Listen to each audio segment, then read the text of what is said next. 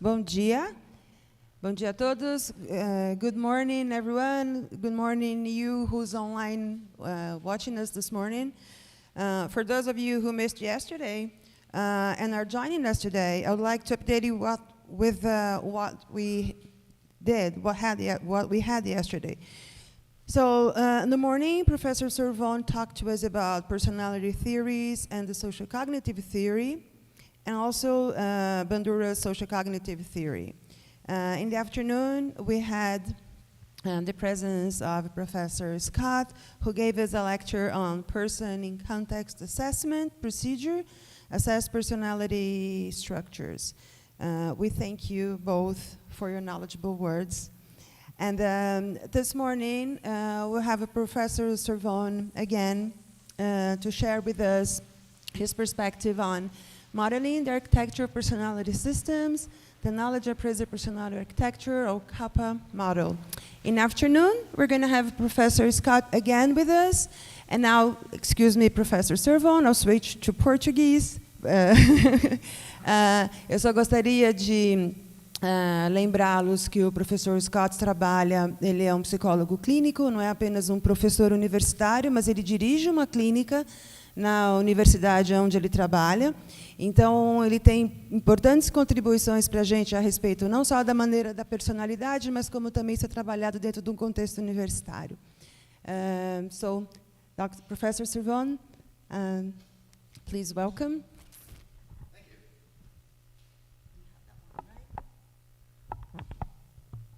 And it's working.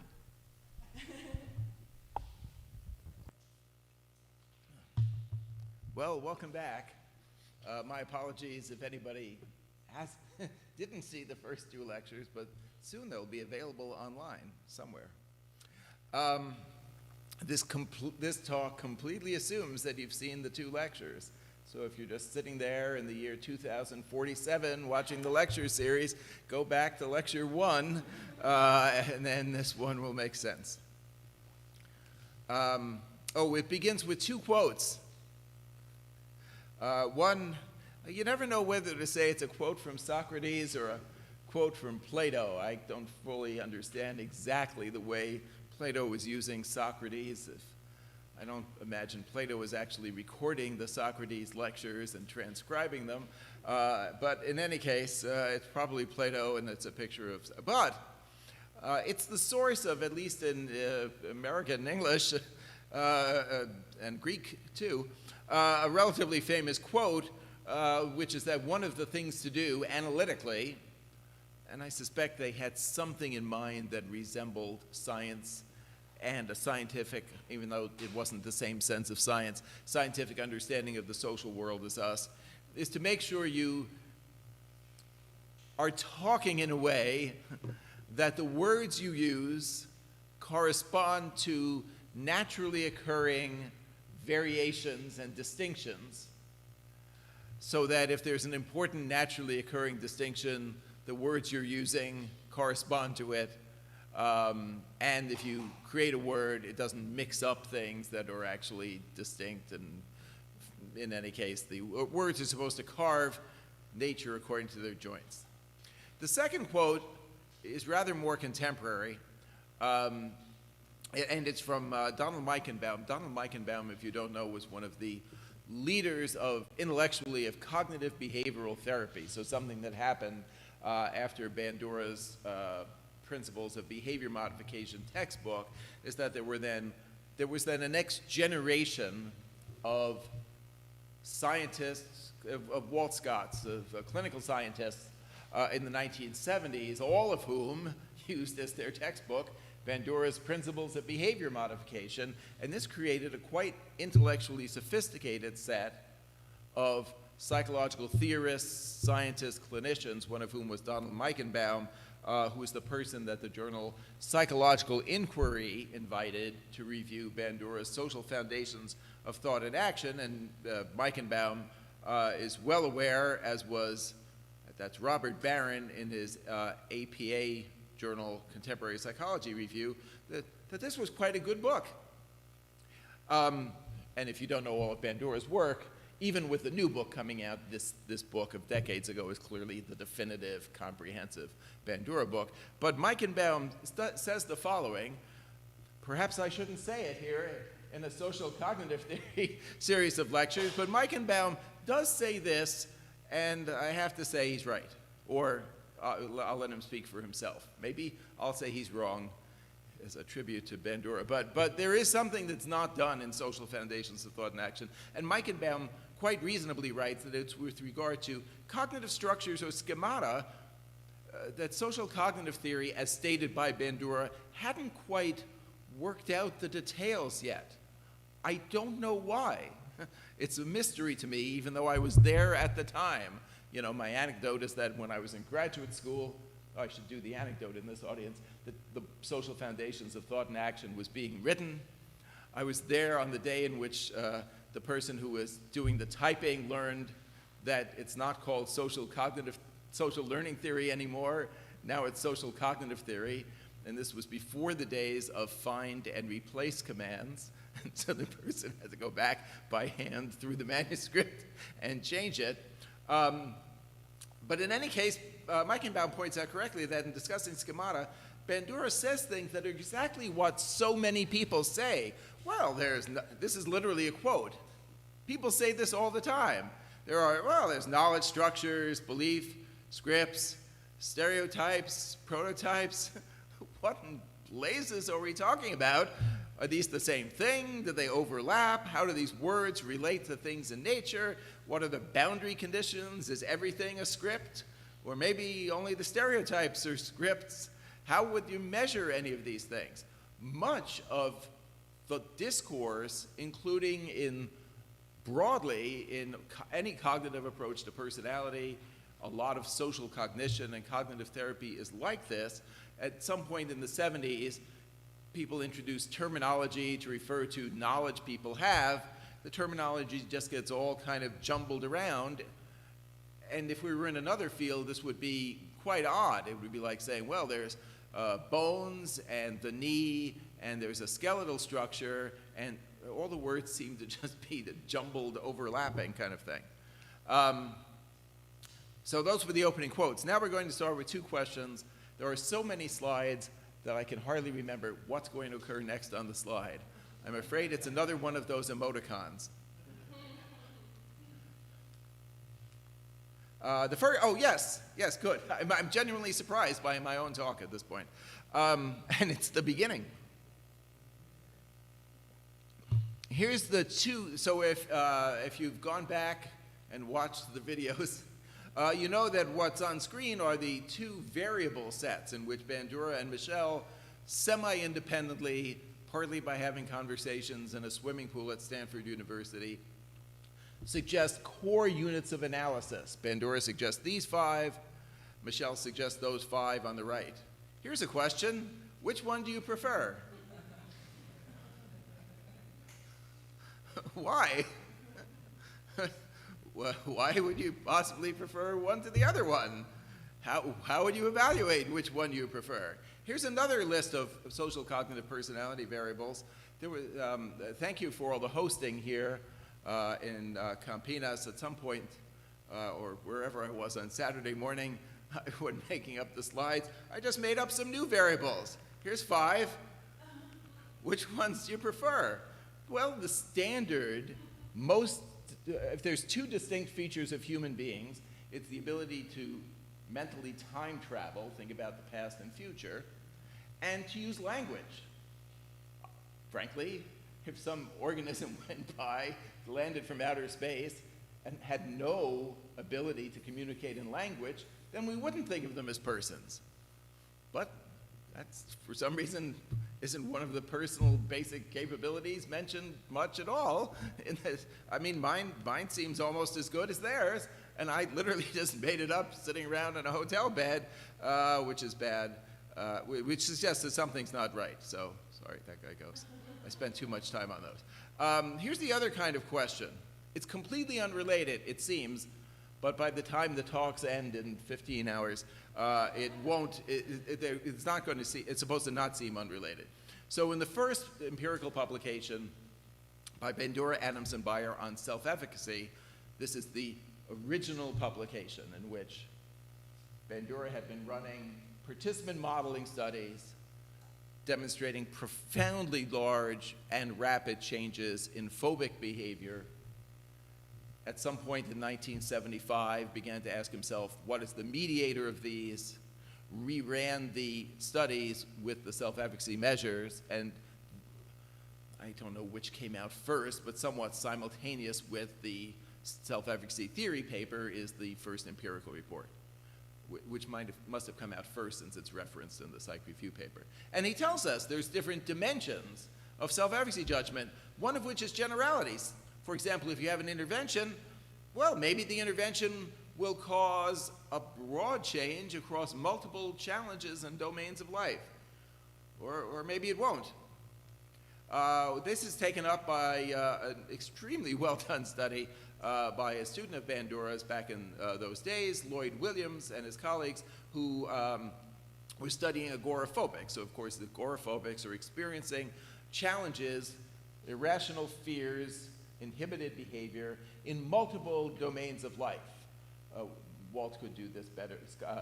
Professor Scott could do these details better than I can, but the person might be fearful going to a shopping center, fearful going to a restaurant, lots of different settings involving, it's good we had Socrates up there, the agora are fear creating for the person. So what happened is Lloyd Williams ran this kind of intervention. There was a treatment in one domain, and the treatment is the mastery treatment developed by Bandura and others in the 1970s, in which the person goes into the situation and with the help of the therapist does something. And he does that in one of the challenges. They go to a restaurant, and then there's an assessment in the other circumstances, the transfer that may occur, the generalization that may or may not occur in self-efficacy. And here's what he finds. Well, yes, there was generalization, but it was variable and idiosyncratic. Some people had a widespread change. Some people were successful in a restaurant and only had a change in one domain. They were able to go to the shopping center. Other people had mastery treatment in the restaurant and had a change in a different domain. They were able to go to a bowling alley or whatever else human beings were doing in 1989. So, for some reason, self-efficacy beliefs were generalizing across domains, but it wasn't clear why. They actually write, major challenge now is to account for what happened in the study. There wasn't even an intellectual tool available to account for why self-efficacy judgments generalize across domains. Of course, you could say it's the principle of generalization, but that's silly.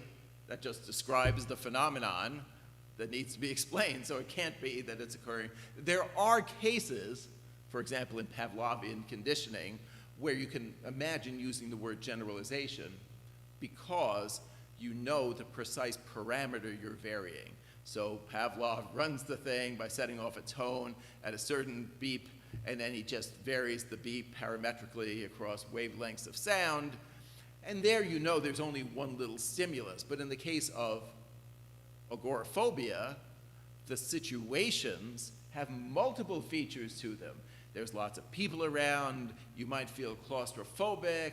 You might think the people are looking at you. You might be anticipating a particular mistake you'll make. You might be anticipating fear of your own anxiety in the situation. It's not clear at the level of the individual why the person is fearful in the first place, and therefore, there's nothing to do with patterns of generalization except to say they existed.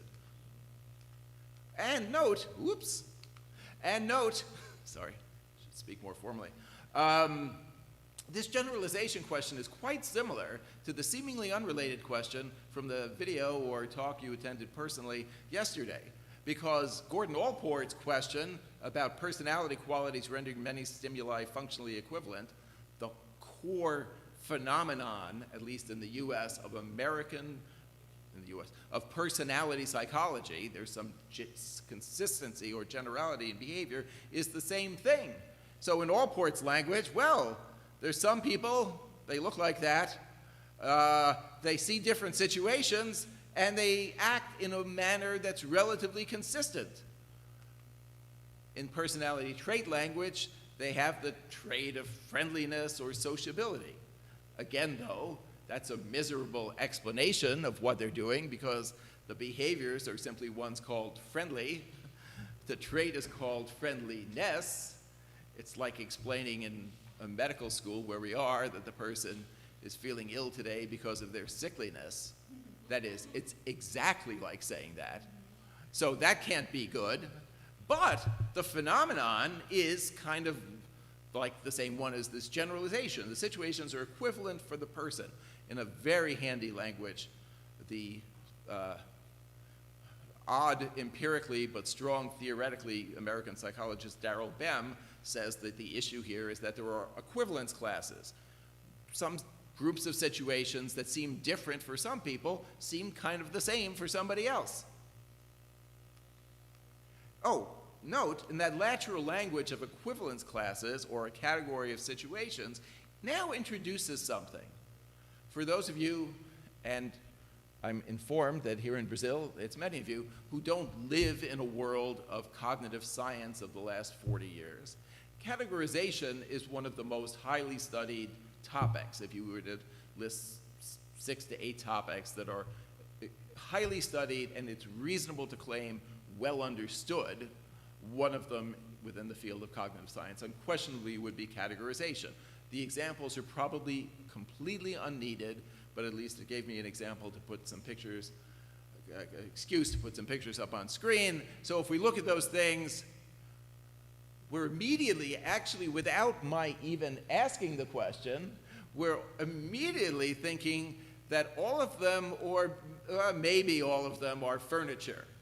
I didn't have to say, by the way, might they be furniture? Immediately they're furniture, and without any instruction, you're already thinking, well, I wonder if a wicker waste paper basket even counts as furniture.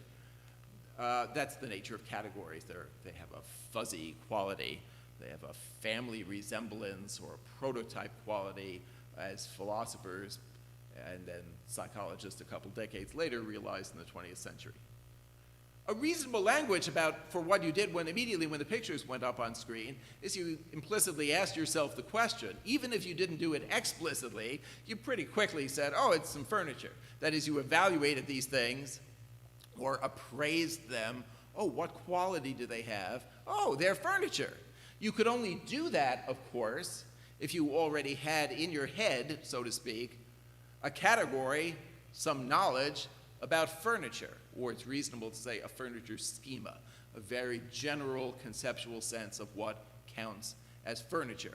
If hypothetically, it's not that hypothetical, if you came from some nomadic tribe that moved from place to place and ate dinner sitting on rocks, you might not have a category of mind called furniture.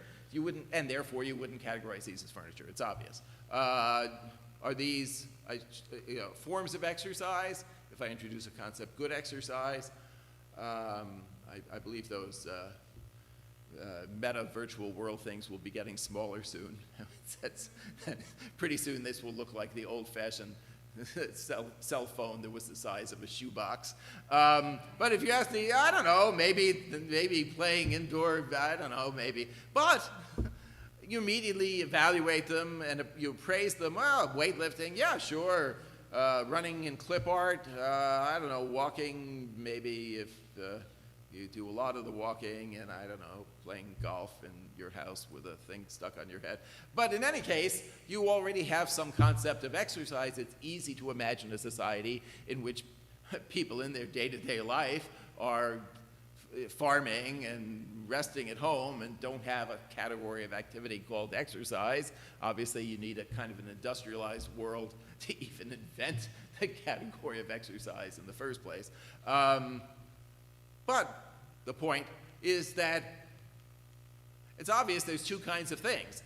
Something happens in front of us and we evaluate it. It's reasonable to use the verb appraise it. And the appraisals are done with a kind of a tool for appraisal, which is some knowledge we already have. If we didn't have that knowledge, if we were from a society where people work all day in a field and don't come home and go to a gymnasium, then we wouldn't have a category of action called exercise. We have that because from our social experiences, we have some pre-existing knowledge of what exercise is. It's very hard to spell it out because so many diverse things might be called exercise, but you recognize it right away. If I put up somebody playing checkers or chess, you would not have said it's exercise. You still would have said you might have said it's a game, so you would apply another category, but not exercise. All of this is obvious. And the use, going back all the way back to the philosopher Kant, the concept of a schema, you might not be able to spell it out in words, but you've got the knowledge and you apply it, is a useful term for, as Walt already said in the previous talks, for talking about the knowledge that you have to appraise events. Note, that's the distinction between knowledge and appraisal. It's totally straightforward, pretty obvious once you spell it out. We constantly evaluate things. If you imagine us being in a different culture without the categories of an industrialized Western world culture, well, then we wouldn't make the same evaluations, but we'd make some different evaluations. You can easily imagine a world in which things are evaluated by everyone as being holy or not, in a world that was more dominated by spiritual thought than the contemporary industrial world, and on and on and on, depending on the cultural setting. You could also imagine individual differences, so that if somebody is a gymnasium trainer, then they might have a slightly different conception of exercise than you, and they would have only counted the first two, the running and the weightlifting, as exercise, because there may be individual differences in the knowledge structure. So that's the language that, of course, is going to go into the rest of the presentation. The language I use in the Kappa model of knowledge and appraisal is not a particularly odd, specialized thing. It's completely self-evident. Anybody who thinks about thinking processes would imagine that people have some sort of pre-existing mental frameworks that they use to make sense of the world. A useful language, they assign meaning to events as a slightly awkward but still useful language. Oh, yes, this is a meaningful event. It's not just people gathering. They are honoring me because I passed some, my apologies for not remembering that, some exam like Roberto recently, and I get advanced to something. It's not just a random gathering, it's a meaningful experience. The meaning comes from the fact that you have some existing knowledge of your culture and your own experiences, and you blend them together, and that's what creates the meaning. This process of thinking about the world, of course, is exactly what social cognitive theory is about. This is sort of the whole point. The idea of having a social cognitive theory is that you can understand people and their capacity for agency and psychological change by looking at mental events or cognition that develop and function in social settings or are social cognition.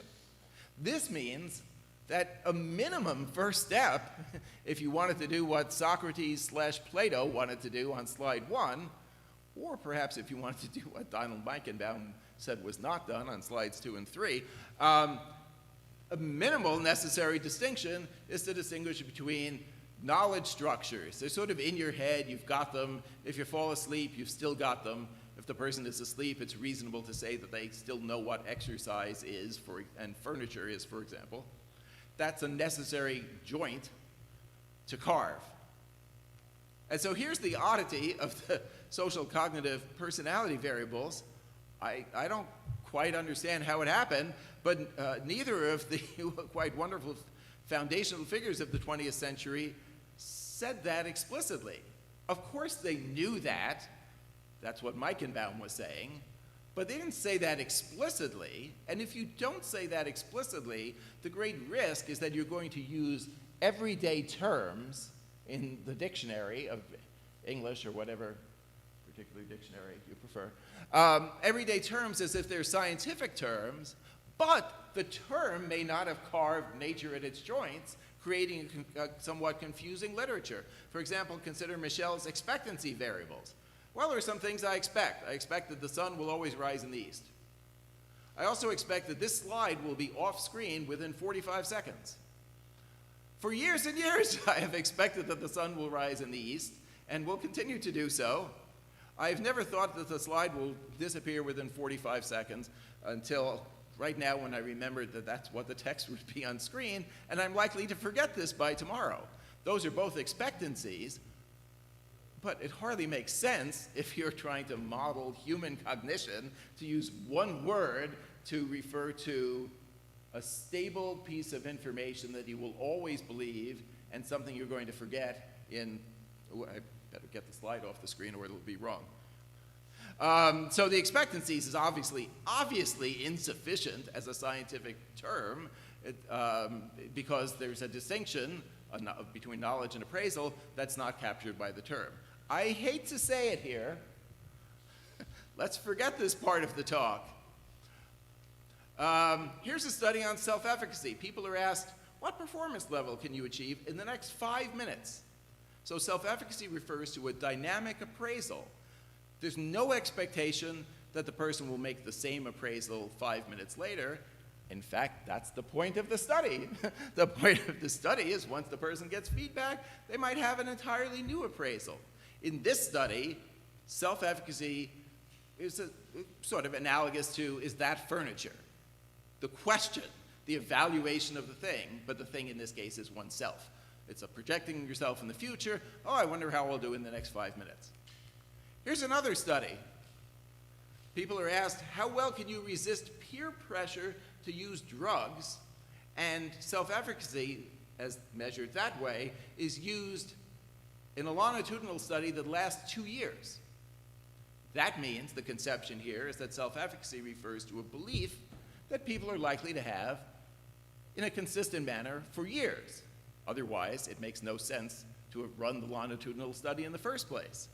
That's funny, because that means the term in one scientific paper is being used to refer to an ongoing appraisal process that will change every couple of minutes, and in another paper is being used to refer to a belief that is anticipated to be unchanged over a span of years. In one case, it's an evaluation right now of an activity that's about to happen, and in the other case, it's a general class of activities that you'll experience repeatedly over years of time.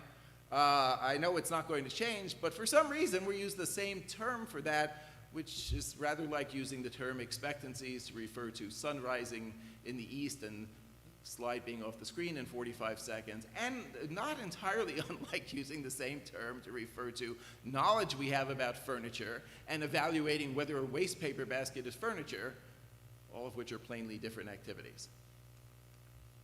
So, he's back, sorry. The idea here is that it would be nice, there are taxonomies that clearly cut nature at its joints.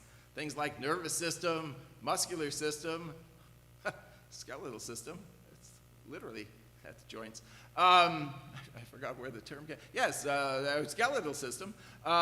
They work, but everyday terms like goals, expectancies, intentions obviously seem not precise enough. Some additional distinction is needed. Otherwise, you will use, goal is to go on to the next slide in a few seconds. Goal is to, save enough money for retirement. I mean, they're both goals in the natural language of English folk psychology, but it might not be the case that the everyday language of folk psychology is sufficient scientifically. It usually isn't.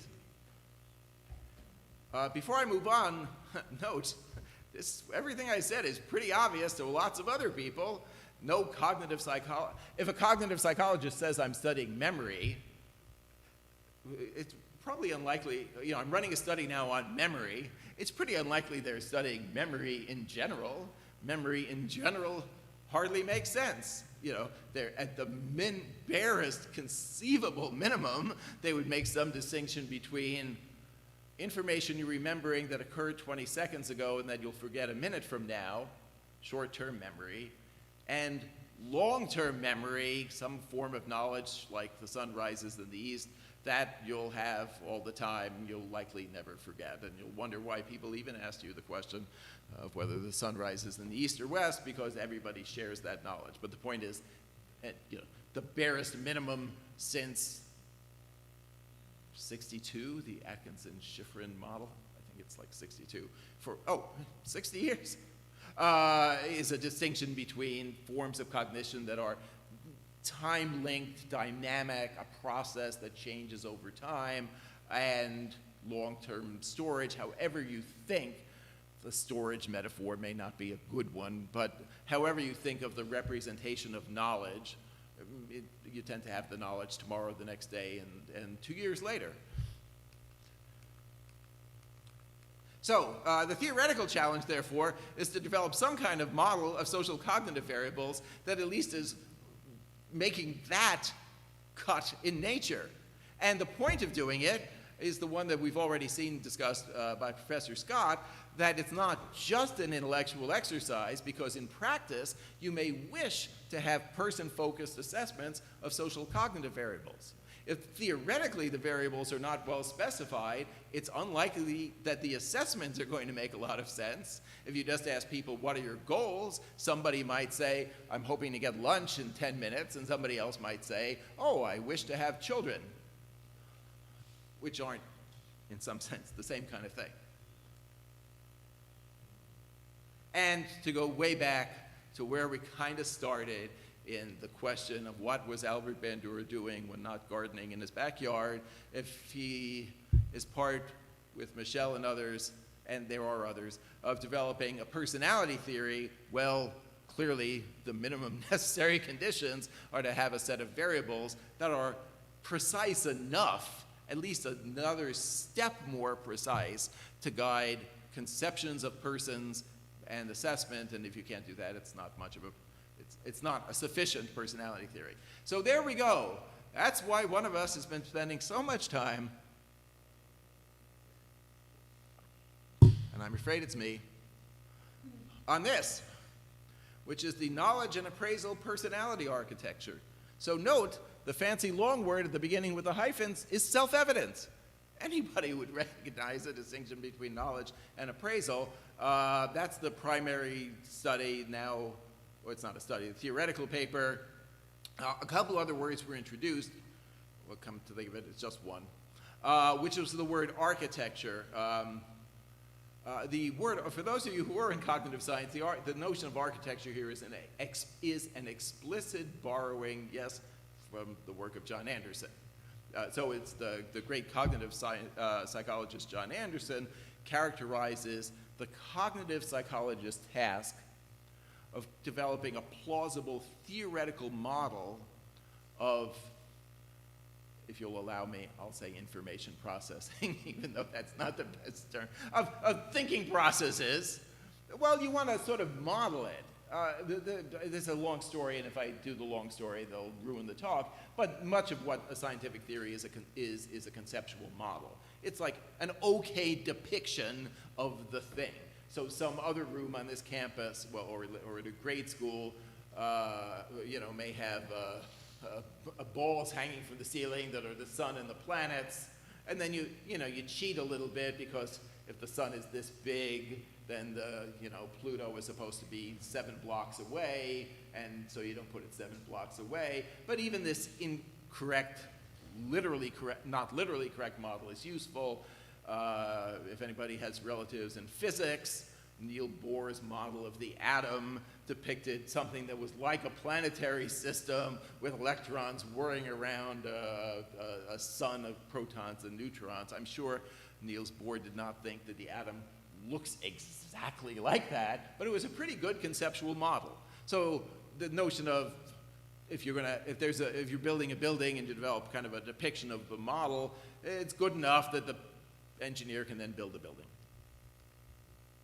So then personality architecture, it differs from the sort of thing John Anderson does in cognitive psychology, where John Anderson might be interested in the molecular, to me, details of how a person reads letters that are degraded and solves problems by accessing information such that they can do a calculus problem.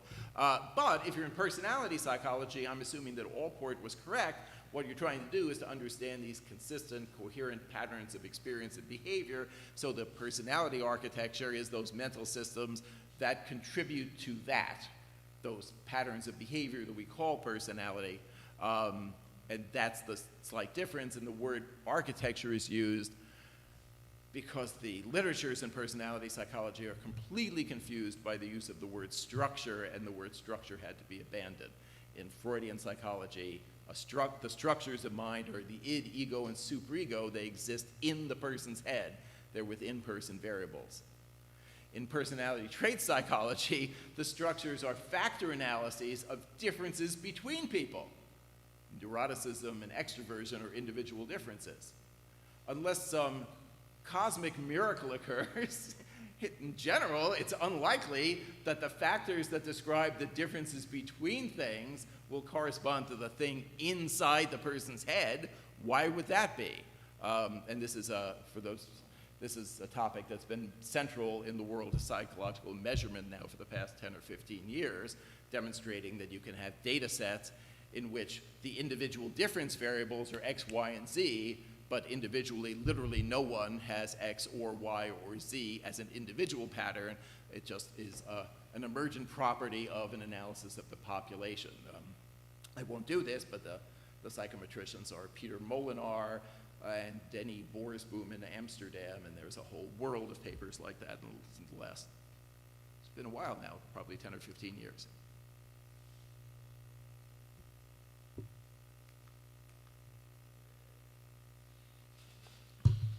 So this talk, why am I introducing the talk after 35 minutes? So this talk is entirely just only, must be some other synonyms, exclusively the conceptual parts without the data and the methods to get the data.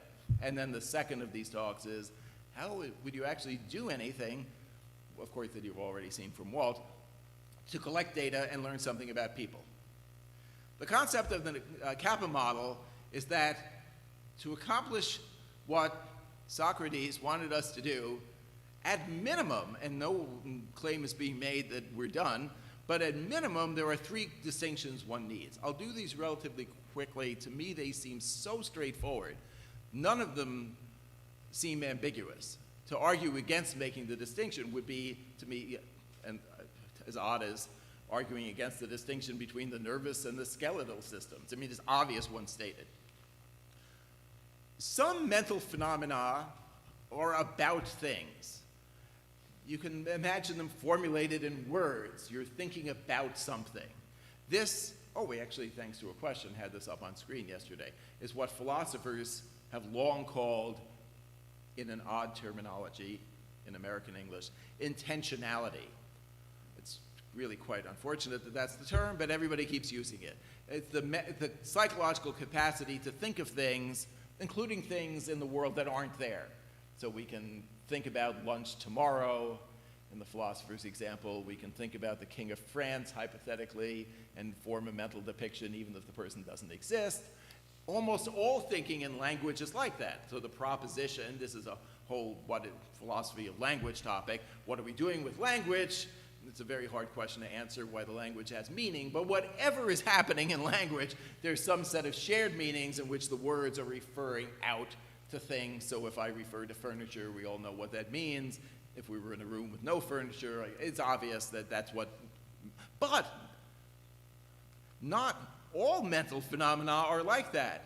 Sometimes you just feel hungry or tired or in a bad mood for no particular reason, or jittery because you had too many, you got a big cup and put the South American coffee in it and inadvertently had 1,000 milligrams of caffeine. And these are feeling states. Feeling states are not about something. The natural language reflects that. If you say, I'm hungry, nobody asks what you're hungry about. I mean, those little demonstrations from the analytic philosophers make things very clear. Oh, I'm hungry about, you're not hungry about anything. It doesn't even make sense. The natural language understands that, I'm thinking of something, what are you thinking about makes sense. I'm hungry, what are you hungry about makes no sense. The natural language picks up the distinction between phenomena that do not have intentionality. This is going to be, though it's not a solution, at least a way of thinking about the fact that if you have an identical twin in Borneo, they might be, as emotionally upbeat and outgoing as you. If you ever were to meet them, but not for thinking process reasons, for some inherited feeling states that are separate from social cognitive variables. Without that distinction, which is not made, note, in other variable systems. If you look up the items, for example, on a big 5 scale for any factor, they will mix together feelings, oh, I sometimes feel jittery, with thoughts. Oh, I'm worried that people are looking at me. Those are both neuroticism items, which means neuroticism just blends together feeling states that could be experienced by cats and dogs with social cognitions that could only be experienced by humans, and so fails. One of the 77 reasons that fails as a model of individual persons is it blurs together the most simple, obvious distinction. Secondly is the distinction between knowledge and appraisal. Although I've now made the argument that it's transparently obvious, I'll now attribute the distinction to a particular person. Yes, I wish it was me, but it's not.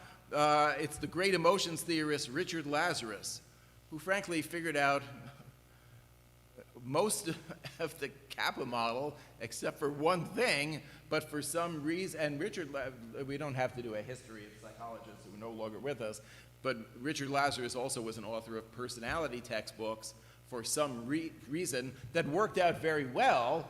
He focused on stress, coping, and the emotions in his career, and therefore happened not to take the next 1 or 2 steps that are the kappa model, but I have no doubt that he would have done this, or certainly could have done the same thing if he had stuck with the study of personality. And since it's on screen, I won't read every word of it, but knowledge is our enduring understanding of how things work, a cognitive structure, a personality structure in the language of personality theories, an enduring feature of you that might differ from somebody else, whereas appraisals are used in a specific way by Lazarus to refer to, and he uses the word continuing, meaning that almost any event that goes by, and every appraisal theorist in emotion, I believe, would think the same thing. There's a family of highly overlapping, essentially the same for our purposes, appraisal models of emotion, where an appraisal is an evaluation of the significance of what's happening for one's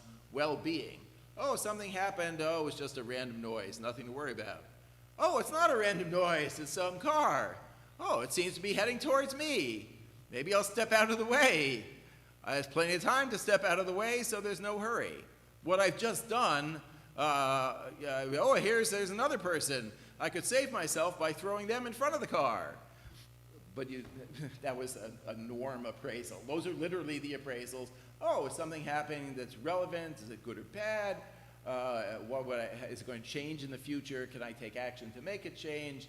Is that action socially acceptable or not, or the standard set of appraisals in any appraisal model of emotion? You don't even need this, but they're like that. The notion in an appraisal model of emotion is that if you're talking to somebody and you're feeling guilty as opposed to sad or anxious or relieved or angry, even though it might not be conscious, you're thinking things to yourself like, oh, I don't think I can handle that. This is bad. Well, I guess this is over. We're done. Too bad. This is good. I didn't like this relationship anyway. So all the emotional experiences are simply coming out of these quick appraisals. And you could even do this cross species. Some species must be making some kind of good, bad appraisals. They must be making some kind of coping ability appraisals. Deer looking at a wide river don't just jump into it. They stop, and they're making some appraisals of what they're capable of doing. And then, of course, humans do that in words and have more complex, socially grounded appraisals. So distinction 2. Seems reasonable to distinguish between knowledge and appraisal processes. Otherwise, it'll be a pretty odd model of social cognitive personality variables. And then the third one is this, which raises the question, what in blazes is this, and why is he talking about it? So I thought I would go back to the avocado slicer and reverse engineer. Why am I talking about this part of the talk, which comes from a branch of philosophy? It's because there may be yet another naturally occurring distinction if you simply reflect on how people think and talk, which is often kind of the same thing, not in general, but and the natural distinction, the clue to what it is, which I've just given away, is the fact that people use language. In other words, I'll say, since this is a conference where it's reasonable to editorialize about social cognitive theory, that for everybody in 20th century social cognitive theory, there probably was, in a sense, an underestimate of the significance of language in the social cognitive variables. Almost all the social cognitive variables, other than affect in the whatever in places the CAPS model stands for, sorry, I've been giving a lot of talks recently, the cognitive affective part, except for the affect part, everything pretty much involves language, but people don't explicitly say that. Other personality theorists do say that. This is not the time for that, but there are other, I'll mention one, other people whose work is entirely compatible with social cognitive theory, but who very early on say, well, everybody's speaking thinking in terms of language, let's take that as a starting place. This is not the time to review the work and is an obscure reference, but the most prominent person is what country is Hubert Hermans living in? One of those countries they have in Northern Europe, I don't know, Amsterdam or Denmark or whatever. Hubert Hermans, H-E-R-M-A-N-S, who runs conceptually something called a dialogical model of persons, explicitly imagines that people are running, of course he's right, internal dialogues. Oh, I wonder if I could do this. Oh, my mother encouraged me to do this. Oh, but as Walt mentioned yesterday, if the Pope were here, he wouldn't want me to do this. These are essentially internal dialogues. They're the same things as the social cognitive variables in many cases, except with the recognition that the tool of thinking is socially acquired language, all of which in a sense makes the social cognitive variables even more social because the language tools are, patterns and language games acquired socially. Once you do a bit of thinking about this, which the other people did for me, there's obviously different types of language statements. There are different kinds of speech acts. There's more than these three, but I'll just mention these three. This is a whole area of study called speech act theory and philosophy of language. Yes, it's going to be the same examples Walt used. Oops. I'm in Brazil. My goal is to return to Brazil next year. I think more people should visit Brazil. They're all about Brazil, but there are obviously different kinds of statements. Anybody could classify them as different kinds of statements. The first one is true. The second one, you could apply the concept of true. Had I written this a little better and had I said, I'm going to be in Brazil next year, which is probably what I should have written, then it would be an odd thing to say the statement was true. And it would be an odd thing to say it was false, because I'm going to be in Brazil next year, which would have been the better formulation, is an intentional statement that becomes realized in the future. The first one, I'm in Brazil right now, either fits with the correct thing or not. The second one, had I written, my aim is to return to Brazil next year, or I will be in Brazil next year, is a statement of intention. And some statements, it doesn't make sense to evaluate them as true or false. I liked the dinner. Unless you're blatantly lying, it's not a true-false statement, it's a preference statement. And similarly, I think more people should visit Brazil. It's not exactly a statement that either is true or false, or that has anything to do with my behavior, because even if I had never been in Brazil, I'm referring to here a norm or a standard. Oh, it's good for people to see the world. 200 and more million people live in Brazil. It's interesting politically. More people should visit. It's a statement of goodness. It's an evaluation. The philosopher John Searle introduces a slightly technical, but sometimes technicalities are good, vocabulary for this, and that's referred to as directions or a fit. I'm in Brazil is true or false now, depending upon whether it fits a state of the world. the better phrasing, I will be, I'm planning to, I surely will be in Brazil next year, refers to something that may fit the world in the future, and so it has a different direction of fit, though I didn't quite spell that out, the technical terms, or one has a mind-to-world direction of fit. I am in Brazil now, fits the world or not. The other has a world-to-mind direction. So at some point you might bring about a state of the world next year that makes the statement realized, but right now the world doesn't fit it. Because you're referring to something next year, it's forethought. It's simply a technical way of talking about forethought. And sometimes you're just referring to a criterion of goodness. People should do this. People shouldn't do that. Thou shalt not kill is not a statement that I'm about to kill anybody. It's not really a statement that I'm not about to kill somebody either. That finally a good example for me. It's simply a statement about how things should be. Well, in everyday language, then, belief, goal, and evaluative standard statements unquestionably are different kinds of statements.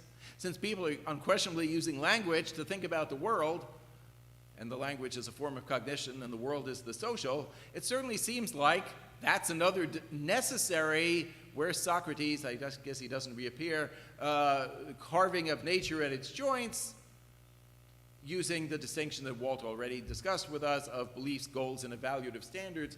Note, not to go crazy criticizing things, but the problem with the Bandura and Michel variables are that they sat in a room by themselves and intuitively came up with a sensible set of variables, as I did in 5 minutes on Saturday morning.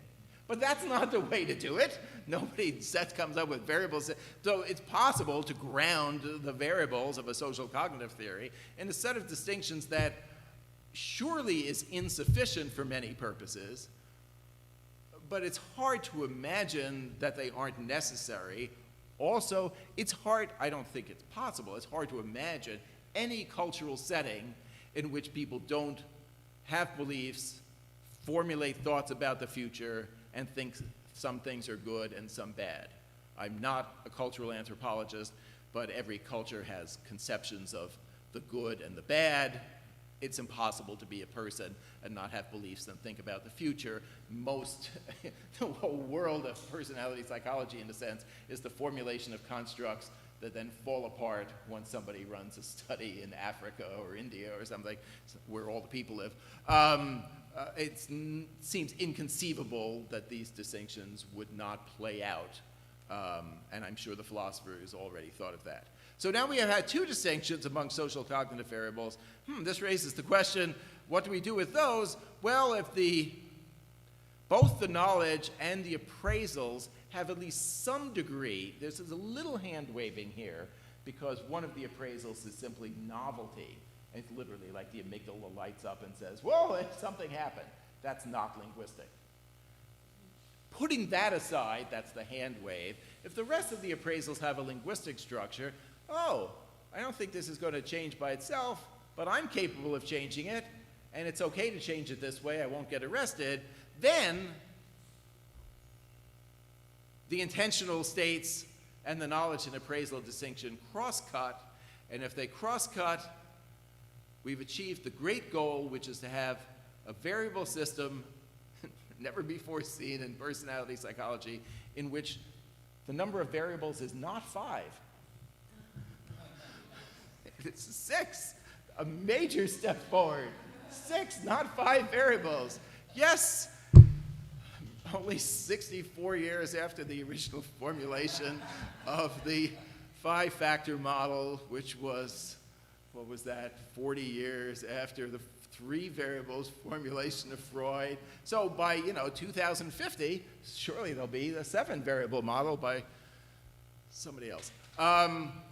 But moving back to the serious, yes, these things do cross-cut, and they do suggest, as Walt was already embedding in his clinical assessments, which are, of course, moving dramatically ahead of all the clinical assessments everyone else is doing, these distinctions are, I believe, they cut nature at its joints. A series of journal reviewers have thought so too, so it must be true. And that's just a principal set of social cognitive variables. And note, we already had some other distinction between mental phenomena with and without intentionality. Of course, the ones without intentionality, feeling states, hungry, jittery, are not linguistic. There are something else. Non-linguistic, complex mammals experience those, but they don't think, oh, I'm really hungry now. I hope the guy opens the cat food. They're not literally thinking that, but they're, of course, feeling a state of hungry. And that's suggested in some overarching model of the internal workings of mind that contribute to personality, which is to say, a personality architecture. It would have to look kind of something like this, in which there are knowledge structures that feed into appraisal processes. I'll say what the arrows mean.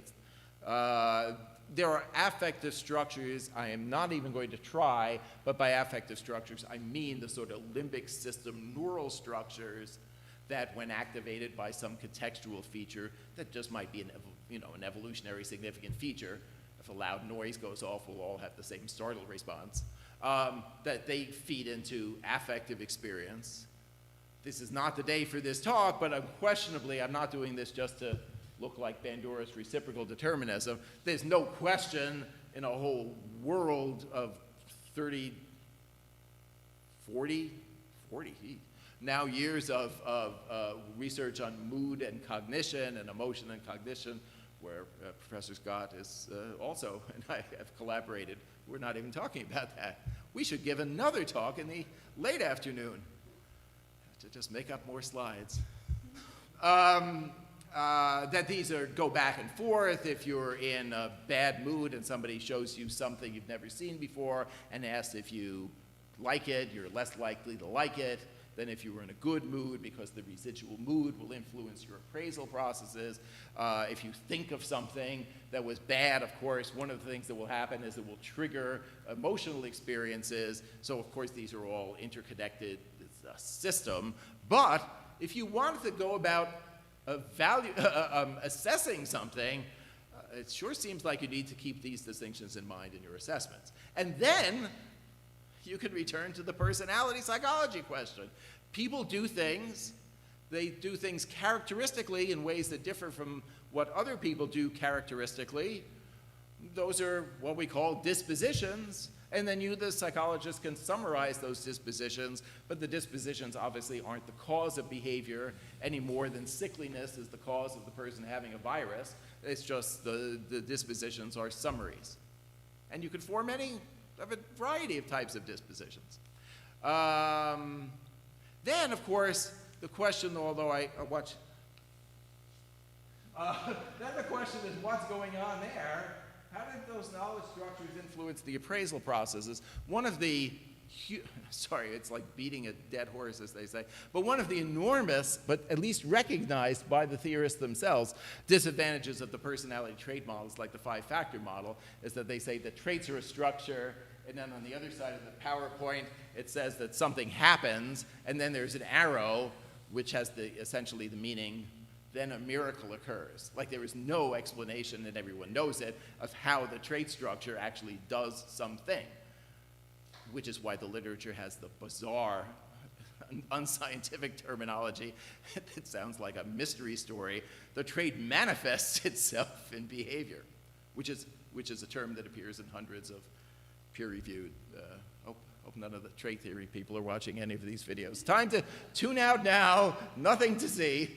But now the question of how social cognitive structures, knowledge structures, are related to appraisal processes, that's easy. That's an entire field of study. People have been studying that for, well, in a sense, since the psychologist Jerome Bruner, who of course died recently, in 1959, who was wildly ahead of his time. If you don't know the work of the great cognitive scientist Jerome Bruner, one of the three key founders of cognitive science. But the whole field of social cognition, which it particularly takes off in 1977, coincidentally, provides a whole set of tools for studying this. And bonus, this will allow us to answer the question that we'll see the data for in the second talk, the question of consistency or generalization. And then I'll put up one or two relatively ancient social cognition studies, but the idea the central part, of course, is here, and it's the thing we already saw in my little illustration of furniture.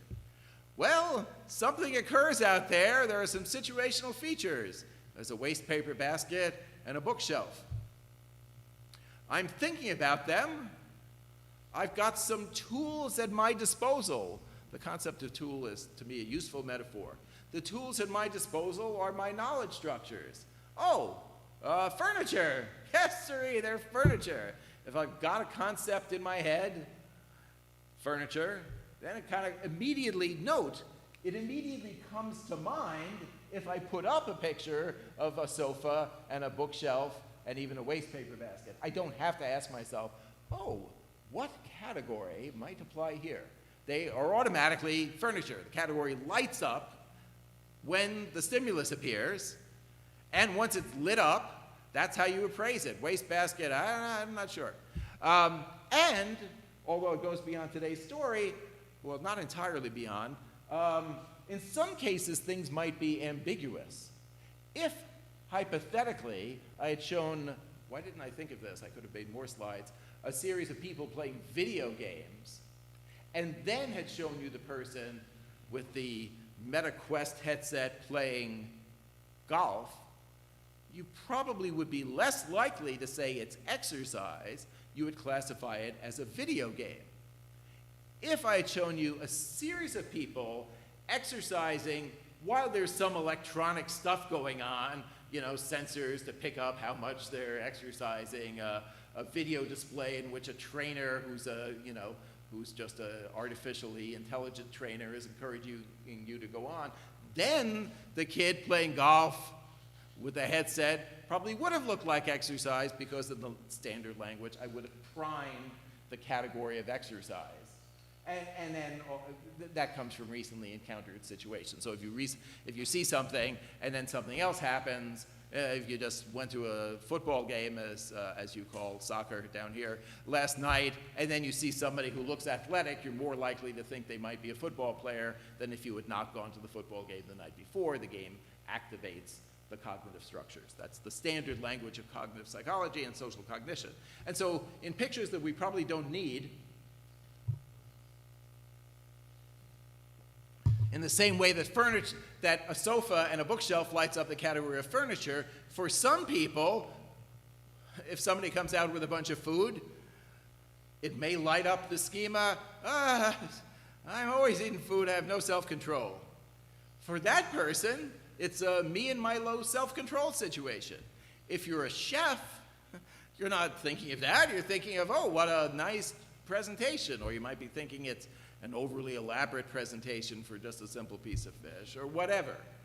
The implication here is that whatever comes to mind, cognitive structure comes to mind, that's what you'll use to evaluate the situation.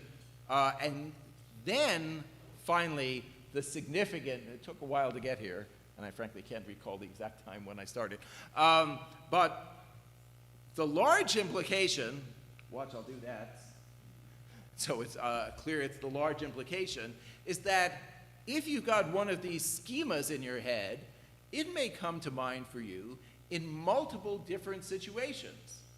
When you see a sofa, when you see a chair, when you see a waste paper basket, if those are situations. If that happens, then that is the categorical process that makes these a similar situation for you. If you're really anxious about your physical appearance in social settings, I'll just use the real example, then I'm going to a party and I'm going to a job interview and I've signed up for a class that's a small discussion with 6 people. Those are different situations for most people, but if, for example, you're concerned about your physical appearance or you're concerned about racial stereotypes and you're in a minority group, those 3 situations are an equivalence class. The same kind of thing happens to be in those situations because I'm me, not because that's the limitation of my furniture example. The furniture schema is shared, but schemas like, I don't think people find me attractive, or I have minority status here and people think this about me, those aren't shared, and they therefore become a tool to learn about how people differ, explain how they differ across situations, and then you're actually doing what Gordon Allport said you should do. So this then suggests a general case model in which people are carrying around in their head particularly central schemas. If I ask you to describe yourself, what you're like, everybody will be able to do it.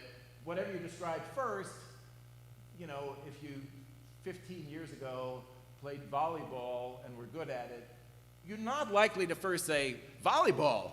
It's less central.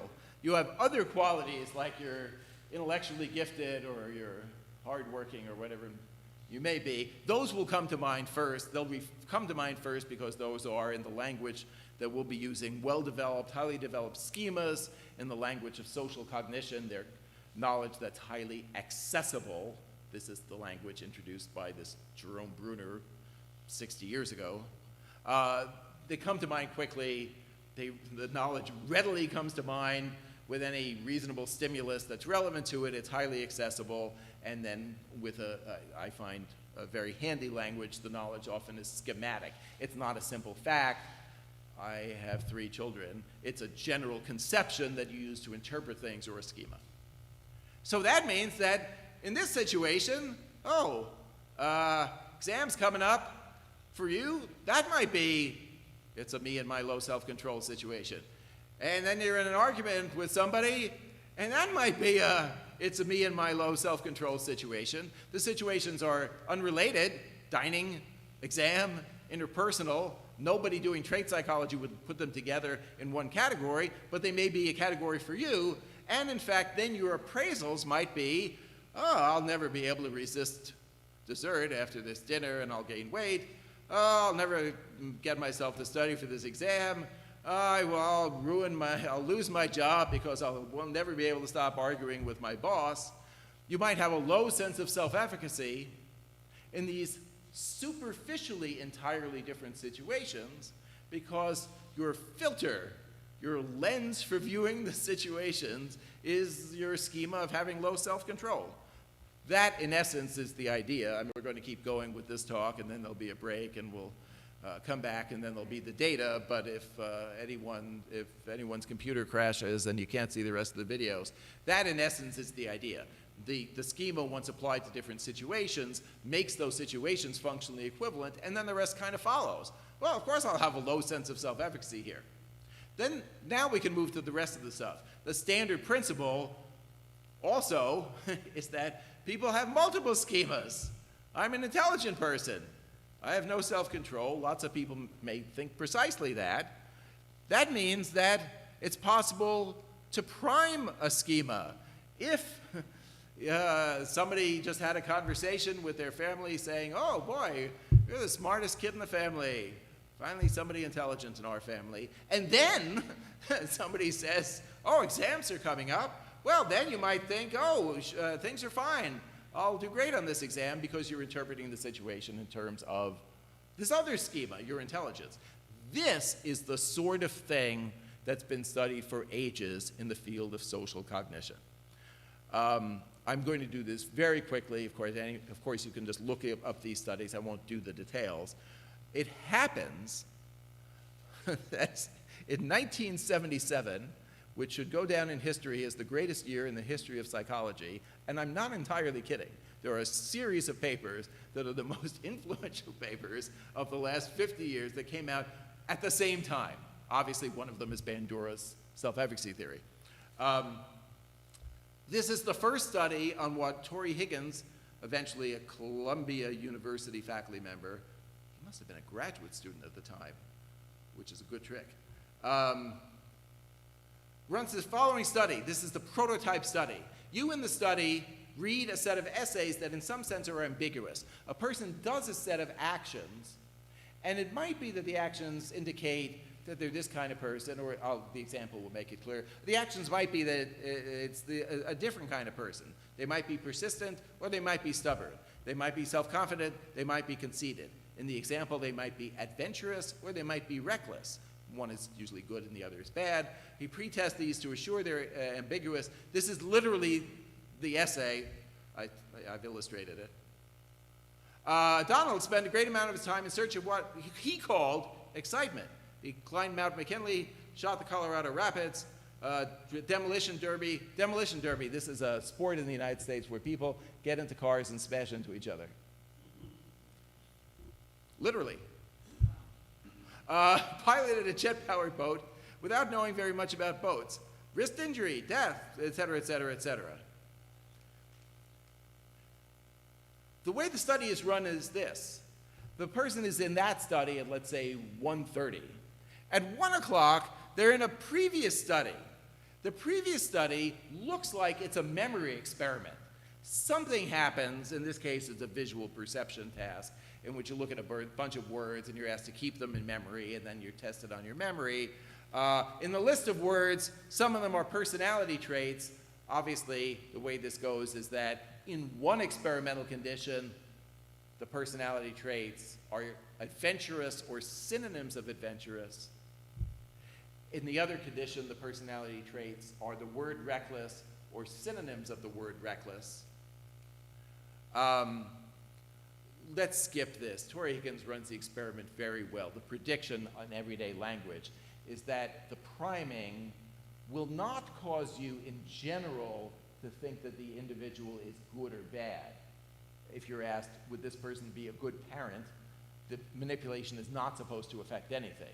The manipulation is priming reckless or adventurous, the constructs, which in the language of Tori Higgins would be applied only in those situations in which it's relevant to appraise recklessness or adventurousness. And that's what happens.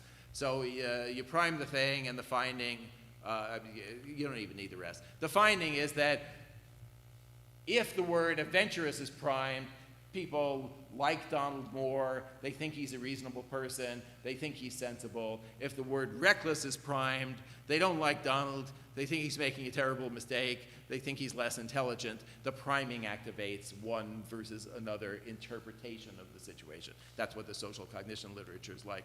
I'll mention one other thing in the social cognition literature, the great, which Walt had mentioned also, the great starter study of self-schema, which of course was published in 1977, like all other great papers. Hazel Marcus, in what must be one of the all-time winners in psychology dissertations, it was her dissertation, proposes that this idea of schemas that goes back to Kant, that was used by a British memory psychologist in the 1930s, Frederick Bartlett, and then became more active as an idea outside of personality and social psychology in the 1970s, that if you added the word self, you would pick up on the fact that people possess beliefs, generalized beliefs about themselves, or self-schemata, of course, from past experience. There's a social foundation of them. As she realized, this is too much text, I'm sorry, it's not from me, it's from her. When they're at the bottom, when a self-description in a personality questionnaire is grounded in a generalization about the self, then it will relate to a consistent pattern of thinking, judgments, and decisions. The concept here is that if you run a study in which you give somebody a survey, you might ask them 20 questions, they'll answer all 20 of them. 16 of them might be completely irrelevant. I don't know, beats me, I don't know. 3 or 4 of them might be central features of their personality. You, not knowing anything, have to take all 20 items, lump them all together, and call them a measure. For 16 of the items, you might be measuring something that doesn't exist. The person never thinks of it.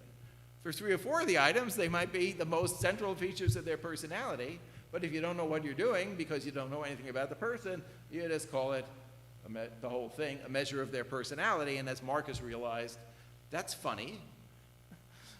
For certain items, the person immediately answers them. Yes, I'm friendly. For other items, are you reliable at work? You may not be working, you're a student, you never think about this, you think about the question for a while, you give some sort of answer. This introduces an idea. So that's the idea, you have multiple schemas. The concept, this is also in the work of Cantor and Killstrom, who were other social cognitive theorists of the era. There was a bunch of 70s, 80s work. why it didn't develop into the Kappa model, I do not know. But the ideas of what I said a moment ago, oh yeah, that's me, I guess so, and you answer the question, suggest that reaction time measures, not just the answer a person gives, but the speed with which they give an answer will be indicative of their personality. If somebody asks you a question and you immediately say, yes, intellectual, we learned something about you, and if if they ask you if you're coordinated, I guess I'm coordinated. I didn't actually fall down when walking on a hill in Wisconsin. Police. Sorry, shouldn't have mentioned that. But I don't normally think of that. It takes me longer to, as a little anecdote, but we'll skip it. The speed with which you answer the questions would be indicative of the schemas. Schemas allow you to quickly interpret things. It did not take you very long to figure out that the sofa was a piece of furniture. It's instantaneous. So what Marcus does is to ask people a bunch of questions. Things flash up on the screen. They have to say as quickly as possible, is that me? Is that like you, or is that not like you? Before the study, the people rate themselves on a series of personality adjectives. The people are called schematic if they have a particularly high or low rating. The concept there is that you usually think about yourself a lot in terms of distinctive qualities. You don't actually think, oh, I'm of average height. Very frequently, if you're of average height, if you're 7 feet tall, you think about height. So she asked people 2 questions. That one, are you high or low on a trait? And is this trait important to you? Is this a significant feature of your personality? She does this for 20 traits, somewhat arbitrarily pulls out this trait of being an independent, like a single-minded independent person. It has a reasonable opposite. If you're very relational, you take care of other people, they take care of you, you're embedded in lots of close relationships, you might not think of yourself as independent, so that's a trait that the 2 ends of the scale aren't really good, bad, which is useful for the study. Some people don't care about independence. They don't say it's important to them. They're called aschematics. That is, they don't have a schema for independence. If you then ask them, are you independent? And they press a button, and you ask them, are you dependent? And they press a button, their reaction times are the same. Independent, dependent, doesn't make any difference to them. It's if I asked you about your opinions about a hockey team in Canada and a cricket team in India, you'd have roughly the same reaction time. You don't think about that. I don't know, I don't care. Whatever it is, there would be no distinction. But if, let's hope I graphed this correctly, sometimes I graph this backwards, if you're in these reaction time tests, you only analyze the items for which the person says yes. Reaction times are always longer for no. So there's a bunch of synonyms of independent and dependent. Sometimes even the person who is dependent will endorse an independent adjective. Sorry, I can't think of examples off the top of my head. If they were sentences rather than adjectives, I might say I'm dependent, but I might say I'm good at studying by myself. When they do that, it takes them longer, as if they're thinking, I guess in this case I'm like that. Similarly, if you're an independent person on a questionnaire, it takes you no time at all to say independent, in the way it would take you no time at all to say good organizational skills or professor, because it's part of your mind, it's a self-schema, and so the reaction times indicate beyond a self-report questionnaire that people have a knowledge structure. In other words, self-schema could be a kind of a game that we're just talking about with no evidential basis. The evidential basis is that you can use some questionnaire assessments, classify people according to having a schema or not, then run a paradigm. Obviously, this is not the only study like this, in which the dependent measure is reaction time and can predict reaction time, and reaction time is precisely the cognitive processing dependent measure that you're expecting will be affected by having a schema, or at least one of those measures. So that's the big background. And now, sorry, oh yes, I haven't done quite the whole thing. but at least I'm roughly on schedule, which is easy to say if you forget when you started the talk. We started with the thing on the left, a kind of abstract model of having a schema and that guiding appraisals. We added this thing on the right for the social cognitive variables, which is the distinctions among beliefs, evaluative standards, and aims, intentions, or goals. If you put that all together, then since that general model, I think this is reasonable too, even though it's not all worked out empirically. That general model probably applies in all cases. In other words, I've mostly talked about having a belief, a self-schema, that affects your interpretation of situations. If I have, let's say I have a goal, highly developed knowledge, my goal is to get into medical school, well, then that also will guide a lot of interpretations. Oh, used chemistry book in a used bookstore, I'll buy that because it'll help me achieve my goal of getting into medical school. Oh, smart friend who is good at organic chemistry, I'll make better friends with them because that'll help me get into medical school. The situations also can be appraised in terms of a long-term goal, or what's sometimes called like a project in other literatures on goals, that Walt Scott referred to. Thirdly, it's often the case that we have some evaluative standard. You know, we might, let's hope, believe racism is bad, and if we think about that a lot, there may be lots of everyday situations in which something happens at a football game, or somebody is turned down for a job, or somebody is told there's no space in the apartment, that we immediately classify together because we're applying the same evaluative standard, this is bad. So in all three cases, the knowledge structures involving beliefs, personal goals, and evaluative standards may be driving appraisals. So the broadest conception of what the Kappa model is doing is suggesting that the target phenomenon that the field started with, at least in American personality psychology in the 30s, understanding coherent patterns of behavior that distinguish one person from another, that there may be at least three routes to getting there. Of course, they're mixed together, and obviously I cleverly added a few more arrows. But that it's reasonable to imagine three classes of beliefs about the self driving different patterns of consistency, each of which can be understood in principle on a case-by-case basis.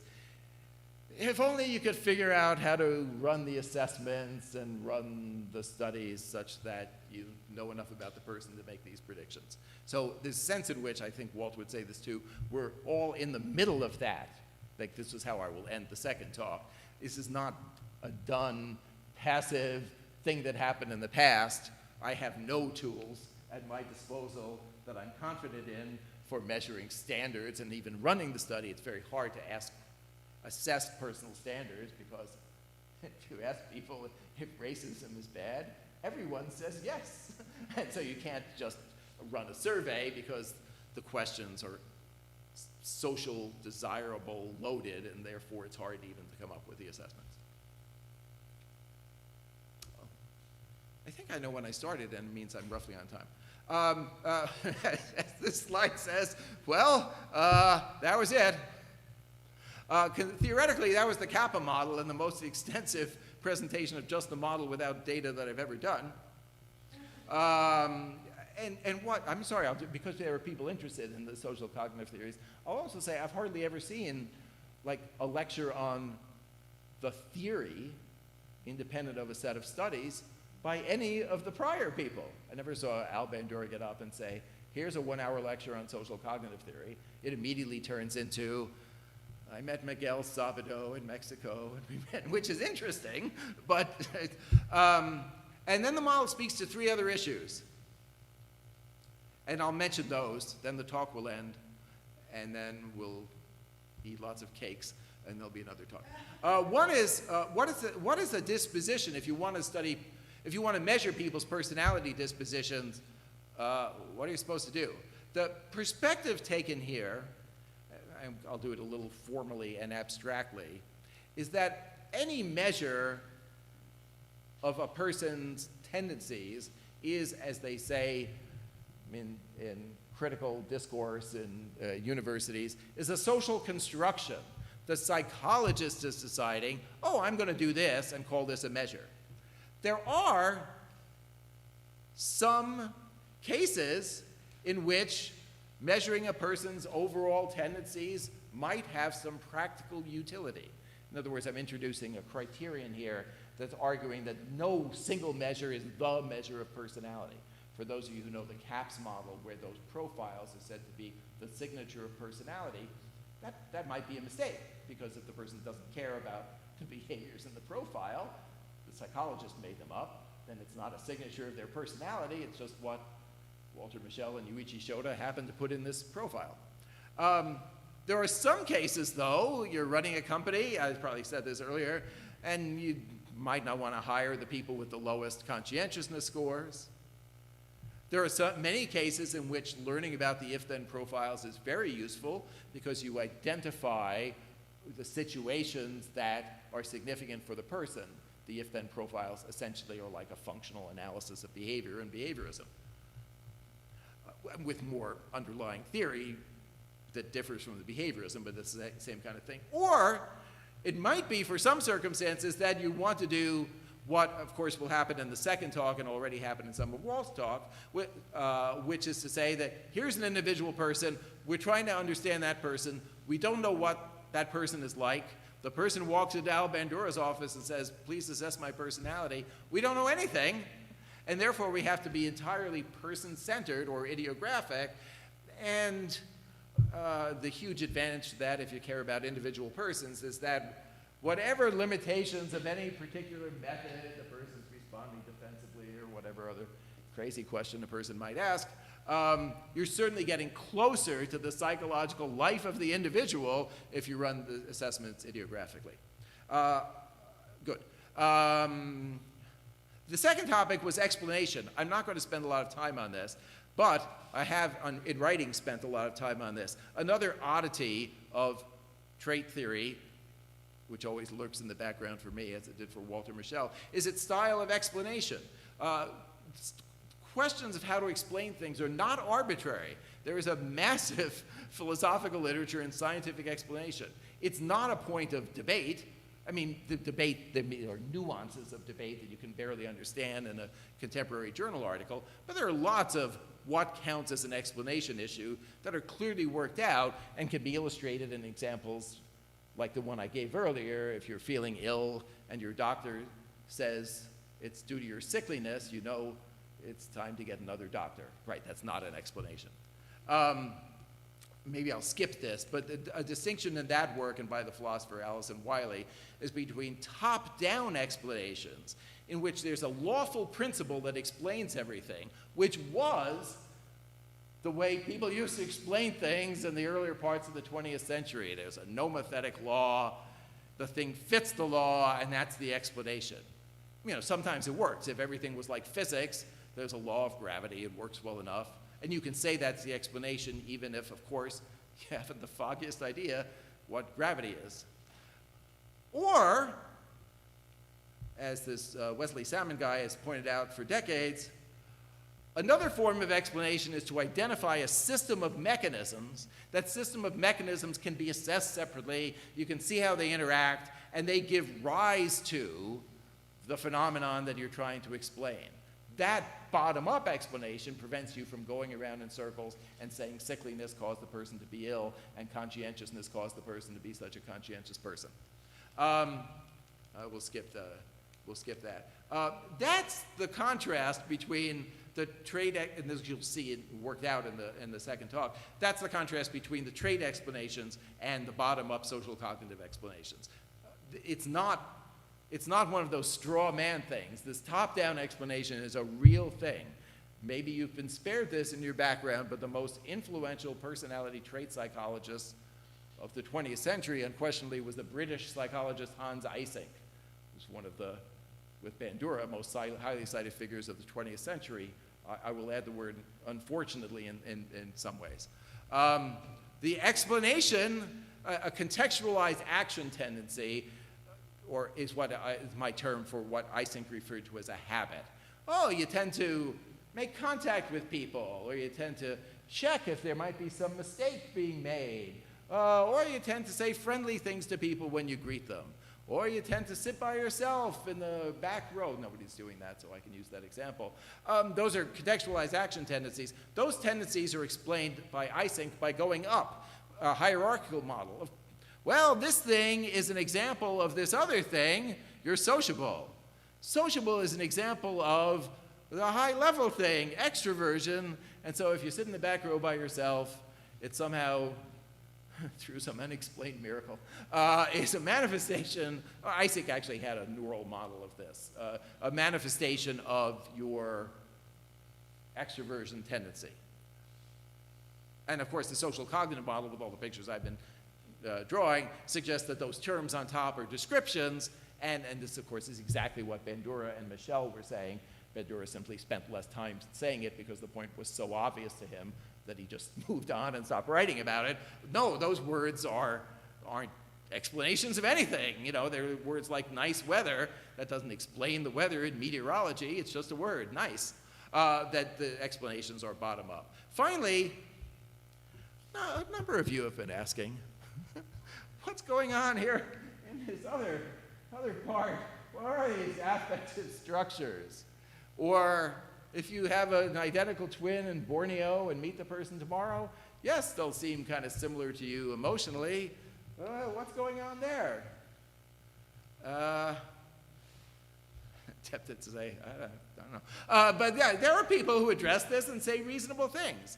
In other words, this is not a point of debate. You know, it is not somebody told me that Earth is flat. It's a point of debate down here, so I won't use that example.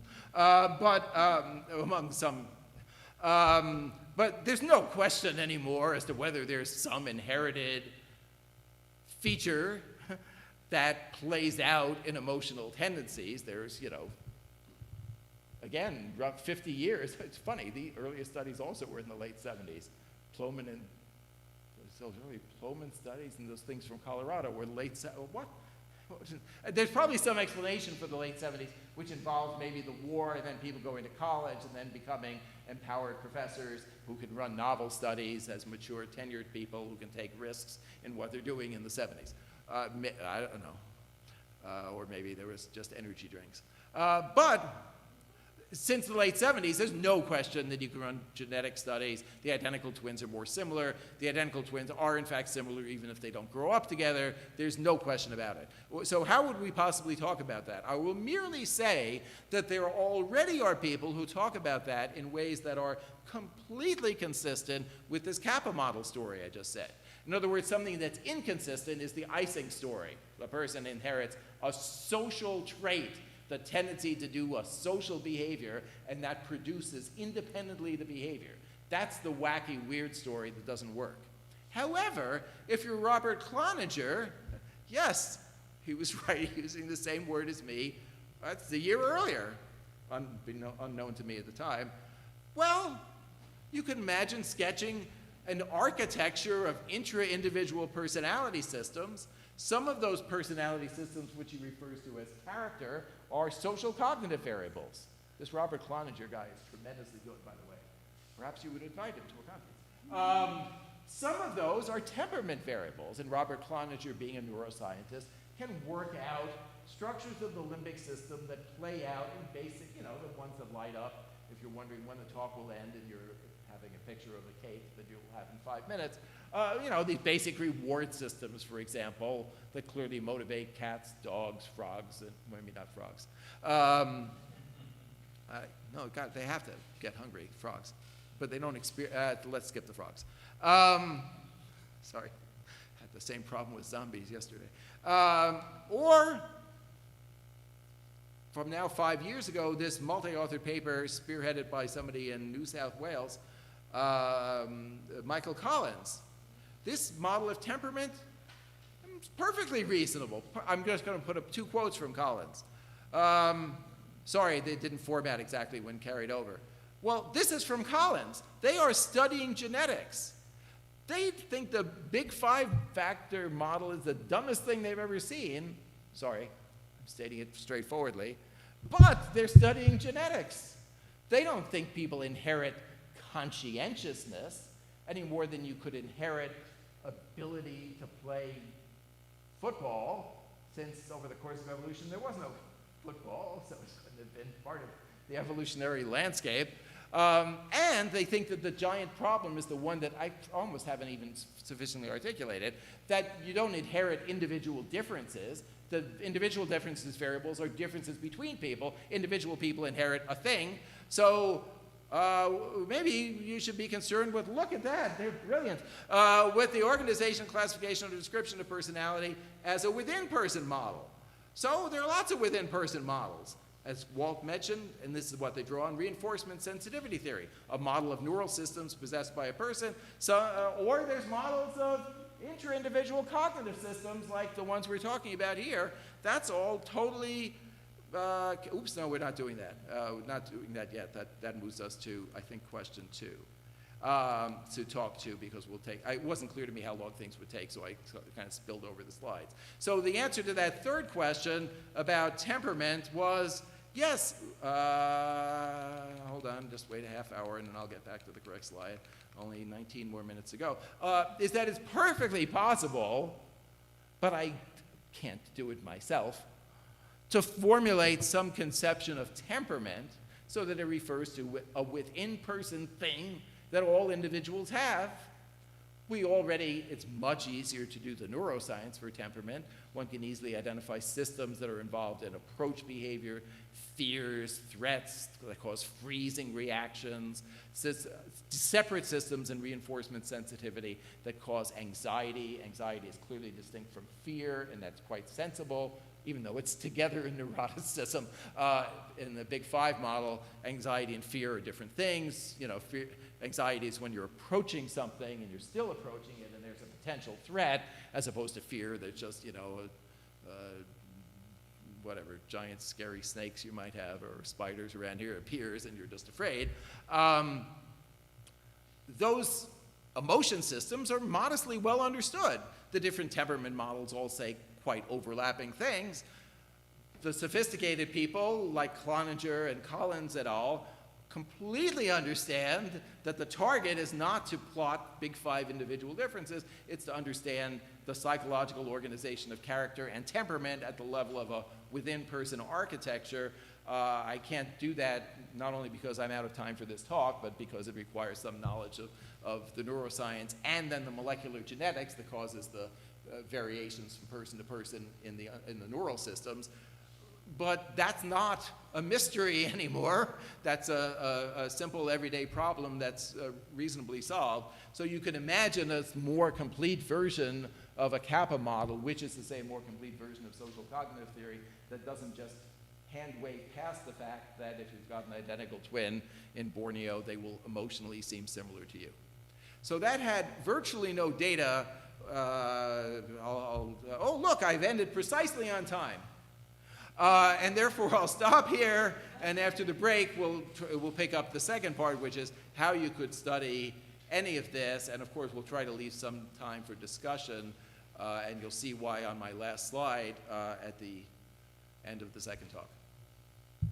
But thank you for your kind attention. Thank you. Thank you, Professor Cervone. Now we're going to have a break around 20 minutes. And then we'll be back with the second part of the talk.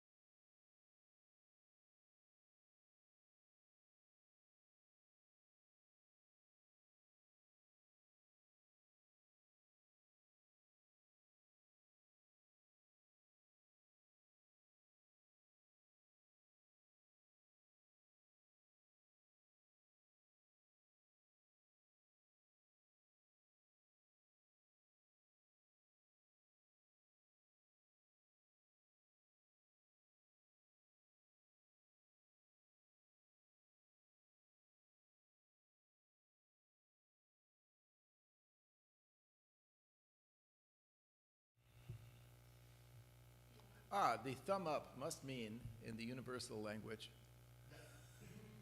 that I may begin. That means I will hit the thing that says it's a show.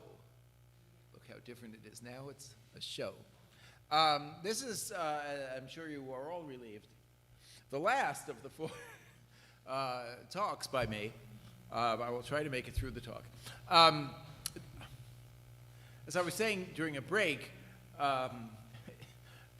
anytime a person attends a talk in a language that is their second language, 2 things happen. One is that the talk seems like it's going fast, and then, of course, there's also this odd bias that the American takes advantage of by going to the international conference. The American is always able to answer questions quickly, makes all the Americans seem like they're very intelligent.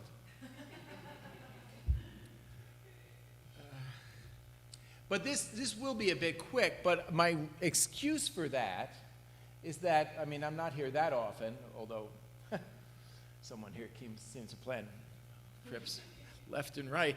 And so I will at some point be pointing at research findings and won't be able to recreate precisely what happened off the top of my head in that study, which is what you're supposed to be able to do when giving a talk. But if I did that, I would have been up all night, and then if I described the methods, I wouldn't get to them. So I'm trying to point at some point at a range of applications. So under the assumption that you've seen one or more of the previous talks, now all you need to do seeing no questions. And of course, Walt addressed this issue already, and so I will describe what we tend to do. This was implicit in the original 1 or 2 Kappa model papers. The first one is back in 1997, but was spelled out by myself and 2 colleagues in this paper in this American journal. I'm not going to go through, and thank kindly, Professor Scott actually did go through some of that, so that saves me some intellectual activity here. I'll simply describe the assessment procedure rather than the logic behind the procedure, precisely because Walt already described the logic behind the procedure. Oh, I forgot I have a point here. We devised an assessment procedure. There are aspects of the assessment procedure that are perhaps arbitrary. If you ask me, does this thing have to follow the other thing, or could it come first? The answer is that it was arbitrary. The arbitrary has worked, so we have not done parametric variations of the arbitrary thing that's working. So aspects of this have to be there, and other aspects were I guess I said arbitrary. The feature is, the central descriptive feature is that the assessment method is idiographic. That's a sort of a complex word. The fact that there's the same procedure for each person means it's not idiographic. Idiographic, of course, meaning a graphic or a portrait that's sensitive to idiosyncrasy. But there are multiple features of the assessment procedure that are much more sensitive to idiosyncrasy than most other procedures other than an interview. So if you imagine, well, there's no time for an interview, but we have to do something and want to learn about the person, not about our own variables, this was our best guess. So the 3 steps here are, the first one, using the logic discussed in the previous talk. Well, if people have some schemas, if you ask them to talk about themselves, whatever they say, it's likely to reveal that schematic knowledge. I mean, that's, of course, what one thinks when conducting an interview. And so the methods are straightforward. We begin with that rationale, which I just said, and then straightforwardly ask people this question. The question, in case any of you were to run studies like this yourself, which of course is the entire point of these 2 days, seriously, as that'll be my last slide, is that you can't just ask people to describe themselves, because you will learn that the person is 22 years old and, lifts weights or something. You have to ask a question that is kind of like this. You also have to ask a question that's kind of like this. So, of course, there were some participants we had to throw away Because if you ask in the United States, anyway, people to describe themselves, they describe much more frequently than not, I believe more frequently than other nations, they describe personal strengths of theirs, and it seems like everybody's just wonderful. So the technique in all of the Kappa model studies has been to ask people about personal qualities that they see as strengths and personal qualities that they see as weaknesses. In particular domain applications, the questions are changed. If the domain is, for example, people are smokers trying to quit smoking, the question will ask people to describe their personal strengths that are relevant to the challenge of quitting smoking.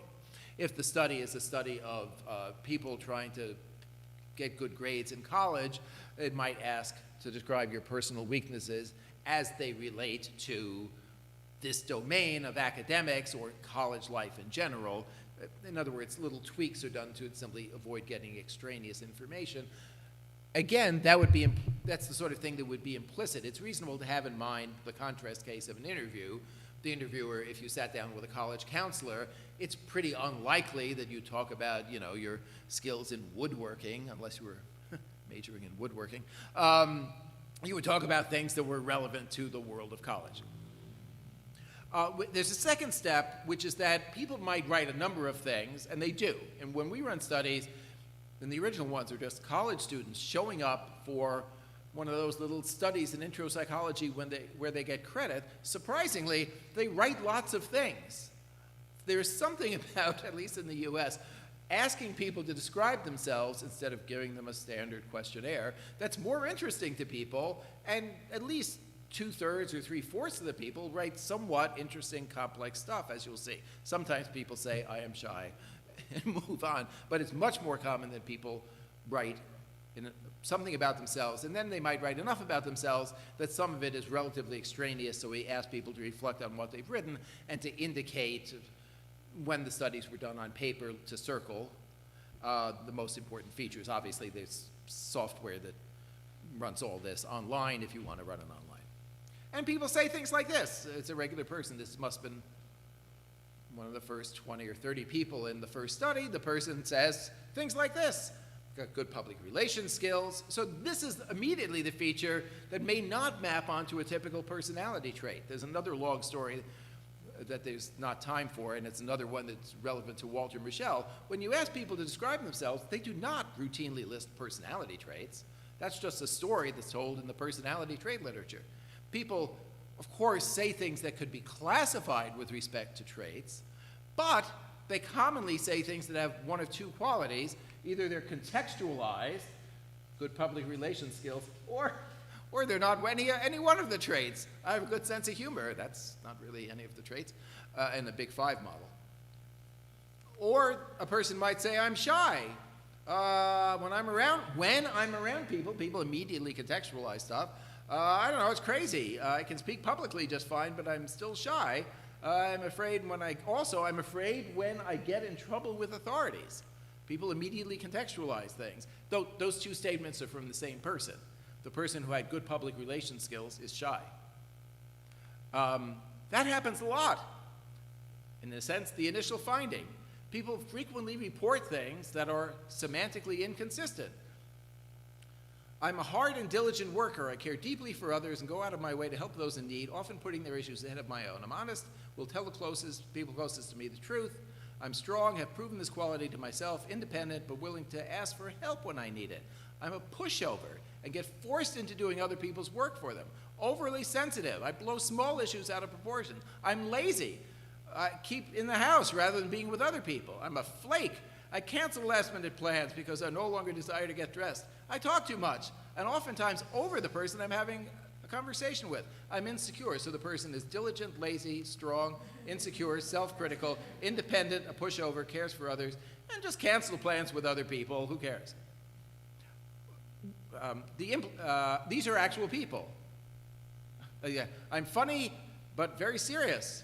I have a welcoming personality that greets people with a smile, a joke, a hug, and I'm mean. I hardly seem to find fault in people who I may not agree with, but when meeting a person, I'll quickly judge them to see if they're worth talking to. I'm determined. hardworking, and lack willpower. I'm responsible and procrastinate for everything. I'm a hardworking procrastinator.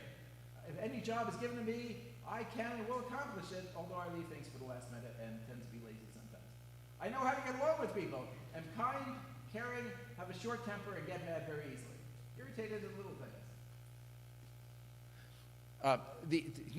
Note implication for the additional trait strategy. If the person is given 10 personality trait items in the domain, and you average them up, the person will get a score in the middle. The person who answers every item in the middle will also get a score in the middle.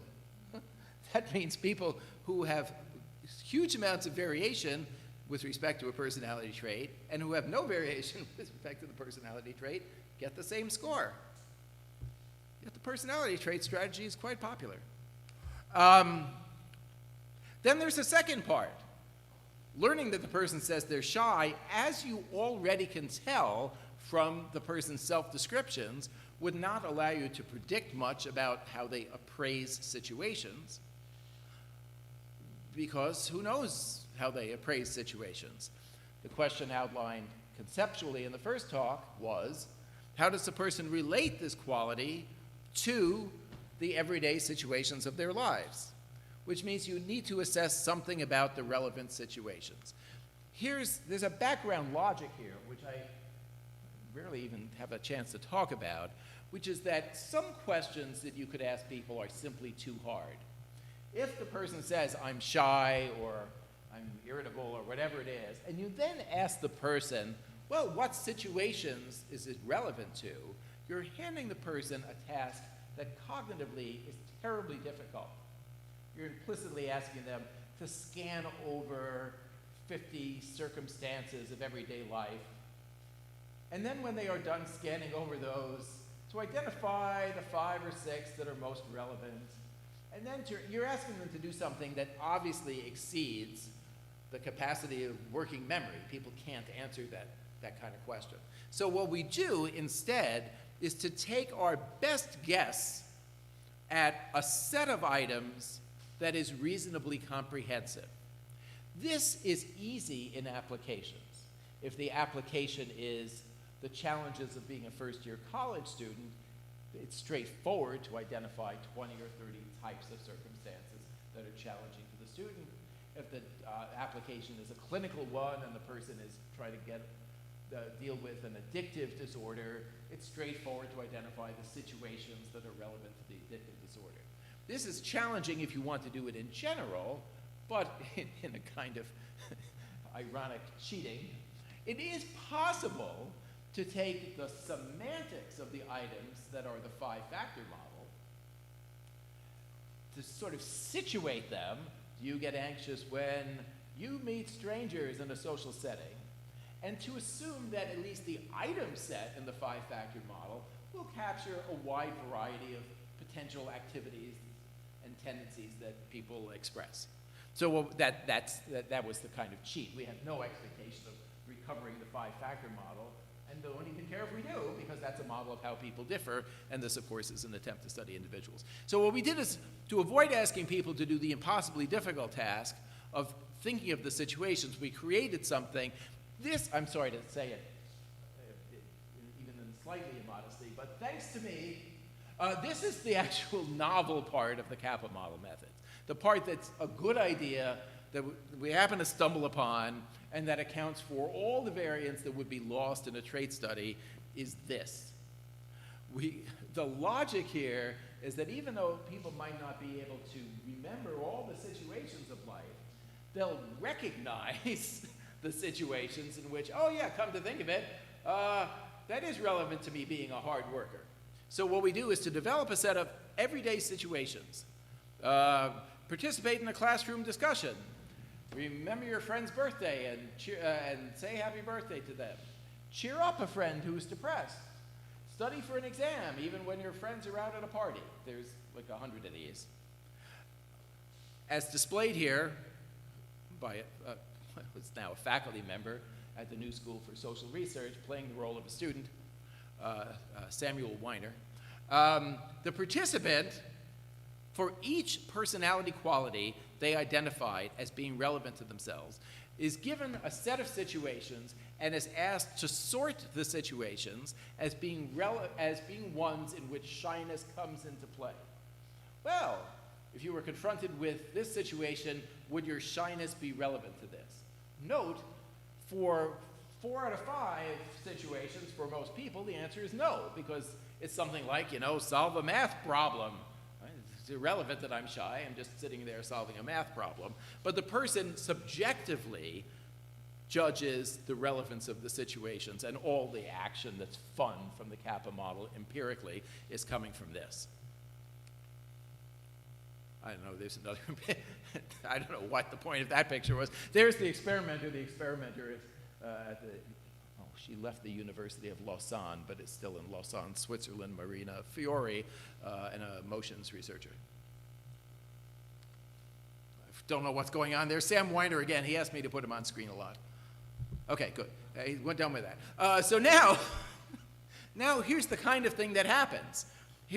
One of these two people was the person whose narrative was up. This person, this happens to literally have been participants 5 and 6 in the original study. Participant 5 said, "Oh, I'm shy. How does this express itself?" "Well, I'm a smart person, but I would never be able to," this is one of the items, "give the definition of a large word that other people don't know the definition of.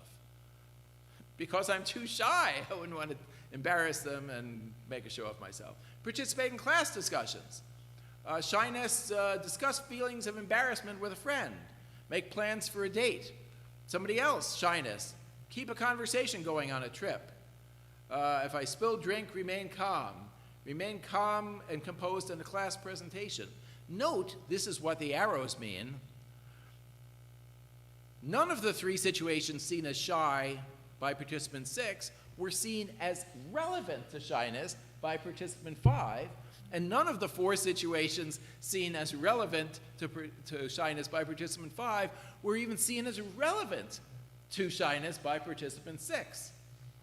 So if you just hand out a regular shyness inventory, there are items in there that are relevant to shyness, and then there's like 20 other ones that for that person are just a waste of time. This is the sort of thing that happens. This participant says they work well independently, they're perfectionistic and responsible. Where does the responsibility show up? If they spend too much money on, I don't know, shoes, they'll return them to a store. If there's a friend who's depressed, it's their responsibility to cheer them up. If they know there's somebody smart in class and that they might, this essentially is the item phrased more concisely, miss a lot of classes, they'll make friends just so they can borrow the person's lecture notes later, which is an item actually added from a Machiavellianism scale. But that's just a responsible behavior. I'm paying all this tuition.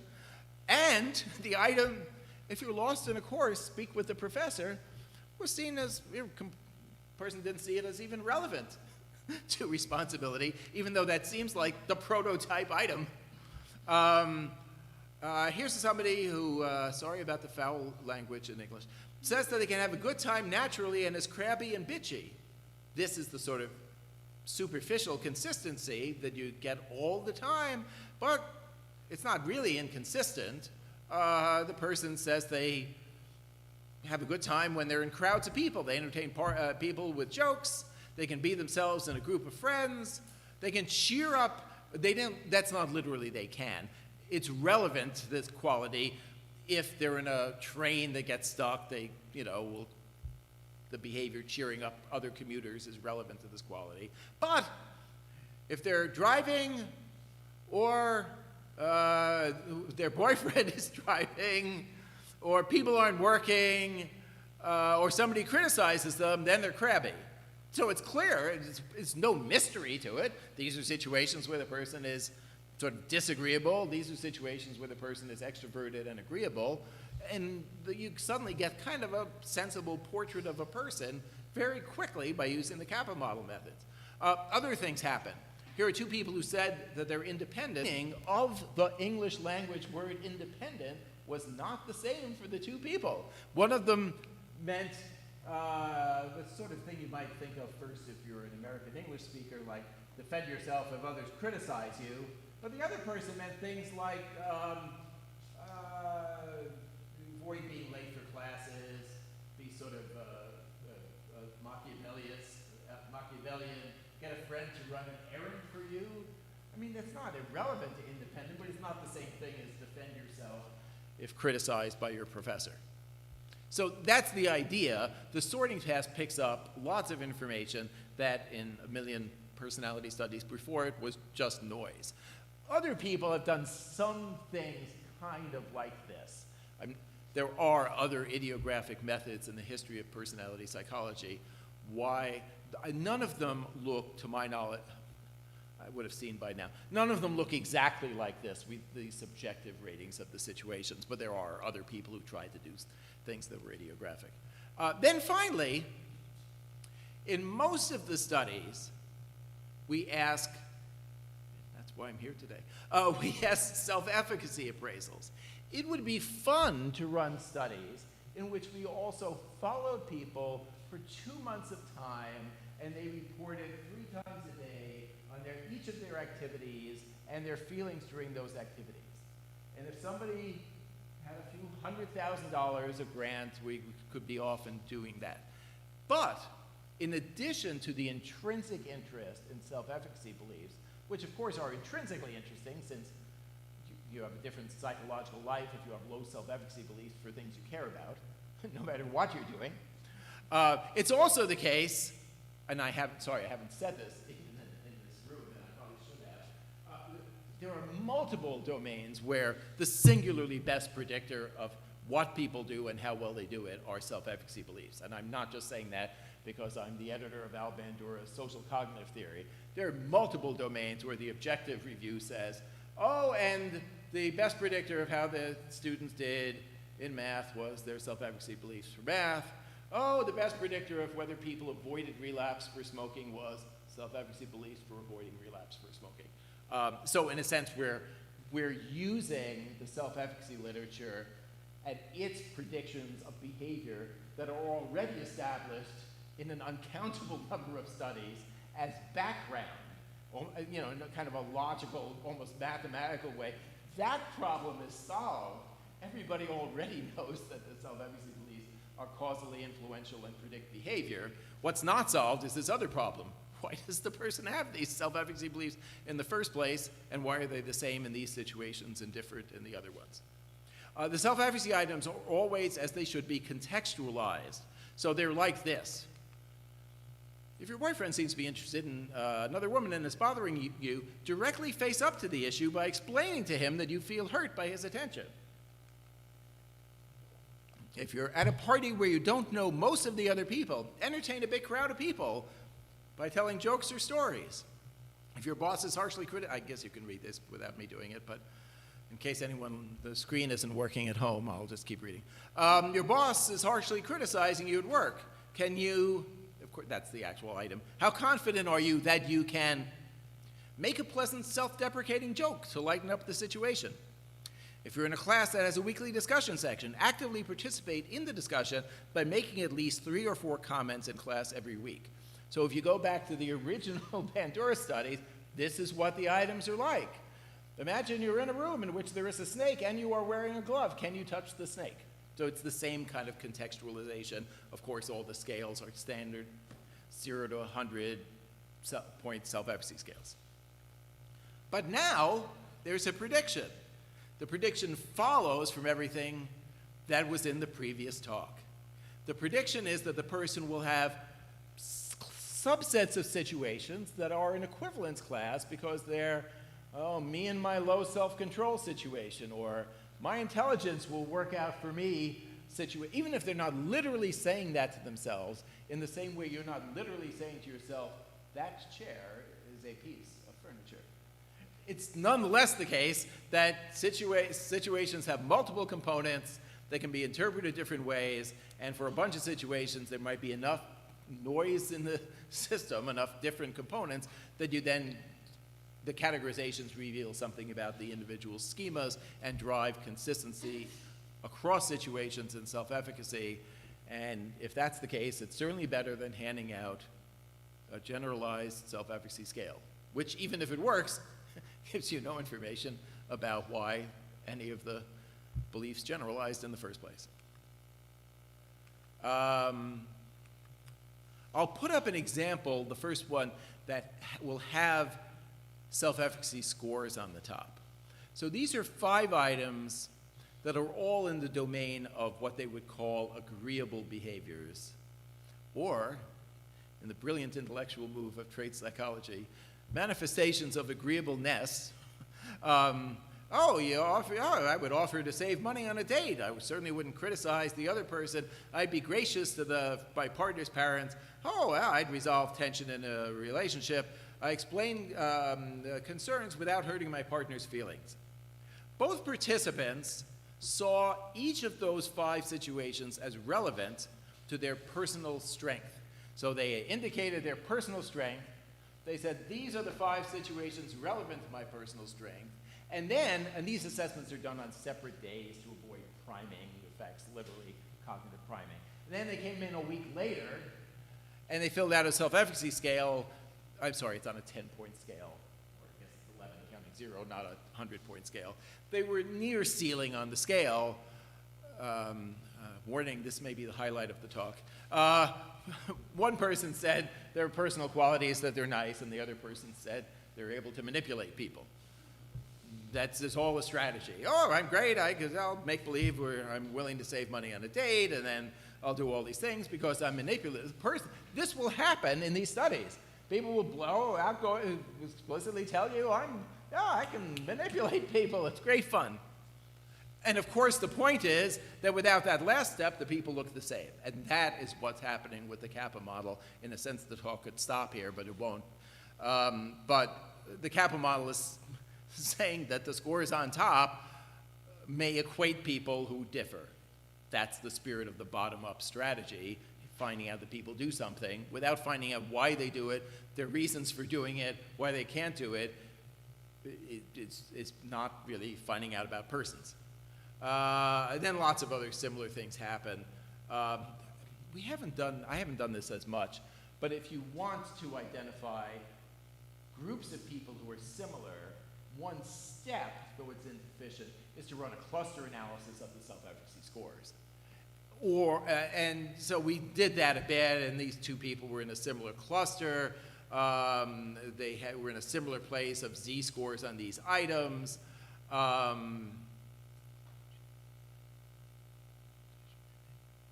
But the test item, I could remain calm when doing a class presentation, for one person reflected the fact that they're well-educated and hard-working, and the other person, rather than being so goal-oriented, is easygoing, but socially skilled. So in both cases, the person has a reasonably high level of self-efficacy, but in one because they did a lot of work to get there, and the other because they feel like temperament-wise, they're just easygoing. And so they're different people who end up in the same place. There's some technical term for this, but I always forget if it's multifinality or equifinality. But there's more than one way to get to the same place. Okay, so one could do that forever and ever, but of course the point is that there should be some lawful patterns occurring. There's a broad kind of spirit here that the way to identify lawful patterns is, I'll keep picking on the generalized self-efficacy scale, is not by identifying a construct that is a general lawful pattern, but by dealing with things one at a time, by dealing with cases. I'll say it, in case anybody's in a different field, I don't know, sociology or anthropology, it's the American anthropologist Clifford Geertz in the study of human behavior who most clearly spelled this out. The way to learn what people are doing is to study lots of details, and then lots of details with the next person, and then lots of more details, and then draw some conclusions about what's happening. So the spirit of this is exactly like that. The Kappa model studies essentially are very miniature case studies for 100 people. But at one point, it'd be nice if something lawful happened. So what we do, and note that the study works, of course, otherwise I would not have been invited. But what we're doing is exactly what was in those abstract circles and lines pictures in the previous talk. For each person, we're saying, oh, these are the cluster of situations where their personal weakness is coming into play. These are the cluster of situations where their personal strength is coming into play. And we're identifying for that person their level of self-efficacy in these situations and those situations. There would be a study if there were only one participant. That's the fun part of the Kappa model. And of course, as you see from Walt's extensions to the world of clinical assessment, where you are interested in one person, the logic at least then plays over. But it would be nice if in general something happened, and in general something happens. And so if you do this, where you're reorganizing the data for each person, and if we're lucky and anybody does this, there's already a bunch of R code in case you want that detail. What you're essentially doing is using a set of relevance ratings from the sorting task as a vector of scores, and then you're dropping the relevance ratings on top of the self-efficacy items, and the vector of scores that's the relevance ratings are pulling out the high and the low relevance situations, and then you're grouping those together and creating this graph. Except I didn't have the R code at first and was doing everything by hand. But now we can save a month of time. We have the R code to do it. And what one finds, it's pretty easy to identify the thing that was hard to identify when, in talk number 1, Walter Mischel was trying to review the cross-situational consistency studies. They always failed. This, I'll say it, always works. I know of no one who's run one of these Kappa model studies and then told me, oh, it didn't work. This worked so robustly that in the original report, there were only 25 participants. I believe I could randomly sample, I'll make up a number, a dozen participants out of the thing, and it would work for every dozen participants. It almost works for every participant. Works means that people have a much higher sense of self-efficacy in those subsets of situations, and I'll explain what most important trait means, in those subsets of situations that they subjectively see as those situations in which their personal strength comes into play, and not in the situations where their personal weakness comes into play. Most important trait, thank heavens I included the Hazel-Marcus study 45 minutes ago, is the Hazel-Marcus study procedure in which people rate personality traits as being important to them rather than indicating them in free response. In both cases, those are supposed to be schema measures. And in case you're wondering about the good question, and we're about to ask it, but now you can't. If you hand people randomly selected words, you pull a word out of a hat, essentially that's what we do, and say, sociability. Which situations are relevant to sociability?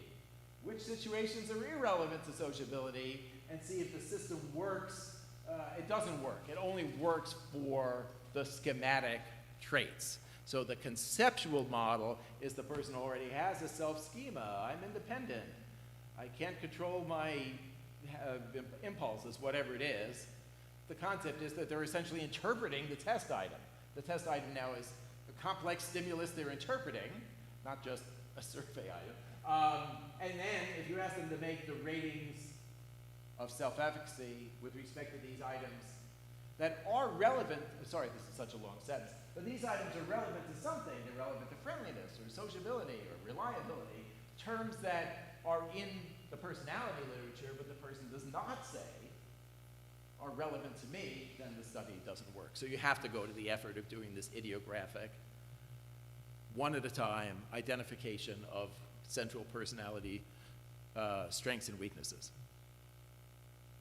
I'm happy to report this has been replicated in numerous studies. So now is the part of the talk, oops, when did the talk actually start? On the half hour, where I'll try to speed up. So here's, for example, a set of applications involve resisting the urge to smoke. In that circumstance, one creates a set of situations in which the person might fail to resist the urge to smoke. When I'm by myself feeling depressed. When I'm with a bunch of other people feeling happy. When I've just had 2 drinks. Right after dinner. There's a set of these. These are the pertinent situations are already identified by smoking researchers who run lots of qualitative studies about risk of relapse situations. Oh, sorry. Here they were now. It's the ones I just said.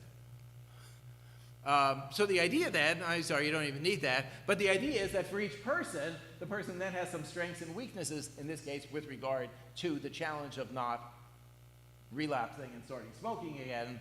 And if you can identify the situations, and they're all the same with the studies, one after another, which we do using the same sorting task that you saw depicted by two people, except at this point, maybe sooner or later the studies become, they're on a Qualtrics on a computer rather than with pieces of paper.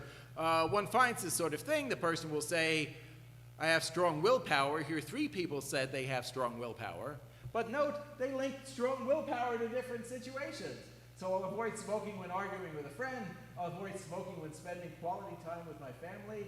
I'll avoid smoking when relaxing after eating a favorite meal. So what we're doing is, even if there's some homogeneity, which there is in this domain, a lot of people say willpower, you still find that there's individual differences in this sorting task that saves the day for all these studies. And then what happens is that these are raw numbers, not z-scores. So there's, I'm sorry I don't remember, 9-point scale or a 7-point scale, with 0 being I can do it, and we're predicting large-scale variations. Oh, I would not be able to avoid smoking. Oh yeah, I would be able to avoid smoking. I would not be able to avoid smoking. I would be able to avoid smoking within person. Obviously, the contrast is you could give somebody an avoid smoking self-efficacy scale, but most of the action is occurring within, which is exactly what Walt said in a different application. It's occurring within person across situations, so you might as well run an assessment that's sensitive to within person across situations. Oh yes, this is a fine point detail. There are certain situations that are so important to the person that they'll say that their strength and their weakness relate to it. I'm a shy, intelligent person, and class discussion participation is the item. Well, it's relevant to my personal strength of intelligence. It's relevant to my personal weakness of shyness. So in some sense, it's surprising that these studies worked in the first place, these and others, because those were coded such that there was noise. The weakness situations sometimes also were subjective strength situations. But if you pull out the subset of situations, so it's like that. Some people relate, the situation is important, they relate multiple personality qualities of theirs to the same situation. If you pull those out, the thing, it works even better. So that if you identify, this is going back, I'm sorry, which page? Oh, that's good. This is going back to the original Kappa model studies with the diverse array of interpersonal behaviors in a paper with Heather Oram, who's at the University of, what they now call the University of Buffalo, after 50 years of calling it the State University of New York at Buffalo. So they'll change it to Buffalo University. Sorry, hope you're not listening, Dr. Oram. If you do that, then these are really large-scale results. The variations in self-efficacy are pretty robust. People are shifting a couple of points on, you know, a 9 or 10-point scale. It's not that subtle thing where you need 1 million participants to eke out the fact that changing a half point on the scale is statistically significant. We're identifying situations that people think they can't handle, situations people think they can handle, and we're picking up the enormous within-person variability. Now I'll do the rest quickly. This is a study that was rather tricky to run. Thank heavens I was working with somebody who was able to run it. I would have messed it up. The idea from the previous talk was that there may be priming, so the schema will come to mind or not. So we've run a study in which we do the Kappa model assessments. We learn about schematic strengths and weaknesses. A week later, the person comes back for a self-efficacy assessment. A week after that, the person comes back for another self-efficacy assessment. at the beginning of the sessions 2 and 3, they do something like the Torrey-Higgins experiment that was on screen an hour ago. They engage in some kind of memory test in which now the memory test has to be made up individually for each participant. So if the individual participant says, oh, I'm unreliable, then in the weakness condition, the memory test has 10 words, 4 or 5 of which are synonyms of reliability. And if the person says that their personal strength is that they have a good sense of humor, 4 or 5 of the words is synonymous with sense of humor, and that's, if you combine the 2 sessions together, you replicate the basic Kappa model, finding, predicting levels of self-efficacy. But, and there's 2 parts to this, people, and I will say I've never seen a study like this before, except some of you have seen it before in 2019. People's responses on the self-efficacy scale vary significantly as a function of priming. This is actually the most significant Kappa model result. This is the idea. When the person is given a self-efficacy scale, well, for a bunch of items, some idea will come to mind and they'll answer the question. Well, if different ideas come to mind, they'll answer the question differently. The knowledge structure is guiding the appraisal process. And note, that only happens in the subset of situations where they said, this is a convoluted, well, it's complex, it's not convoluted, complex set of things. The priming does not just put the person in a good mood.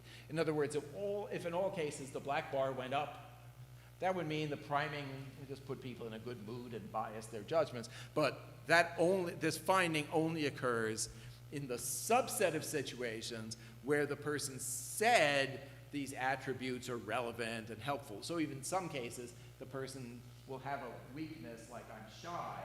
The test item will be, you have to study for an exam instead of going to a party. And the person will say, oh, no problem. I'm shy. I can do that. If you identify those subsets of situations, they're affected by priming, but it has to be those subsets of situations. So it is, and I'm not taking credit for the guy, it's actually what exactly this Torrey-Higgins guy at Columbia University is predicting. But for some reason, because they're not personality psychologists, the social psychologists running those priming studies did not run this kind of study that was person-focused. They only historically ran studies that were process-focused to show the effect of priming. You can also predict, just like the Hazel Marcus study, speed of appraisals. The concept is that if you're schematic for the thing, it should be immediately clear to you that you can do it.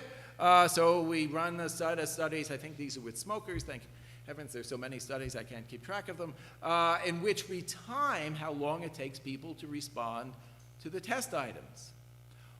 Why the self-efficacy literature historically? Why? Of course, we do know why, because it works so well using self-report questionnaires. But aside, slight strangeness, is that the entire self-efficacy literature just uses self-report questionnaires rather than arrays of additional methods that are available to people. Obviously, historically, that was fine. Bandura had no trouble predicting things with the scale, but there may be more to learn from additional measures. And so what happens, as I think I may have said with the Marcus study, you have to separate response times to yes and no items. It always takes longer to answer no. So if you look at the situations only in which the situations means the test items that people said yes, if they answer a question that on the right, where the positive attribute is relevant to a situation and they say yes, occasionally they'll have an attribute, schematic attributes positive. Oh, I see, going down is faster. Thank God, I couldn't understand my own graph. So compared to the mean, they're faster, so the mean is lower, and so the graph goes down. They say yes particularly quickly. Yes, particularly quickly when they have a high sense of self-efficacy in the schema realm. So they're saying yes over there too, but they're saying, I guess I can do it, as opposed to just saying yes, an indication that it's schema processed. There's more studies like this. Now we're in the domain where they're, yes? Excellent, a question. Yeah, Do you need a microphone?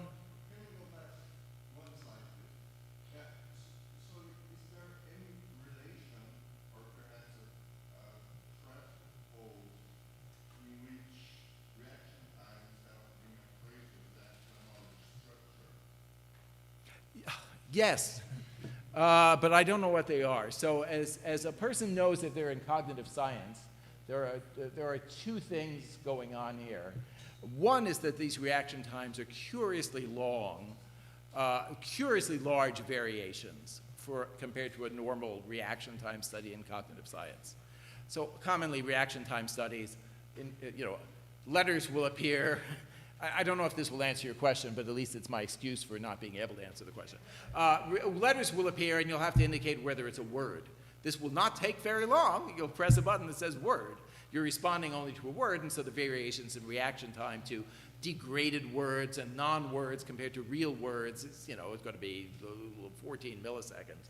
Here I'm putting up something where the variation is a half a second. We could have used a wristwatch to run the study. That's because people are responding to a whole sentence stem. So the sentence stem essentially says, for a while on screen, would you be capable of doing this, that, and this if, and then the thing comes up. You had to participate in class discussion.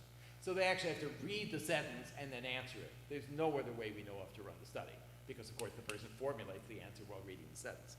That's why the reaction times are so long. I hate to say it, that makes it impossible to address the threshold issues, because threshold issues with reaction times, which is great, I just can't figure out how to do it here, will answer questions like, was the person consciously aware of a stimulus? And a certain, if they respond, if a stimulus is on screen for X milliseconds and then it influences their response, it was sub-threshold. I can't answer any question like that because you have to have the semantics of the items on screen to run the study. Sorry for the non-answer, but we can edit that out of the video later. That was just kidding.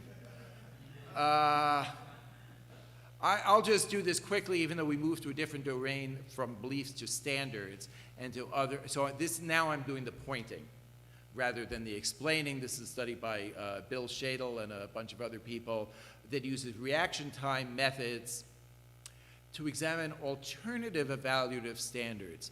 Note that I said in the Kappa model that those were minimally necessary but maybe not sufficient conditions. A standard thing to say that goes all the way back to Carl Rogers in the middle of the 20th century in American, frankly, it probably goes back in some readings of the superego, is that some standards are things that you personally have set for standards for yourself, and others are things that other people think you should do. Ideally, you would like to do them. You ought to do them. They may diverge. Bill Shadle and colleagues devised a task in which they ideographically identify for reasons for smoking, things you think you ought to do. My family thinks I ought to do this to be in better shape, things you would like to do, and is able to identify variations in reaction time as a function of smoking responses, self-efficacy responses, again, reaction time to answer the question as a function of schematic or aschematic items, and is able actually to run these analyses showing a really tight relationship between a separate measure of schematicity and reaction time after some numerical transformation that I can't recall. But if you have time to email Bill Shadle to get the answer to the question of what that was, I'll be able to answer any questions. He should be up by now. Bill Shadle runs priming manipulations. Sometimes there are behavioral measures in these studies. These aren't, I won't claim these are Kappa model studies, but this is Dr. Shadle using the general idiographic methods, which are essentially the same kind of things. In a craving study, a smoker is literally given a cigarette and asked to hold it without smoking it. It's kind of like a Michelle marshmallow test, where you're supposed to not eat the thing, and then if you identify the content of these cues, well, my family thinks I ought to do this, and then run a study in which you manipulate them through a priming manipulation. The priming manipulation is such that if you activate Self-efficacy is lower if you remind people of attributes that are their smoker self. So what do you think of yourself as a smoker? Oh, I'm fun-loving, I'm loud and boisterous, I hang out with my friends. And if you remind people of that, they have a lower sense of self-efficacy than if you remind them that they also said, I'm a family man who cares about my friends and children. And so their self-efficacy varies as a function of activating different aspects of self, just like in a Hazel Marcus study. Other people have just thought of other things. Somebody I'd never heard of before, named James Wise, suddenly told me years ago that he published a paper called Testing a Theory That Explains How Self-Efficacy Beliefs Are Formed. Hooray for him. And did it in the context of recreational activities. Self-efficacy is frequently studied construct, but researchers, where did you get this idea? Have focused little attention on what in blazes is going on underneath the self-efficacy appraisals that might explain why they generalize. Hooray for the Kappa model.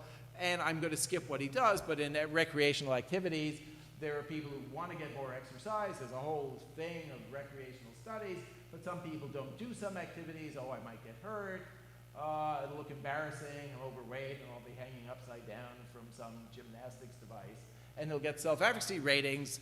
But of course, people have within-person variation, and he'll be able to predict within-person variation in self-efficacy for recreational activities from the Kappa model methods.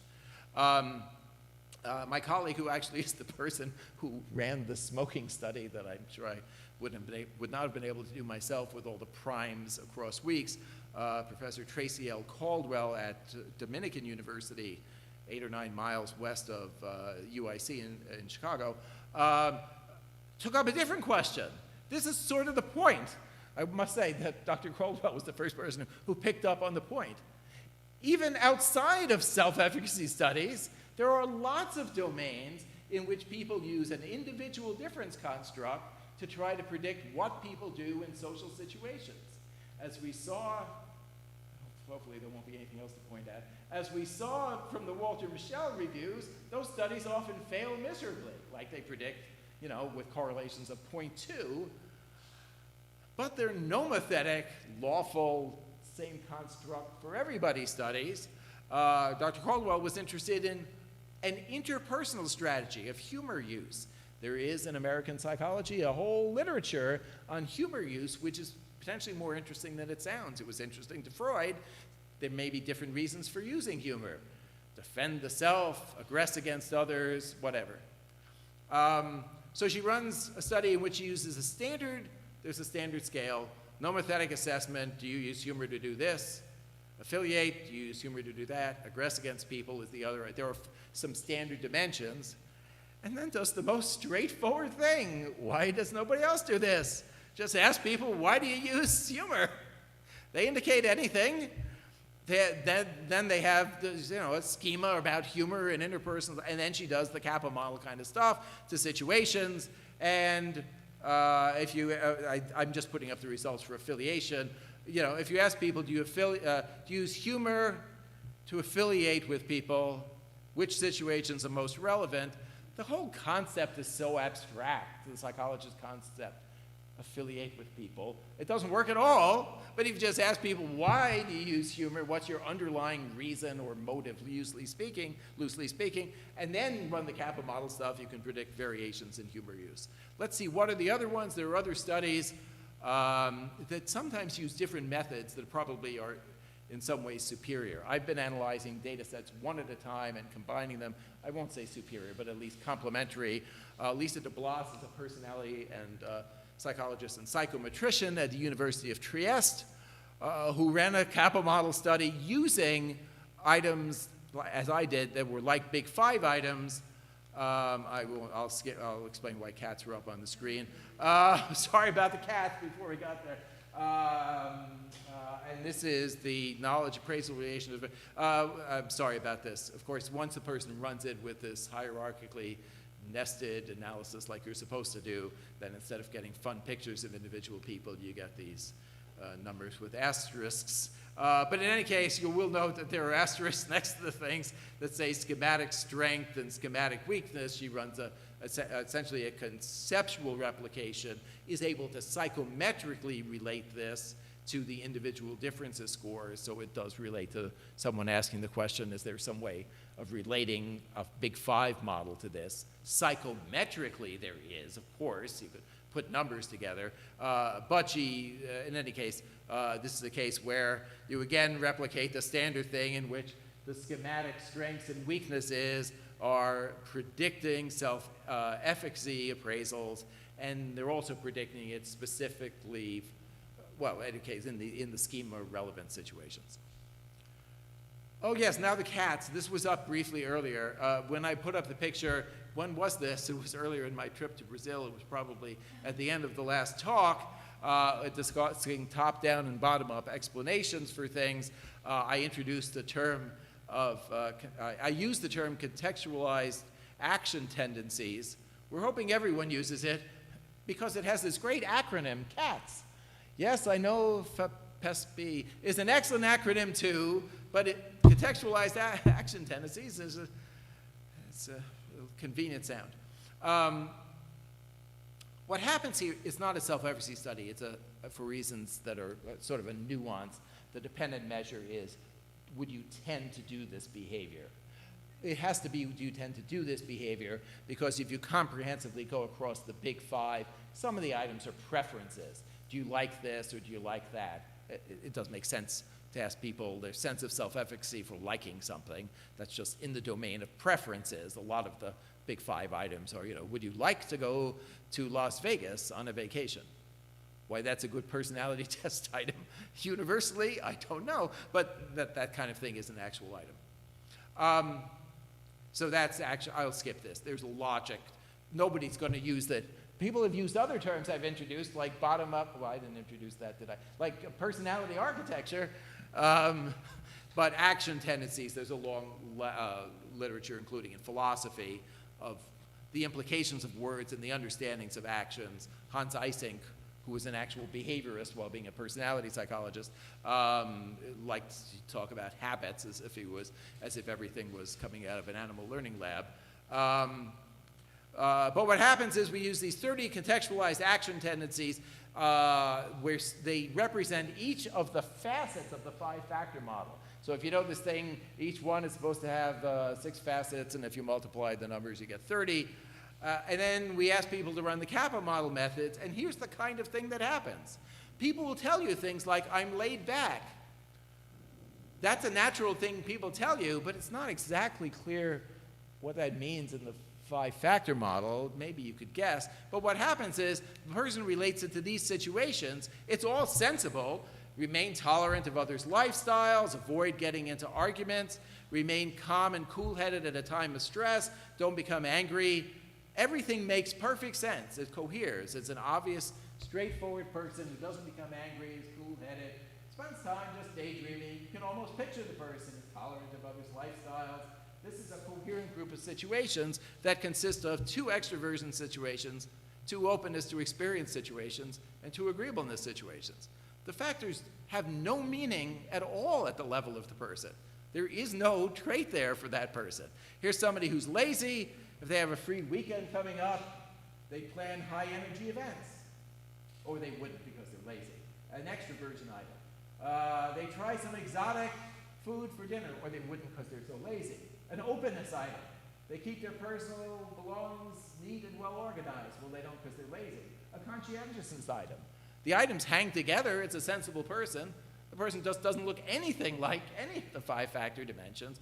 Person after person, and then you can actually document this.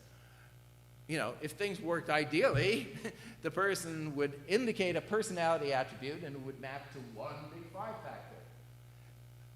That happens every once in a while. Like 1 out of 10 people looks like the Big 5 model.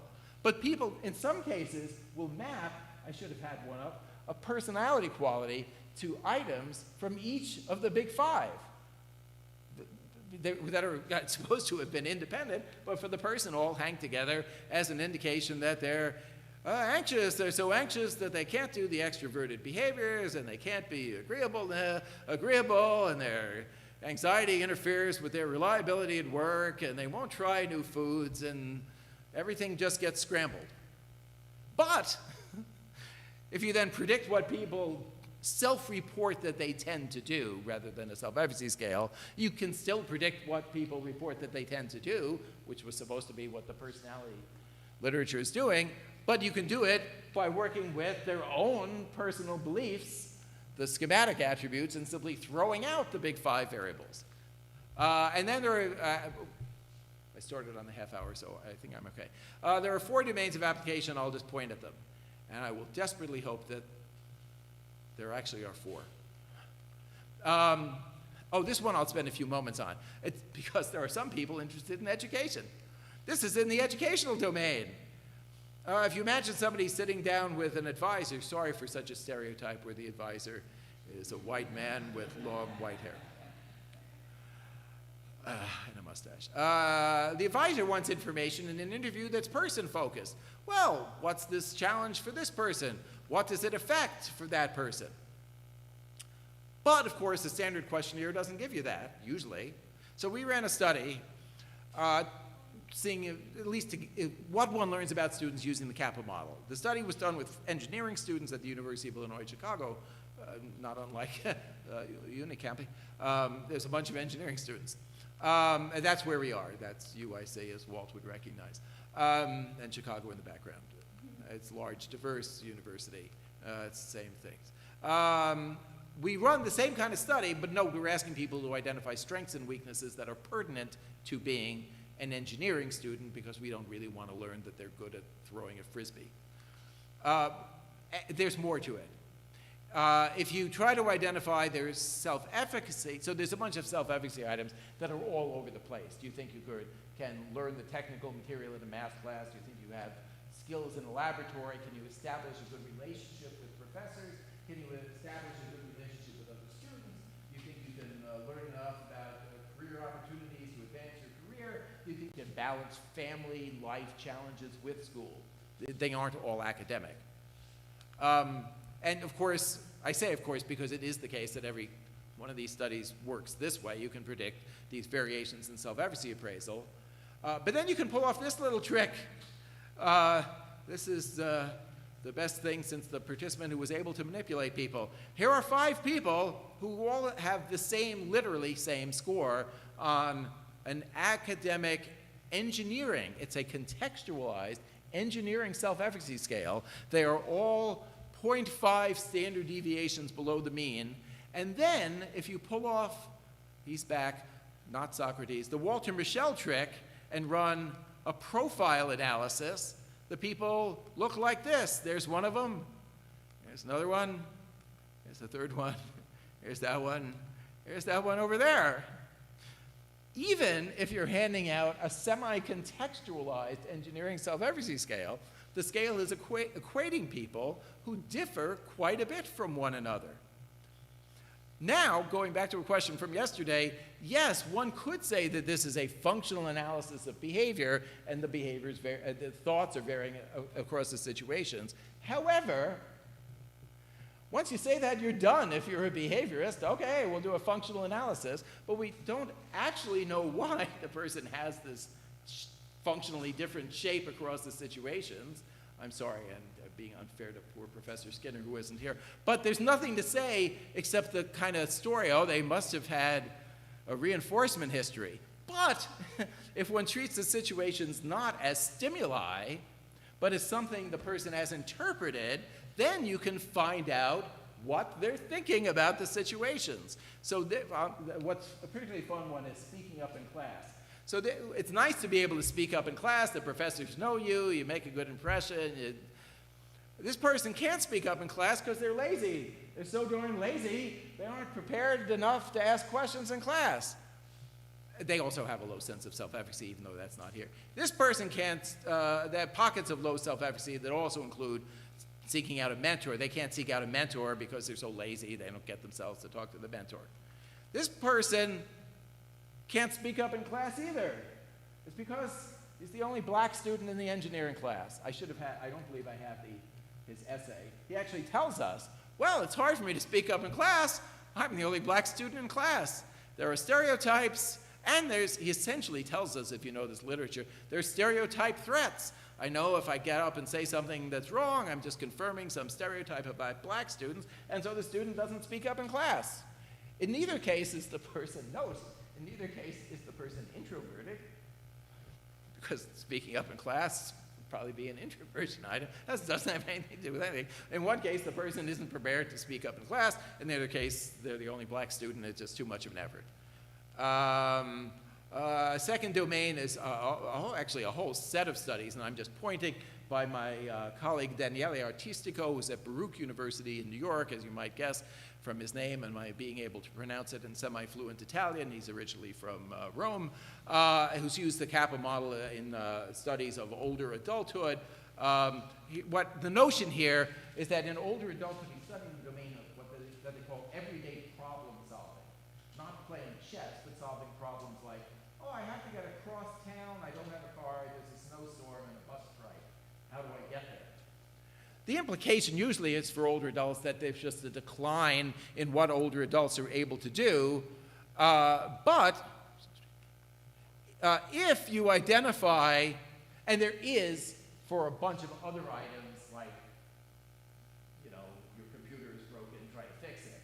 But if you identify subsets of situations that younger adults, middle-aged adults, and older adults all say are relevant to my personal strengths and weaknesses, I care about these, then it looks like nothing happened in the study, and that's the point. Then if the measure here is, let's make sure this is right, self-efficacy for problem solving, everybody has about the same self-efficacy for problem solving in their idiographically identified situations. Now I'll point at only one or two more things. I've lost track. This won't have data. Note, as I said already, we're in the middle of things. Feel free to jump in. Look, it's not Socrates. One way of thinking about the good is like Plato did. There's some good out there, and you have to figure out what it is and be good, because you can be good once you figure out the good, and then you talk about the good. The other is to think, I do not know this as well probably as people in this room, is to think a little more like Aristotle, whose work looks more like a psychologist, who believes that the good is to develop character as a person, and that's a skill. The beginning of Aristotle's Ethics just talks first about skills. Well, the expert develops the skill, and then the expert is able to distinguish the good and the bad, the finely done, and then whatever. There's a whole world in the last, especially, I'm told, 10, 20 years, in which people, instead of doing other forms of moral psychology, which happen to be the ones, in part, that Bandura criticizes when talking about the moral domain, have picked up the idea that contemporary psychology might provide insight into the Aristotelian question. So the Aristotle question is, does the person even recognize, for example, that there's an ethical issue here? Well, we can trick the other company and put them out of business, and our company will thrive. We can kill these villagers, and then we'll take over their village and seize the land.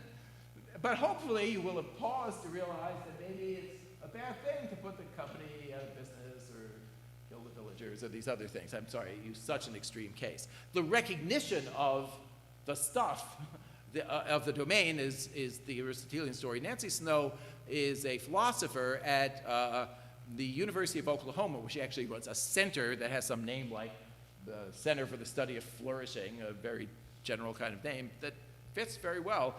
It's a great name in case Professor Snow is ever watching this video.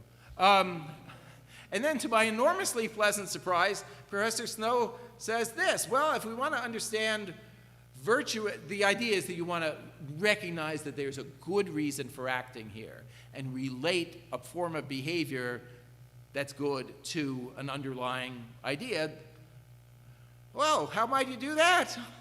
Can't tell you how surprised I was when I got this in the mail. She suggests that certain aspects of the self-schema, conjoined with self-efficacy appraisals in certain domains, are essentially what Aristotle was talking about, and their development is part of the development of Aristotelian virtue, and suddenly decided that you could understand this, pardon me? Well, I didn't know if I missed a question. Using Yes, the Kappa model. And so now there's a bunch of papers by Nancy Snow using the Kappa model. The concept here is that, well, somebody might want to be a good father and then has a this is her text, self-schema is modified from the guy who hangs out with his friends to Sam, the loving father. And then self-efficacy appraisals, those relating to virtue. Oh, I'm sorry, I keep pointing at my own screen. How's that working? Virtue-related encounters can enrich the self-schema. So essentially the person is trying for something, observes themselves, they're successful at some things. Oh, I'm taking care of my son. That feeds back into a change in schema. So she's imagining, of course I was too dimly in the background, that imagining some back and forth in which you, just like how Bandura said, observe your behavior, see you can do something. If you see that repeatedly, you have a deeper change, not just in self-efficacy beliefs, and with all due respect, that may be the limitation. If you develop a bunch of new self-efficacy beliefs, you don't just have new self-efficacy beliefs. You have a broader sense of self where you really, this is the standard world of schemas, where you extract from the situations and develop a broader belief. Oh, maybe I am a good father. Sam ponders more deeply what it is to be a good father, aided by his new experience. His conception of a good father and how a good father interacts deepens, and suddenly he looks like an Aristotelian virtue person. And the same thing is done by, almost simultaneously, frankly, a friend of mine, Anthony Ahrens, at American University in Washington, D.C., where he collaborates with a Catholic moral theologian at Catholic University in Washington, D.C. Yes, D.C., the capital, not D.C., the state of Walter Scott. And uses social cognitive theory as a way of accounting for the development of virtues. The concept here is that if virtuous action involves acting in the right way for the right reason in the right circumstance, the Aristotle concept, it can only be, and you want to assess it, gee, it might be that you want, I'm sorry to sound like I'm selling a used car, it might be the Kappa model assessments afford this possibility. For example, in one Kappa model assessment, Cervone, blah, blah, blah. Did I have to do everything as well? No, well, kindly and overstatedly said. And so then they work out that logic for assessment. Here's a completely, I believe there's two more domains, completely different domain. In organizational behavior, you might want to assess leadership. You could do so by giving an individual difference of scale in leadership, or you could recognize that to be a leader, there are a distinct set of a half dozen sub-skills, and the person might have some and not others, and use a Kappa model framework for assessing the distinct skills, which has the advantage that then in leadership development, you can target the specific skill deficits. This Jeremy Muser, who's the lead person for this, has developed an entire program of leadership development that has individual assessments and a personal course of action, which in fact are the Kappa model assessments. And finally, because I got it in the mail this morning, my colleague at the University of Chichester has published 2 hours ago or something. I literally, Roberta got it yesterday, so we spent a bunch of time. I'm sorry. Where's the paper? I sent it. Where's the paper? I sent it. Oh, you sent it to Roberta. Sorry if you're listening at home, but I've got it now, and I'm going to have to switch over. Laura Ritchie is a professor of teaching and learning at the University of Chichester. She's also a world-class cellist and a well-known internationally musician. It's like there's two people, but they look the same, so it must just be the one person. She's recently published with her colleague Ben Sharp at Chichester, who's a cognitive neuroscientist who kindly participates in this research too, a validity study on self-efficacy, and she gets the same happy thing in which here's a bunch of people, two people, I'm sorry, who demonstrated the same strength and overall level of self-efficacy for the main task of their profession. But just like I put up, people in some cases look like that and that and that and that. I'm sorry because I just got this. I can't off the top of my head tell you what item 18 was.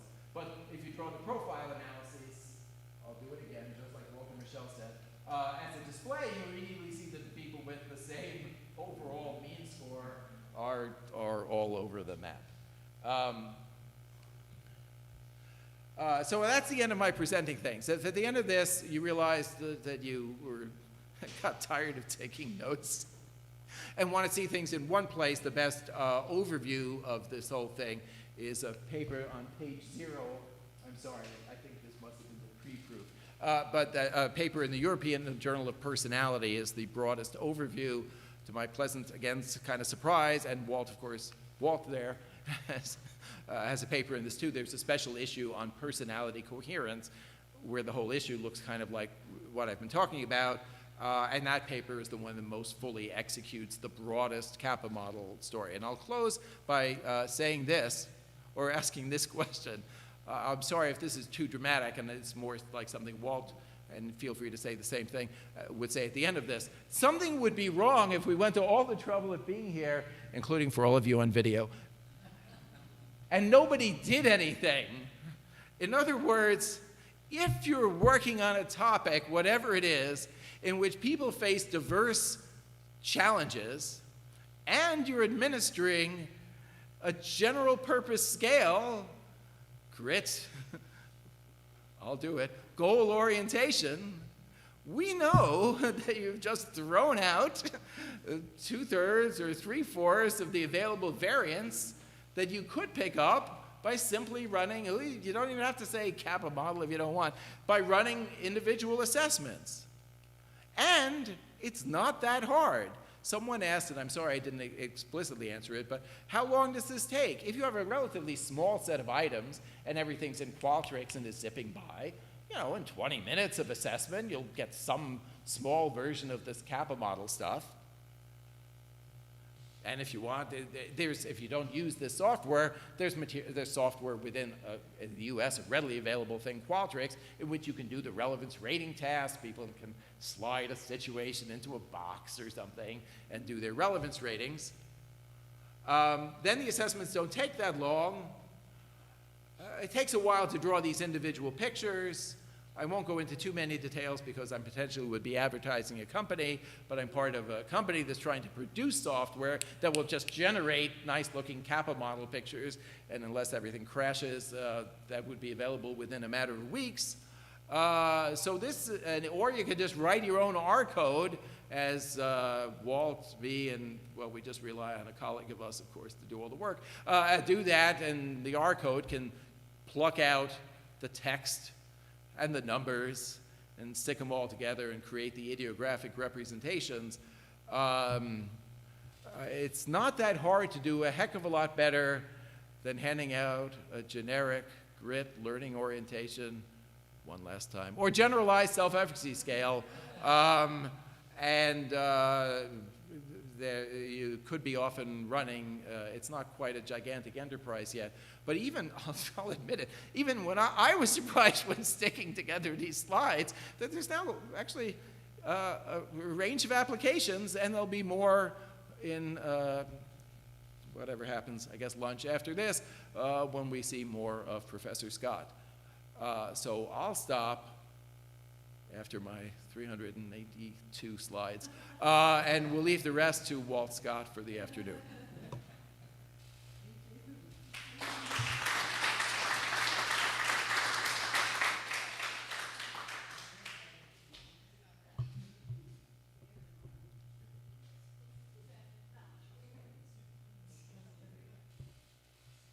think we might have a question. Oh, hooray.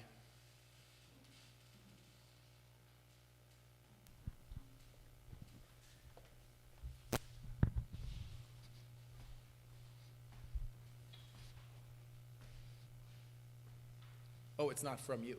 It's not from me, it's from the sociologist around here. Ah, you were here again today. Yeah, it's always me.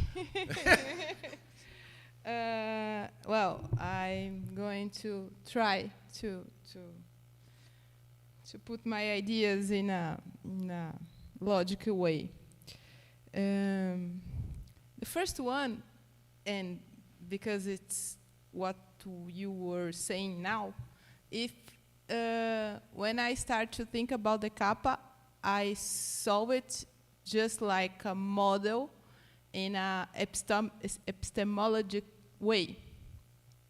But when you were talking, I start to see it something like a methodology to get in some data. So I would like to know, how do you see the kappa? This is one question. The other, there is nothing with this. The other is about, at your 20 slide, I don't know. Can you go when back you to slide 209. When you were talking about self-schemata, are cognitive generalizations about the self derived from past experiences that organize and guide the processing of self-related information contained in the individual's social experiences. So, That was very well phrased. I copied. So I am the sociologist. So my question is, to do this self-schemata something better, even thinking in young people, like children and babies and in young people, if we give to them better experiences in the sense that we think it's better, like I told you that I'm working with human rights, and you use the racism example with the engineer, and it seems to me that to change reality, to change society, we should provide better social experiences to someone, to persons that is forming their selves with the best social experiences. I don't know if it's too obvious, but it seems to me that the problematic experiences, bad experiences, or non-experience causes bad self-schemas, or not, I don't know if it's bad, but no value,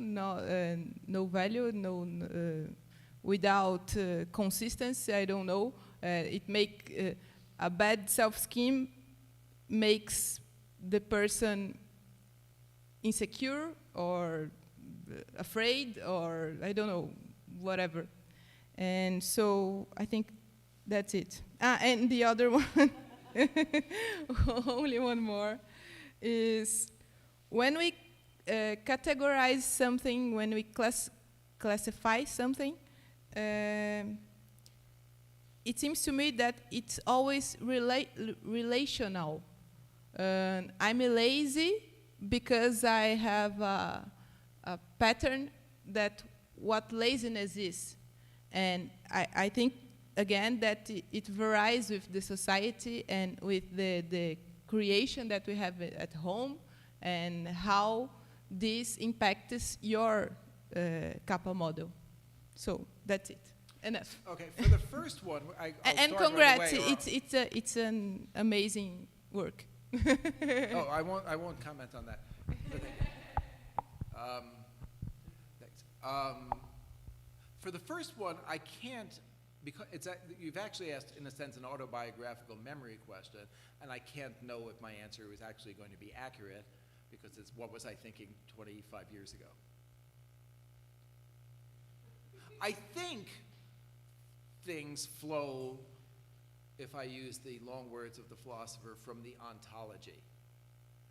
Because once you say, oh, I'm going to study these schemas, and unlike the social cognition studies that decide ahead of time, I'm going to study recklessness or independence. Once you say that, and then you say, I'm going to do it at a person level, there then is no reason to expect that the content of the schemas will have any consistency from one person to another.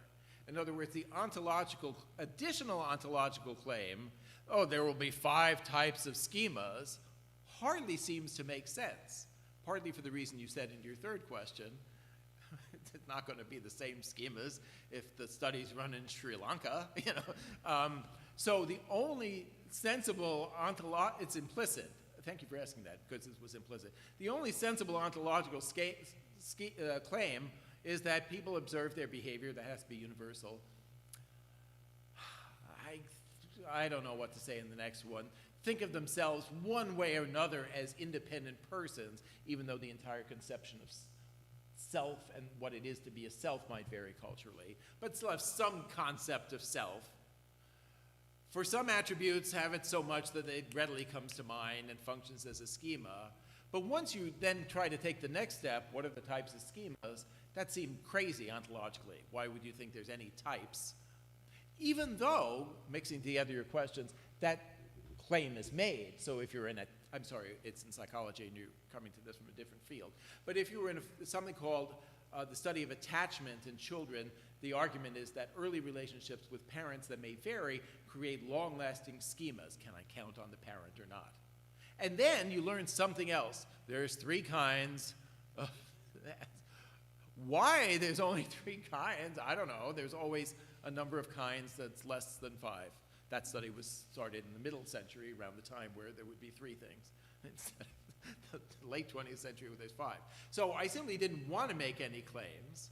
The notion that there would be universe, so it's maybe, I don't know whether to call it a question of epistemology, or I really don't, as opposed to a question of ontology. But I could see no reason for making the claim that there existed in nature much more than what I put up. That then drives the methods. That then says it's sensible to ask people to describe themselves, but it's not sensible to create pre-existing categories. It's sensible to ask them to make these situational clusters, but you have to do it by putting in a universe of situations.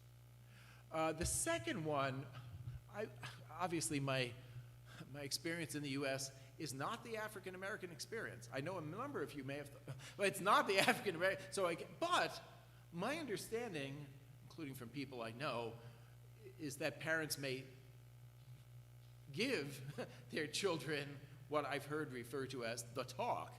Well, you're going to have some experience where the person assumes you're less intelligent in school, or where the policeman pulls you over because you were driving 1 mile above the speed limit. This is going to happen. The way to interpret this situation is that there exists in society, I mean, I'm told that you explicitly tell the person you're living in a world in which every 2 weeks you're going to have an encounter in which people are pulled over because of their color of their skin, and if you at least think that through ahead of time, then it creates a schema about the world being biased rather than one in which there might be something wrong with me. And I guess lots of things in psychology could be interpreted that way. Carol Dweck, I'm sorry, again, you're coming at this from, but as many other people will know in the room, there's a whole approach to education that in essence is the researcher Carol Dweck saying to the educator that you should teach children to interpret their successes as resulting from their efforts. And they should develop an effort schema so that when but she doesn't say that precisely. That might have been a simpler thing to say, wouldn't it? You don't have to run all the rest of the metaphysics, which, in case I'm sure Professor Dweck isn't watching. That isn't exactly what she says, but that would have been an easier thing to say. Well, if you reward people by saying, oh, good effort, you got an A, then they essentially develop an effort schema. That's probably the only thing you have to say, isn't it? And then when they fail the next test, when they were a little busy and hadn't fully prepared for it, they interpret their failure as a lack of effort. That's fine, because then they put forth more effort.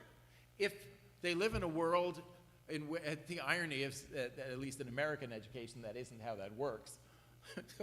I know somebody who runs a school in the town I live in who invited Carol Dweck to give a talk to the teachers to promote this effort thing, but the school, in order to attract children and get the parents to pay tuition, calls itself a school for gifted children. The complete irony, it's exactly what you're supposed to not do, because if you have a gifted children interpretation and you fail a test, then you think you're not sufficiently gifted. If you applied efforts. So that reading Carol Dweck's work extremely broadly, more so than she may even intend, is another kind of effort sorry for the same word, to get people to interpret a social world in a way that might be beneficial in the long run. And then there was the third, or did I? The third question was sort of the development of schemas question. I'm forgetting the nuance of that.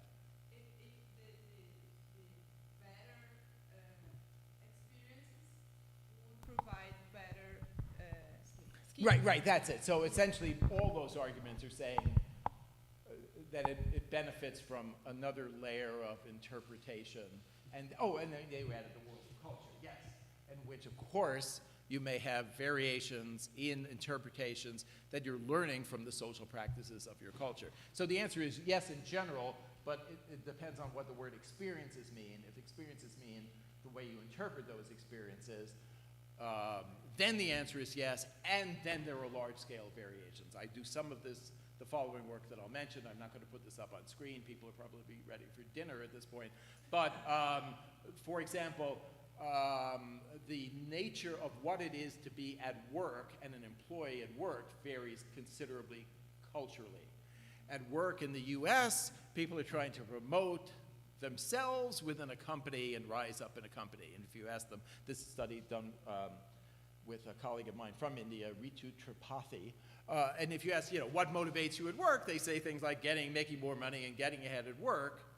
If you ask the same, if the people are from the United States, if the people are matched in some demographic way sample, except that they're from India, they say things like, benefit my community. My family will feel proud, and I will make the family proud. A whole bunch of things that no American says at all. So then their interpretation of a failure at work is, I've let down my community. Nobody says that in the United States. So there's entirely different interpretive frameworks. I won't say which is better, though there seems to be some advantage to the Indian one.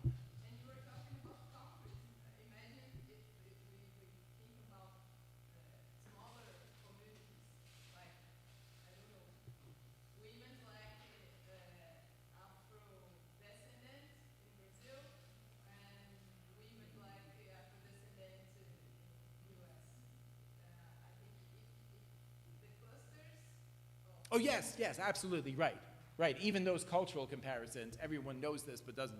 The field is starting to pay attention to this, in case you think the psychologists are crazy. The field is starting to recognize that the cultural unit can't be Americans. That's almost ridiculous. There's a bunch of cultural psychology that compared Americans to Asians. Asian. Right, the categories were absurdly broad, but now everybody recognizes that. I won't do it now, but now there is literatures of subgroups who have, for example, different means of economic production within the same country in different psychological ways.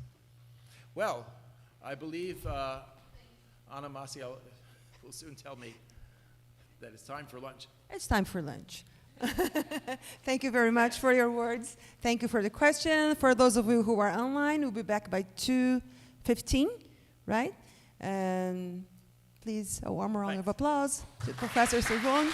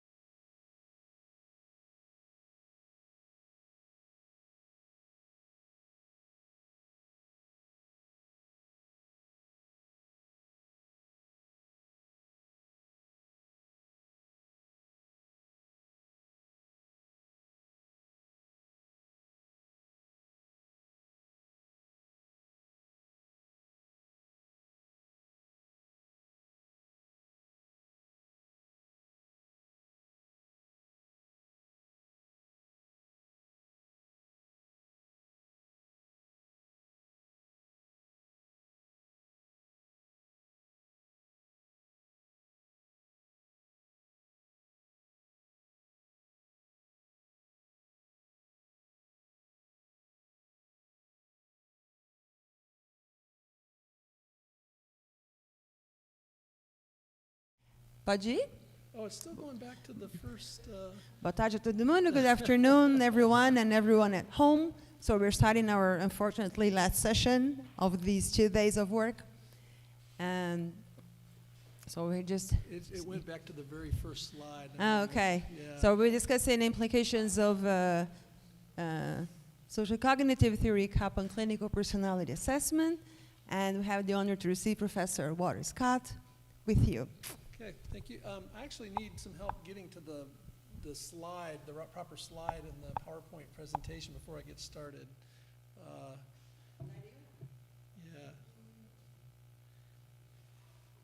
Yeah. I'm on slide 76 is where I'm starting. Try over here, maybe. This one. Oh, this one?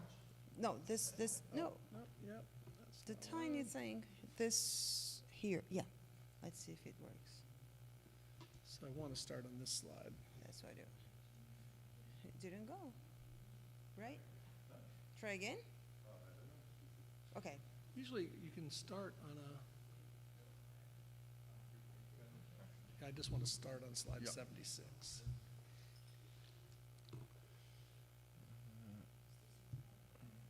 No, that was Dan's, I think, yeah.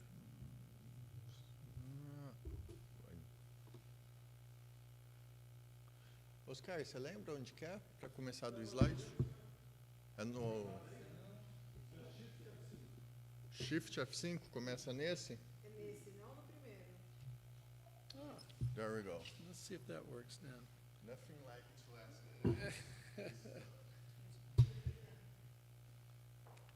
There it is. All right. Didn't want to give the same talk that I gave yesterday.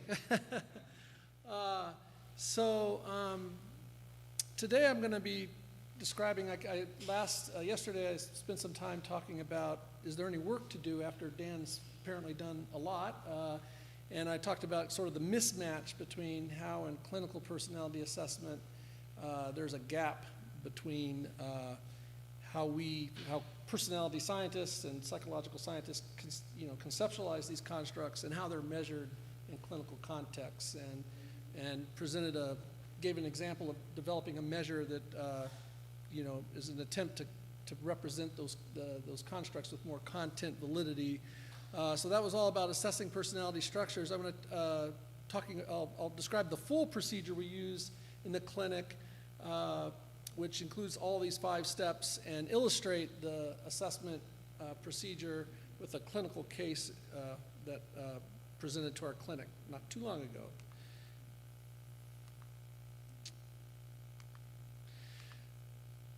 So one thing I want to emphasize before get started is I've been working on developing this for the last 8-9 years or so, but it's still a procedure that's in development, and also it's only one procedure for applying social cognitive personality assessment principles. I think there can be other ways of certainly of assessing the personality structures and processes that are described in Dan's Kappa model, and adhering to the principles of social cognitive personality assessment. And this is just one. And in fact, so far I only have 2 publications describing this approach. The first one was with Dan, and that procedure the procedure that we published in 2022 is a different procedure. It has evolved, and part of it is just as we implement this with different clients, we learn each time ways that we can refine and improve the assessment process. So I have no doubt that that this will continue to be the case for for a while. Okay. I want to provide an overview first of the assessment procedure, and then we'll get into some of the details. But procedurally, the way this starts is we have our clients complete, it's a Qualtrics survey online, this personality structure survey. And if you wanted to complete it, you could just email me at that email address, and I would send you the link. And we have an RStudio program that can automatically convert your Qualtrics data into PowerPoint slides, which I'll show you some of later to see what they look like, along with an interpretive guide that describes how to interpret those PowerPoint slides that provide your personality assessment feedback. This takes about 90 minutes to complete, and it assesses self-schemata and goals and moral standards and temperament, and I'll talk more about that in a little bit. In addition, there are 2 personality assessment interviews that are scheduled on 2 different days, and this is after they have completed the personality structure survey. So all in all, this procedure takes about 5.5 hours to do. That may sound like a lot, but in clinical context, we're used to doing this all the time.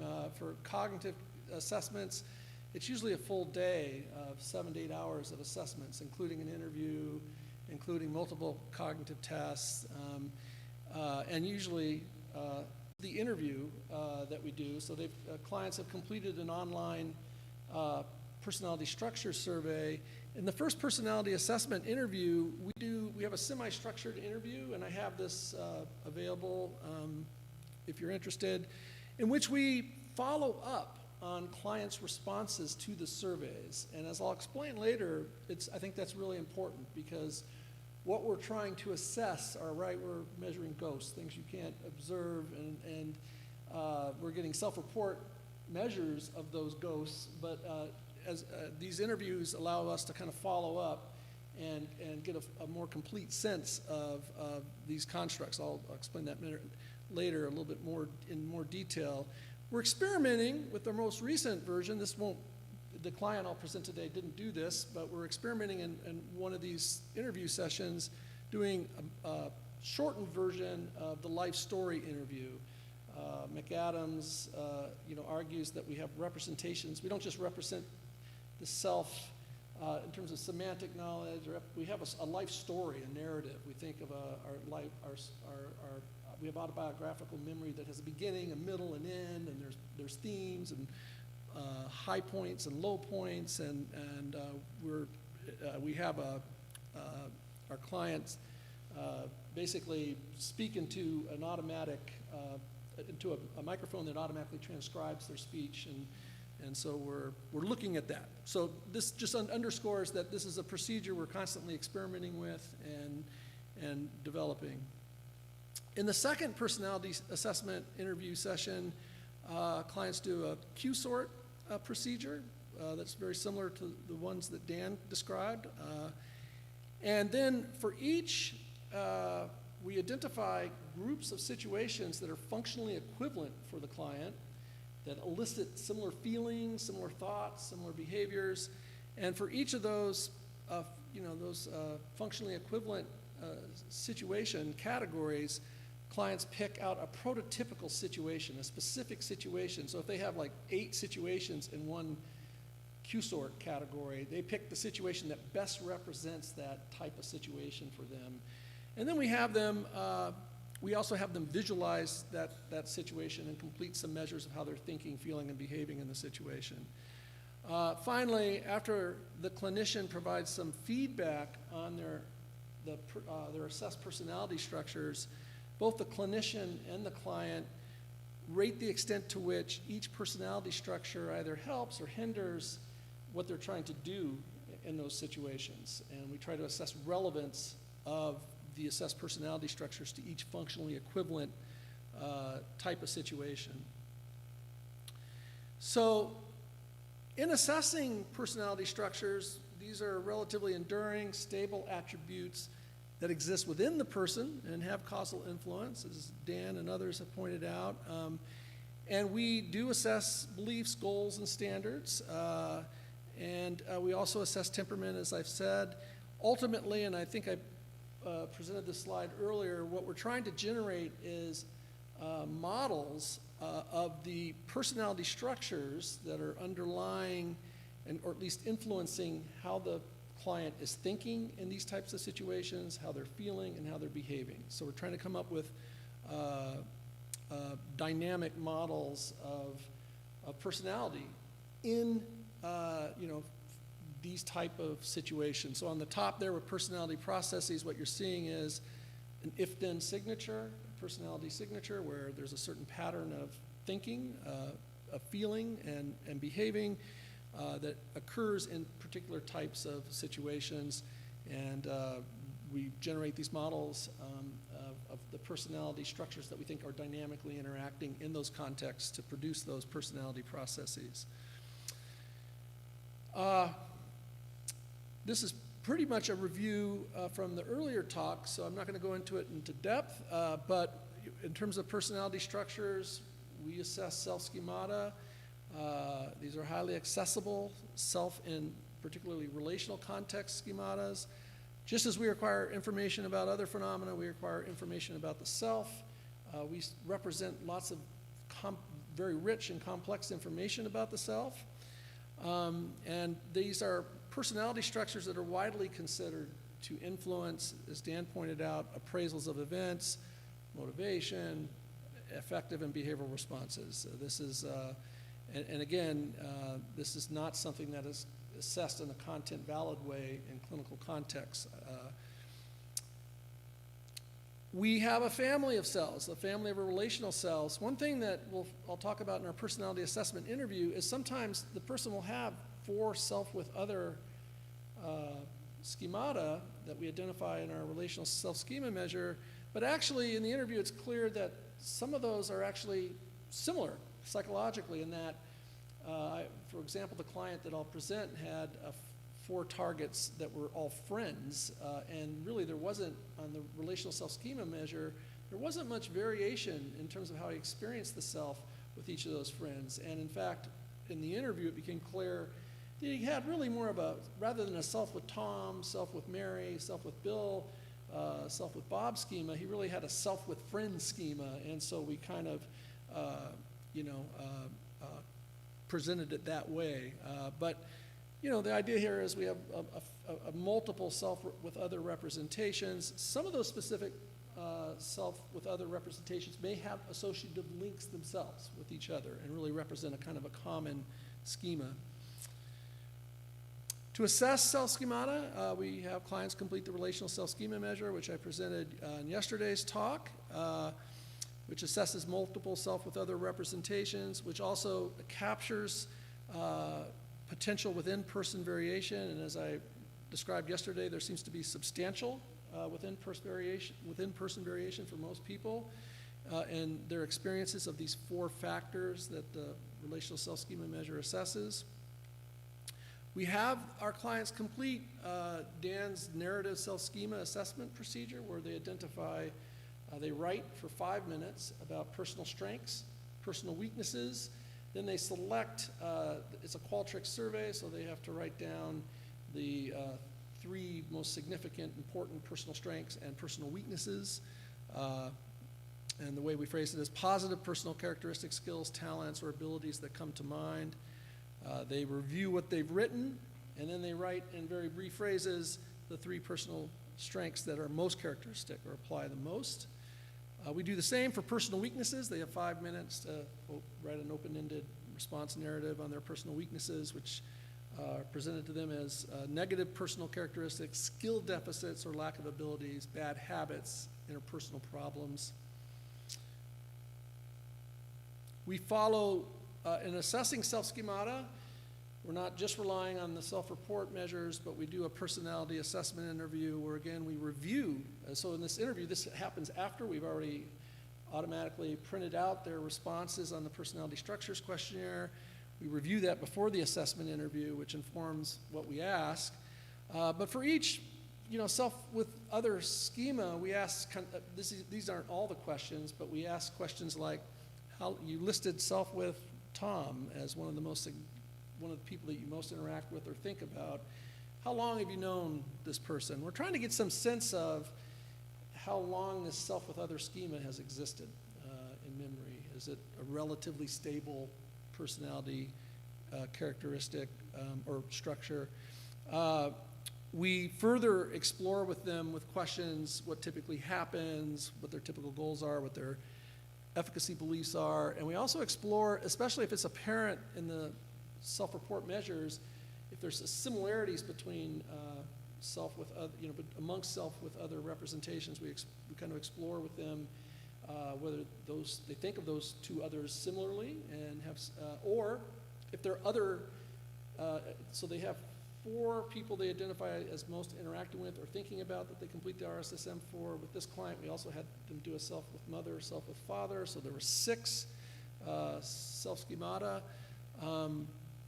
But we also asked whether for each of those 6 with others, self with other schemata, whether there are other people that remind them of each of those 6 targets to try to get a sense of those schemata, what the content looks like.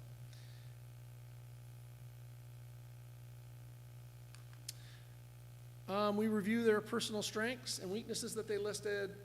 In the interview, we have them, tell me about this personal strength. Are there situations in which this personal strength helps you? This will become clearer in a moment.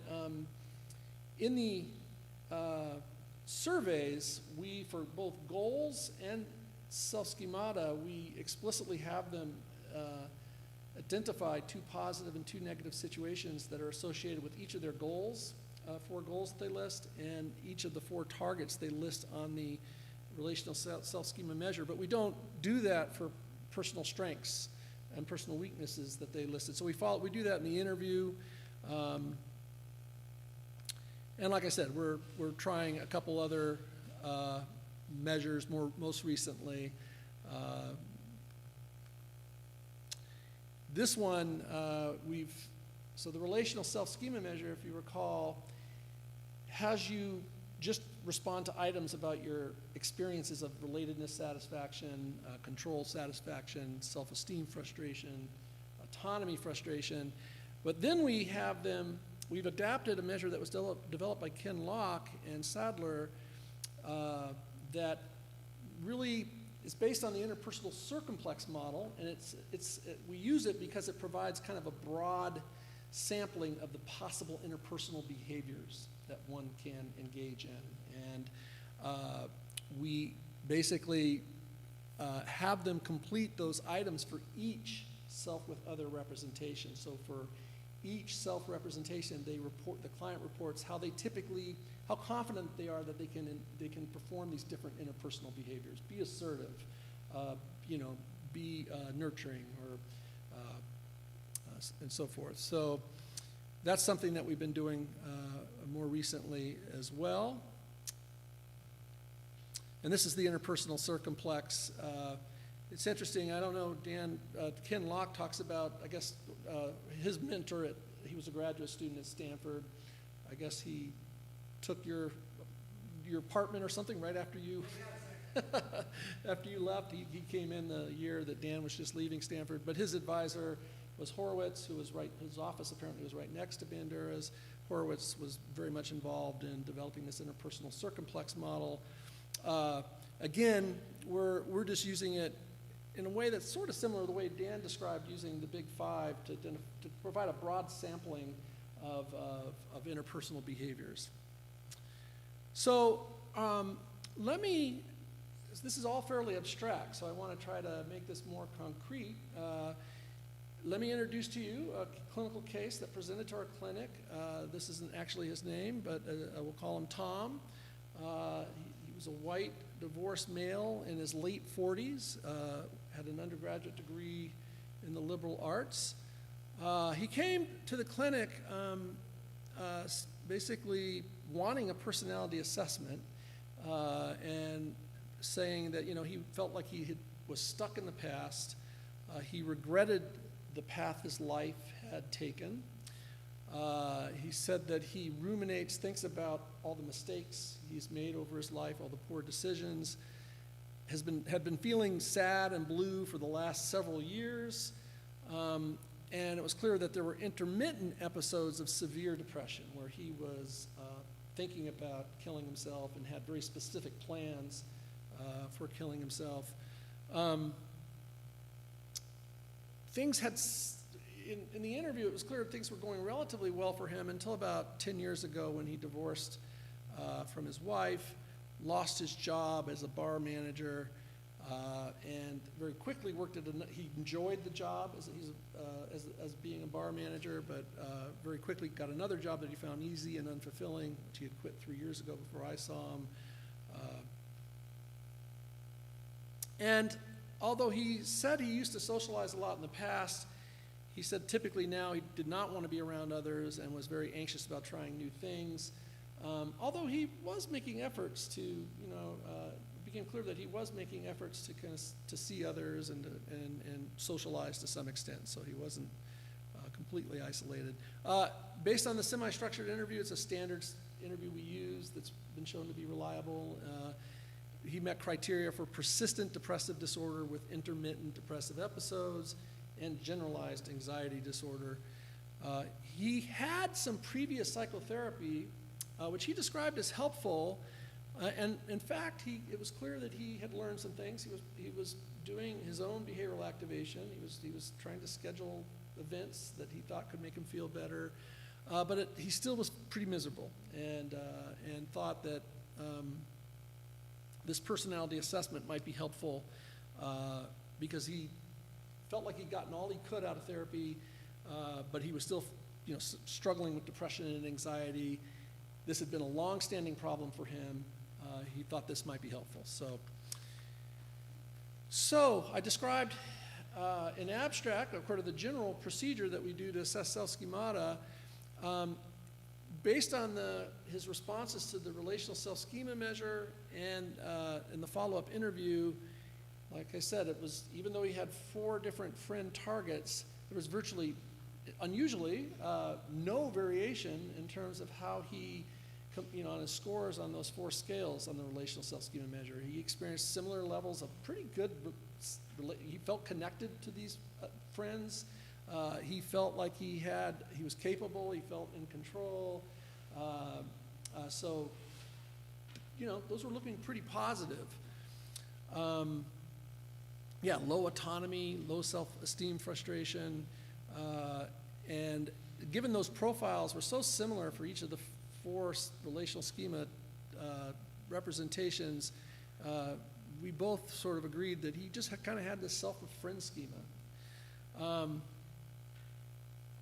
In the interview, I observed this as well. He was a pretty socially skilled person. Seemed bright, very engaging, despite the fact that he, was very depressed. But it was clear he thought, and he certainly did, possess good social skills.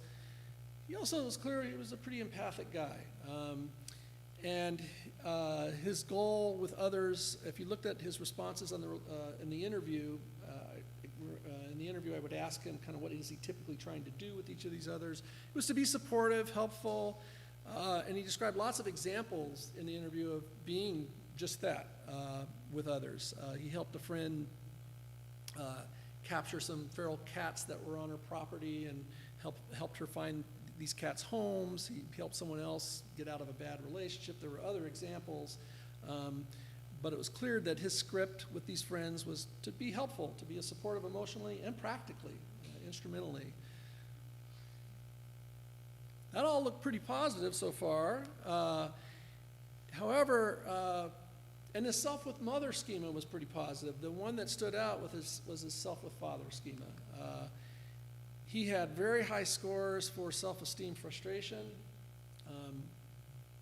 very low relatedness satisfaction and low control satisfaction scores.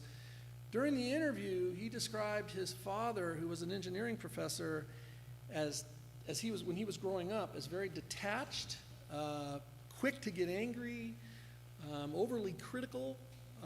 Growing up, he rarely talked to his father, and he felt extremely rejected by his father. So this was the one negative self-schema that emerged in our formal assessment with the relational self-schema measure and in the interview. It was clear, later on I'll describe how, it was clear that this self-schema, even his father had passed away, but it was clear that those representations were getting activated in other social situations. I'll say more about that. In the narrative procedure that is based on Dan's procedure, he described personal weaknesses of low self-esteem that were intermittent, but he would have bouts of low self-esteem, which he explicitly attributed to the interactions he had growing up with his father.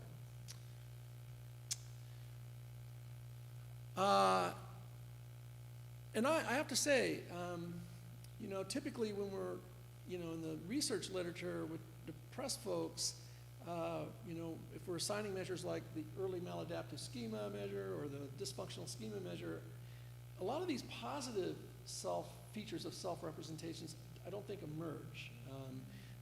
But he, just describing personal strengths, described himself as neat and organized. In the interview, he felt like he had this quality from a young age. He attributed it to maintaining a sense of control to cope with his father's daily criticism and rejection. That was his sort of meaning of that. He also described himself as loyal, thoughtful with both friends and work settings, and that seemed true. He had very specific examples of this. Another strength was empathic, always tries to be polite and respectful to people, including strangers, and that also seemed true. He had a really good memory. He said he excelled at recalling past events, people's names, so one of his activities he would schedule occasionally would be to go to this trivia contest in which he had won several of the trivia contests. So he thought he could write well, played bass guitar, including in a band, not currently, but in the past, enjoyed role-playing and board games. So those were his personal strengths. There they are again. I'm not sure why. Going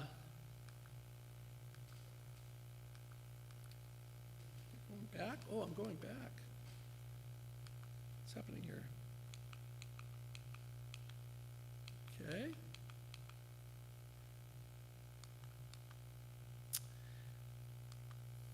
Well, we'll just move on. We'll get to go. So we've talked about his beliefs, talked about our procedure for assessing self-schemata. The next thing we're going to talk about is goals, goal systems, and how do we do that? These are, again, mental representations of desired and undesired future states, widely considered important personality structures by personality scientists and social psychologists, developmental psychologists. We don't assess these with any in content valid way in clinical practice, at least rarely so unless you're Strauman and you're Tim Strauman. He has this self-regulation intervention for depression, but most people don't practice that, do that. This, obviously, as Dan pointed out, these personality structures influence appraisals, which influence how you feel, what you do, clearly influences motivation levels, persistence, all those things that you know about. Here's kind of just a quick review. In our goal assessment procedure, which I'll discuss here in a moment, we try to assess not just what people's personal goals are, but how they think about them. And we try to assess goal dimensions that have been shown in the literature to be important. So we have items getting at the extent to which they think about those goals, their level of satisfaction with their goal progress, their confidence in being able to perform the behaviors they think are necessary to make the goal happen, whether they view it as an appetitive or an avoidance goal, whether they have intrinsic or extrinsic motivation for the goal, whether they see it as a learning or performance goal. And we also assess the extent, we have them rate the extent to which each goal either hurts or helps with progress on each of the other goals they have. So we come up with an index of overall goal conflict, which has been shown to be important. Obviously, all these things influence, selection of environments, effort, persistence, affect should be listed in there, performance ultimately, and then we're always evaluating, as Dan points out, our performances, which I always like Kagan's way, of describing, these positive and negative feelings that we experience in the self are positive, kind of our own internal self-reinforcers and self-punishers. That's where we talk about self-regulation models. And this is all part of these things are all influencing each other over time. We have our clients to assess goals. We have our clients complete a goal assessment measure that was really modeled on the personal goal inventory that I should have listed them there, Klinger developed. I'll talk more about that in a moment. We presented some data just at a conference. This isn't a published paper or anything, but at a conference we presented some data on this modified goal assessment measure. You know, people possess multiple goals that relate to one another in a hierarchically organized goal system. For example, a lower level goal of earning an A in a class may relate to a middle level goal of becoming a psychologist, which itself may relate to an even higher level goal of having a meaningful life. And the reason we've been modifying these goal assessment measures is we're targeting middle level goals, but in looking at our clients' responses, we're not sometimes even getting goals. We'll say more about that in a moment, but we're not, we're getting low level goals, sometimes really abstract high level goals. We're not always getting middle level goals. So with our modified goal measure, we have them review, they basically think about different life domains. So they actually write descriptions. I guess I don't have that on there. They write descriptions of what they typically do behaviorally in different life domains. So we have them think about intimate relationships, non-intimate relationships, leisure activities, self-growth, self-change, spiritual domains. And in each of these domains, they kind of write brief descriptions of what they typically do, what situations they typically seek out, and after they do that, we ask them, do they think that they've had a goal in that area, that life area? And the reason we do that is we want to make sure that they're not coming in with certain goals accessible just because of the context they're in or something that just happened. We want them to reflect on different life domains, reflect on how they're behaving, what situations they're seeking out in those different life areas, and then ask the question, do you think you've had a goal in that area? And we're very explicit in defining what a goal is. We describe it as something that doesn't exist now, something you're trying to make happen, but it's something that you don't just create for this questionnaire that's been in your head for some time. After they review, if they say, yes, I think I've had a goal in this area, they write down a description of the goal, and then they pick the 4 goals they find themselves thinking about directing their attention and effort to the most often. And we ask for each of those 4 goals a bunch of questions that have been shown to be important in terms of how people think about goals, how much they think about it. Again, I've kind of gone through these. At the very bottom there, though, they also then do a value ranking. We ask them, how important are each of these life areas, intimate relationships, non-intimate relationships, how important are each of these areas for you for having a good life? And we have them rank order them from 1 to 9. There are 9 different domains. And we're looking there to see how well their value rankings correspond to which 4 goals they list as most important, most significant. And we want to see if there's some congruence between what they say is most important and what are the most important, significant goals for them. Okay. We also do in the personality assessment interview, we review their goal responses. We have a semi-structured interview that we kind of walk through. These are just some of the questions we kind of get at. When did you first have this goal? Is this something that hasn't happened yet? We sometimes get goals like, my goal is to be a loving and supportive partner for my, a loving and supportive partner. And if they'll say, oh, that exists already. I'm just trying to, it's important to me. It seems like a standard rather than a goal. And I think that may be important for reasons I'll say also later. Why are you trying to make this goal happen? We're trying to see if this goal is part of a bigger goal. And we ask, does accomplishing this goal enable you to make progress on an even bigger goal? If so, what's that goal? So in the interview, what's kind of nice is we can kind of get a fuller picture of these goals, whether they really have been in the head of the client, and really kind of a larger picture of the goal system, not just a kind of one point in time snapshot, but kind of how this goal may relate to other hierarchical goals they have, and we can get a sense of kind of what their middle level goals are. So for Tom, his first goal, which is not surprising, that's why he was coming to the clinic, was to be less depressed, less anxious, less angry. He had that goal for the last 10 years since his divorce and losing his job. He thought about, these are kind of, this is actually not bad, that he thought about it every day, even though it's listed as a negative goal dimension. But he thought about it every day. For him, that was unpleasant because he was extremely dissatisfied with his progress and had low self-efficacy. You know, sometimes when people are extremely dissatisfied, but they're confident in their abilities to act and make progress on the goal, that's not so bad. But for him, not only was he extremely dissatisfied with his progress, he had very low confidence in being able to perform the behaviors that would enable him to be less depressed, less anxious, less angry. Extrinsically motivated, which was interesting to me since he was coming to the clinic to get help with this. But in the interview, too, it was clear that this was a means to an end for him. It wasn't really a goal in and of itself. And he really did think of this as avoiding depression, anxiety, being angry, rather than approaching some more positive, psychological well-being state, which is interesting. There were some positive things, though, about the way he thought about this goal. It was a learning kind of growth orientation, and there was no goal conflict.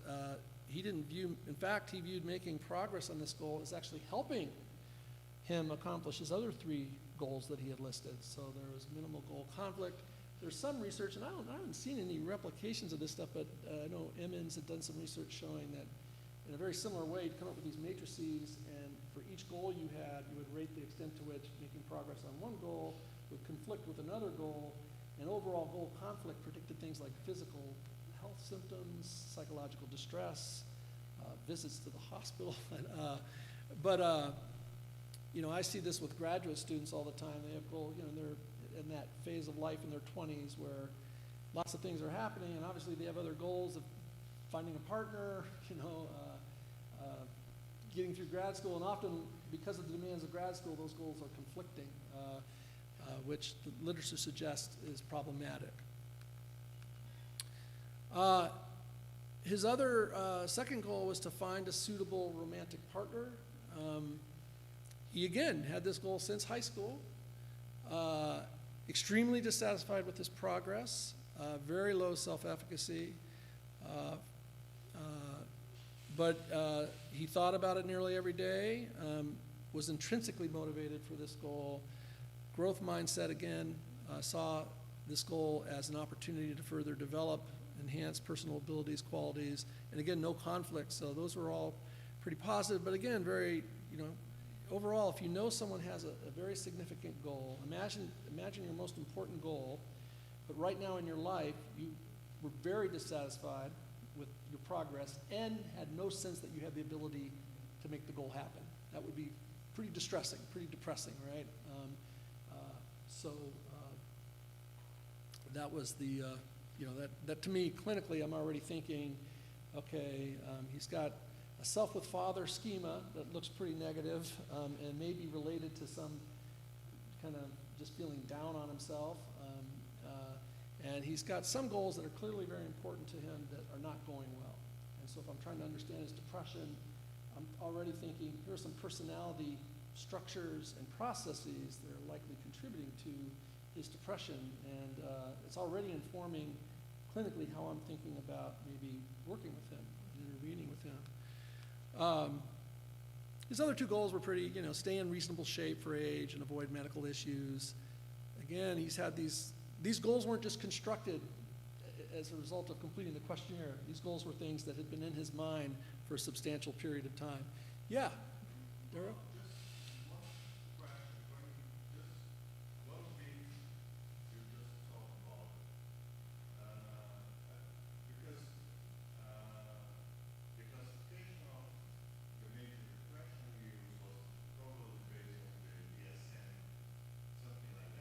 Right.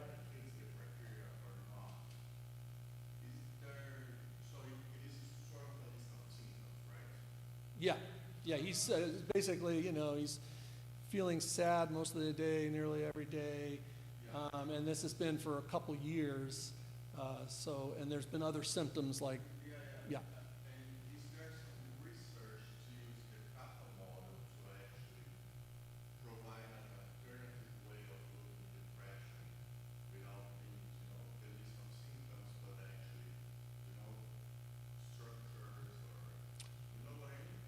Oh, there are some dynamic, I don't know if you've seen these, Dan, dynamic network models of depressive symptoms. That's very workable. It's still working with Yeah, symptoms, right. right? You know, you have the relational schemas, you have the self-schemas, all those sort of things. Would be sort of an indication that a certain profile of schemas or relational schemas or self-scheme would be an indication or actually saying that person is depressed instead of just following. That's excellent, right. That's my hope, is that these models can, point to the personality dynamics that are actually causing the, you know, the depression, quote unquote, which is, you know, emerges from this complex system. And there may be, you know, someone asked this question before, and Dan was talking about, is it cluster analysis? You know, there may be, if we had 100 people that we did these type of assessments on, we might find that there are certain subtypes or patterns that emerge, you know. And actually, one of the things I'll talk about in a little bit is there are multiple empirically supported treatments for depression, some that explicitly target, two that I can think of that explicitly target goal systems. What are your goals? Your efficacy, the whole focus of the intervention is on goals. There's other empirically supported treatments that focus on self-schemata that are, I'm critical of Jung's schema questionnaire, but cognitive therapy and Jung's has a schema-focused therapy approach that's used to really alter dysfunctional self-schemata. So one of the, what I'm going to argue is when you do these assessments on clients who all have depression, it may point to very specific interventions that are, based on your conceptualization, make sense to implement with this particular. It's a personalized form of kind of psychotherapy, but it's drawing on a much broader array of therapeutic strategies that have been used for a variety of things. But it's not just flying by the seat of your pants. It's based on a case conceptualization that's idiographic. So does that make sense? Yeah, it doesn't just wonder here, because if you actually go through all this process and you find a problem of goal setting, would make much more sense to actually have an international goal setting than actually a schema, right? Right. Something like that. So far, it seems that we use it at random.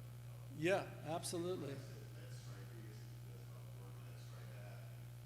That's right. Why? Yeah, that's exactly what happens. Well, CBT didn't work.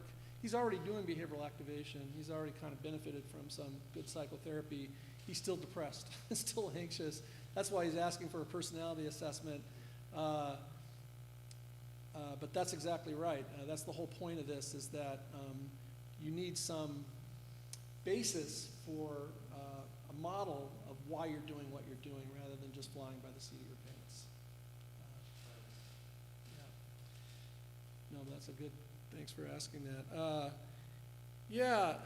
He, his goal of wanting to be in shape and avoid medical issues, his father died when he was 30, the client was 35 years old, his father was 70, and so he said in the interview, yeah, I'm already halfway there, and it was clear that was like something he thinks about a fair amount.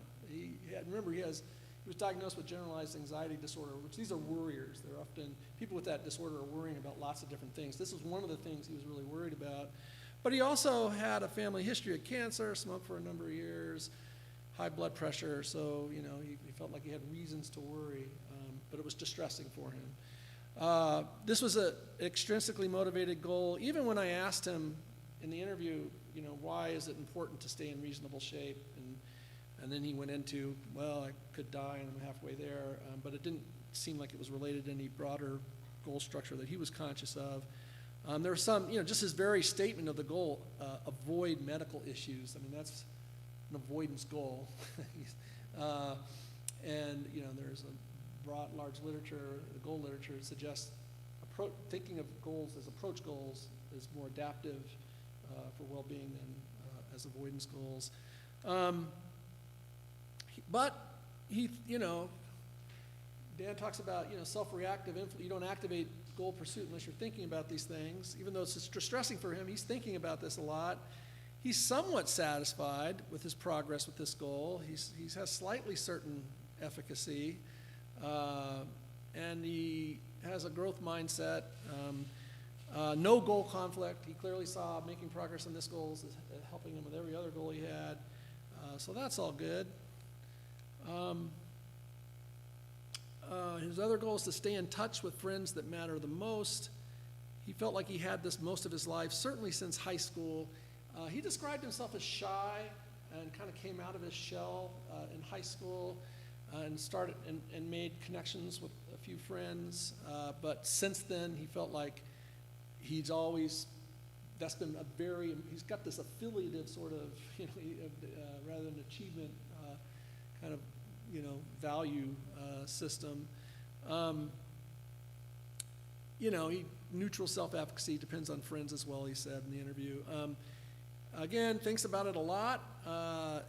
Pretty satisfied with how this is going. Thinks about this as with an approach orientation. And actually, again, no goal conflict. So this looked pretty good. In looking at his values for how important each of these life domains that he ranked goals in were for having a good life, to living a life with meaning and happiness, this is how he ranked them from at the top, most important, to the bottom, least important. Here are the domains. These are all the domains that we have people reflect on what they're doing in these life domains and what situations they're seeking out in these domains before we ask whether they have a goal. And this comes from Klinger's goal measure. I think we've added one life domain in there. But his most important domain was relationships with friends, with how that's going in his life. Relationship with an intimate romantic partner was ranked second. That's not going well. So this is important to him, and it's a goal that's not going well. So that clinically, I'm thinking, okay, that's something we need to follow up on and work with. The leisure recreation was this third ranked. He's got some leisure recreation activities that seemed to go well, even though he didn't explicitly list it as one of his goals. Physical health, medical issues, he did have that as a goal. So I'm seeing generally good matching between his values, what he thinks is important, and what his goals are. That's good, except self-change, self-growth was ranked relatively low, and his number one goal for coming in to see me was he wanted to be less angry, less depressed, less anxious.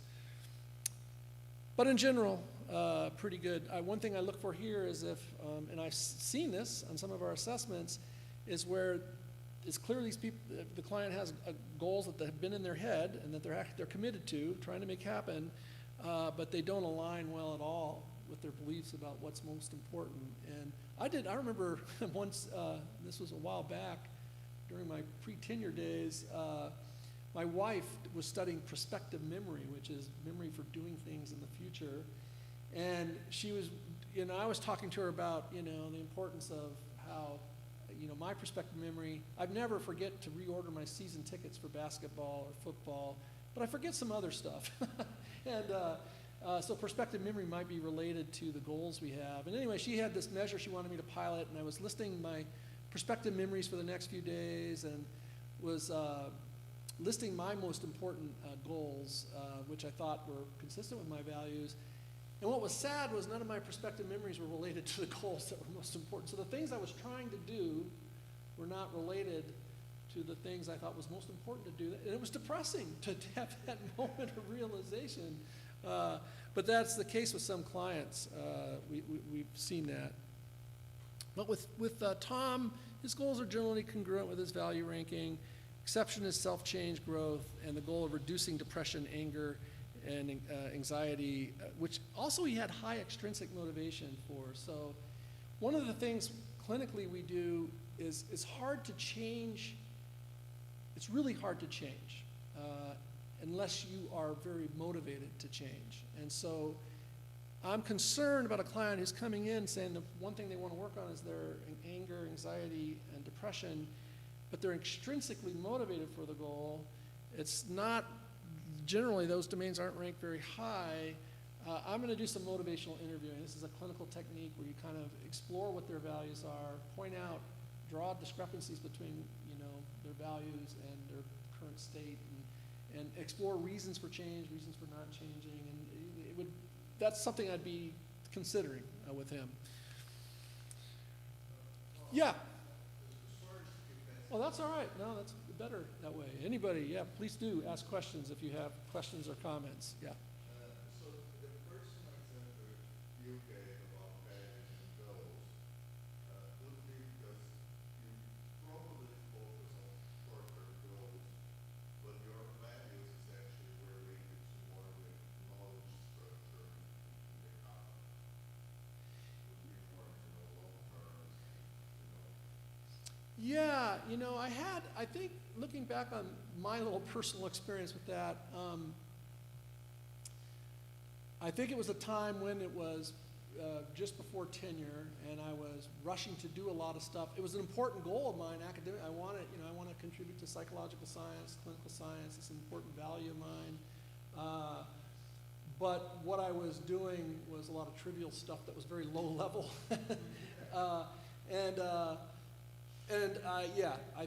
I think there was a lot of other stuff going on. But I'm more concerned if someone has a goal that they're very committed to, that they're thinking about a lot, that they're really but they're not. They don't. Let me reverse that. I'm more concerned if they are listing certain value areas for which I'm not seeing any goals for, unless those domains are going relatively well for them. So that's one area of possible concern. The other possible concern is if they have a goal, they're extrinsically motivated, it's really low on their value domains, especially if they have a lot of goal conflict. I might do some value clarification. There's actually some clinical interventions we can do to help sort of explore and clarify what one's values are before maybe doing some goal work. So moral standards, mental representations of what is good and bad. Goals are kind of representations of what one's trying to make happen in the future. Dan described them as world to mind, right? Direction of fit.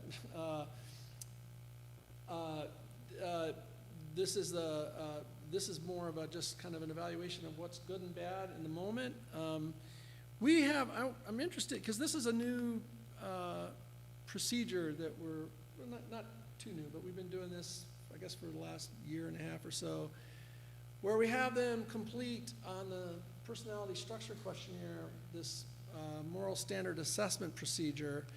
And it kind of goes like this. So remember on the goal the personality structure questionnaire, they complete the goal measure. They also complete the relational self-schema measure. So clients have identified both what they're trying to do that's most important, most significant to them. They've also identified 4 people that they most think about, that they most interact with. That seemed to me like clearly there has to be, those are current concerns and current others that one's thinking about quite a bit. Stuff must be happening. There must be events occurring, situations occurring. So what we do is we ask them, Qualtrics prompts them, here's your goal that you listed. Can you think of 2 situations that went relatively well, that were positive, related to this goal you have? And so they list, they try to identify up to 2 situations, positive situations. Then we ask them to identify up to 2 negative situations related to the goal. And we do this for each goal. We do this for each other target on the RSSM, the relate self with other measure.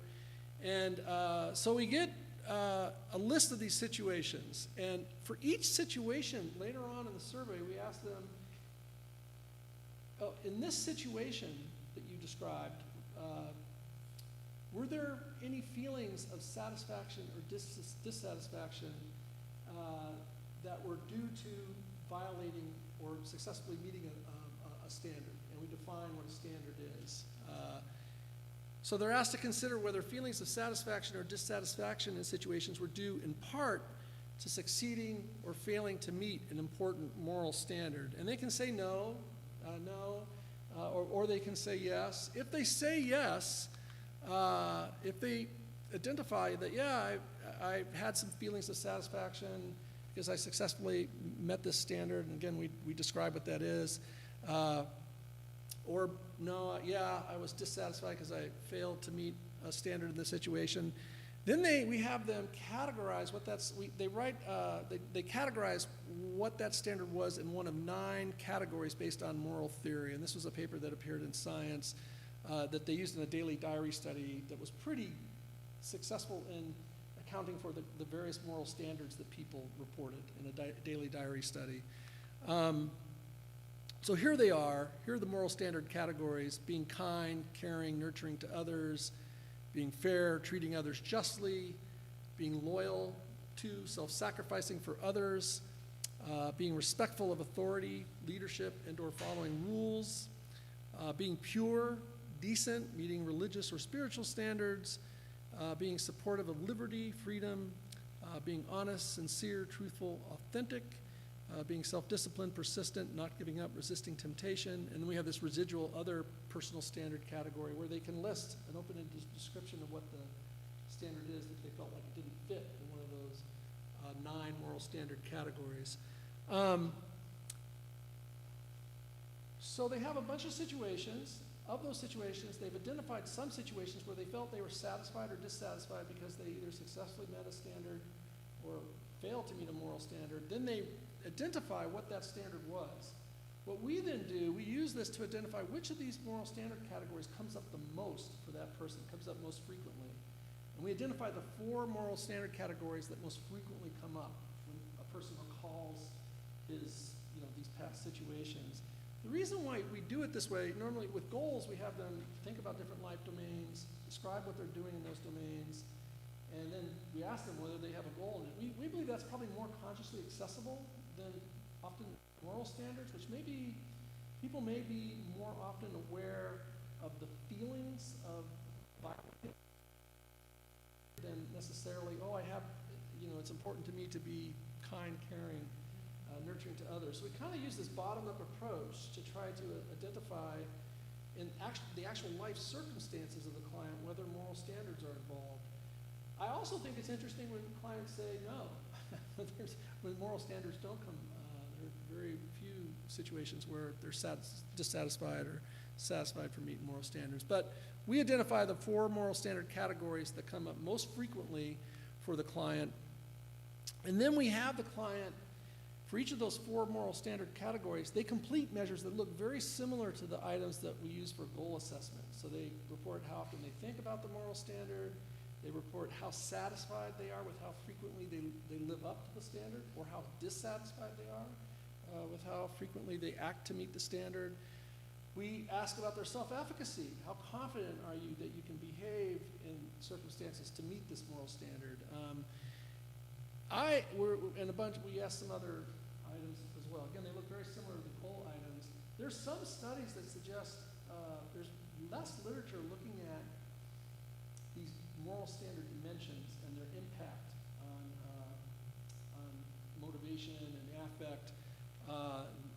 There's some assumptions that, it's going to play out the same as it does with goals. Performance orientation is bad for goals. Performance orientation is going to be bad for moral standards. I'm not so sure. I think moral standards are different in some ways, like especially if they're moral standards. They're oughts. They're things we feel we ought to do. I don't know if people are going to be as okay with the growth mindset. The other thing I'm interested in is level of satisfaction. You could be dissatisfied with where you are now with respect to a goal, But if you have high efficacy for making that goal happen, you may not be too dissatisfied. You may feel relatively okay. With a moral standard, if you evaluate yourself as failing to live up to a moral standard, even though you're confident in your ability to enact the moral behavior, I'm not so sure you're going to be okay with that. So anyways, we got some open, and we're not sure how these moral standard dimensions are going to play out, but we ask all those questions. For Tom, the one that came up the most for him was, most frequently, was being kind, caring, nurturing to others. That was the most frequently endorsed. And in the interview, personality assessment interview, it's clear that this moral standard came up often, especially with interacting with longtime friends, but also even with his ex-partner and even strangers. This was something that came to mind, was relatively accessible for him in these situations. He was very satisfied with how frequently he acts to meet that standard and had high self-efficacy for meeting that moral standard. By the way, there is some, just to take a step back for a moment, there is some depression literature that's just starting to come out looking at the role of moral standards in depression. And it's kind of an under-researched topic, but clearly when people feel like they're not living up to moral standards that are important to them, that's depressing. And they feel like they're bad. So, I just think this is an area that kind of needs more research. His other most frequent moral standard that came up was being loyal to, self-sacrificing for others. Again, came to mind in relationships, but particularly with his longtime friends. So it was clear that when he was with friends he had known for a long time, that's when these moral standards were most often coming up. Yeah.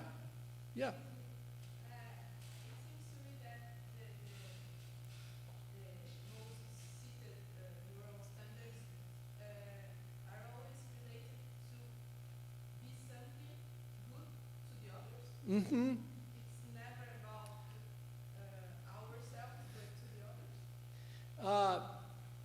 For him, they are. There are other moral standards that he didn't endorse. He did. One's being self-disciplined and persistent. That was one moral standard that was more of a self moral standard. But you're right. For him, and I think you're right. There are a lot of moral standards that are about how we should act good with others. Yeah, but there are a few that are more self-focused, but especially for him, the ones that were about being kind of pro-social,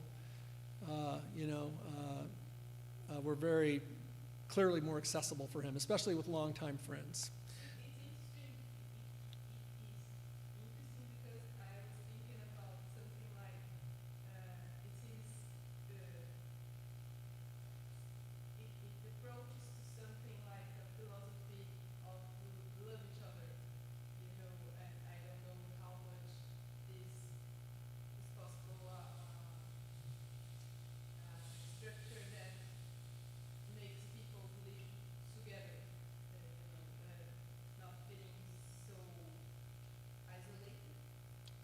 Yeah, and he's, someone who's experiencing depression, but it's clear that these moral standards of supporting others, being nurturing to others is very important to him. And what's good is he feels like that's going relatively well. He's pretty satisfied with how well he lives up to that. And again, it seems like it's, it most often would come to mind for him when you look at the situations that elicited these. They're most often they came up mostly in the relational self-schema measure with his friends that he had known for a long time. And even more than his partner. He didn't have a partner at the time. Because there's a second place, but he didn't have. He has a goal of finding a long-term partner, but he doesn't have one now, and he's not very confident that he is going to be able to find a partner. Yeah, he feels like he's missed that. He's at a life stage in his 40s where that opportunity has gone by, and he really had this sense. I know, he really had this sense. Yeah. Although after we did the personality assessment, he decided to move to Oregon to pursue a possible relationship with someone that he had had a long distance relationship with. So that's interesting. Yeah. We didn't do any. Yeah, we didn't do any therapy. We just did this personality assessment, but maybe that had some impact. Yeah. Yeah. Yeah, maybe. Here's his less other focused moral standard. This was the one that came up third most frequently for him. Being self-disciplined, persistent, not giving up, resisting temptation. This came up third most frequently, but it came to mind in the interview. It was clear this came to mind. Also, if you look at the situations that elicited these morals, when he would endorse this standard, they were situations that involved working on art. He liked to paint, but he wasn't working as much on his art as he thought he should. Avoiding temptations to drink alcohol and caffeine. He wasn't. He doesn't have a substance use problem. He's very moderate to, not even a moderate level drinker. But it was more for health reasons that he didn't want to drink alcohol or have caffeine. But he'd go to the trivia night and people would be drinking and he'd have a couple beers and he felt like that was not good. And applying for jobs. These were the situations, and he was pretty dissatisfied with how frequently he acts to meet that standard. I'm already thinking, remember his self with father schema. It sounds sort of almost psychodynamic, but his self with father schema, he had very he had high self-esteem frustration. He described growing up feeling criticized. I'm wondering to what extent that kind of led to some perfectionism. Lower self-efficacy, he said in the interview, at times I don't feel adequate to the task. Those were his words. So for the moral standards, mostly some pro-social moral standards, being kind, supportive, nurturing, help, and where he feels pretty satisfied with how well he's living up to those standards. The one standard that he doesn't feel like he's doing very well in is being self-disciplined. Tends to come to mind in these things that are important to him, working on his art, and then some health things that are important goals of his. But sort of a mixed picture there. The last thing we assess is temperament, which I'm defining as relatively, borrowing from temperament researchers, relatively stable individual differences in neurobiological systems that are apparent in. These differences are apparent in early childhood that mediate emotional, motivational, and behavioral sensitivities, reactivities to particular classes of events like unfamiliarity, threat, punishment, reward, incentives. As Dan kind of, said in his talk earlier today, this is Michelle and Shota write, the organization of cognitions and affects in the system reflects the individual's total experience and hence cognitive social learning history, but it is rooted in biological foundations and therefore reflects genetic and constitutional variables such as temperament.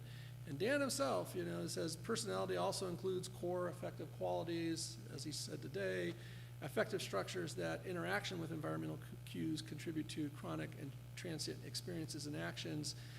But in looking at the temperament literature, seems like there's two traditions, and there's one tradition that this is explicitly not coming from, and that's the factor analytic, tradition where you just identify these dimensions that describe differences between people, and that's the way you identify these temperament types. There's a more bottom-up approach to investigating temperament.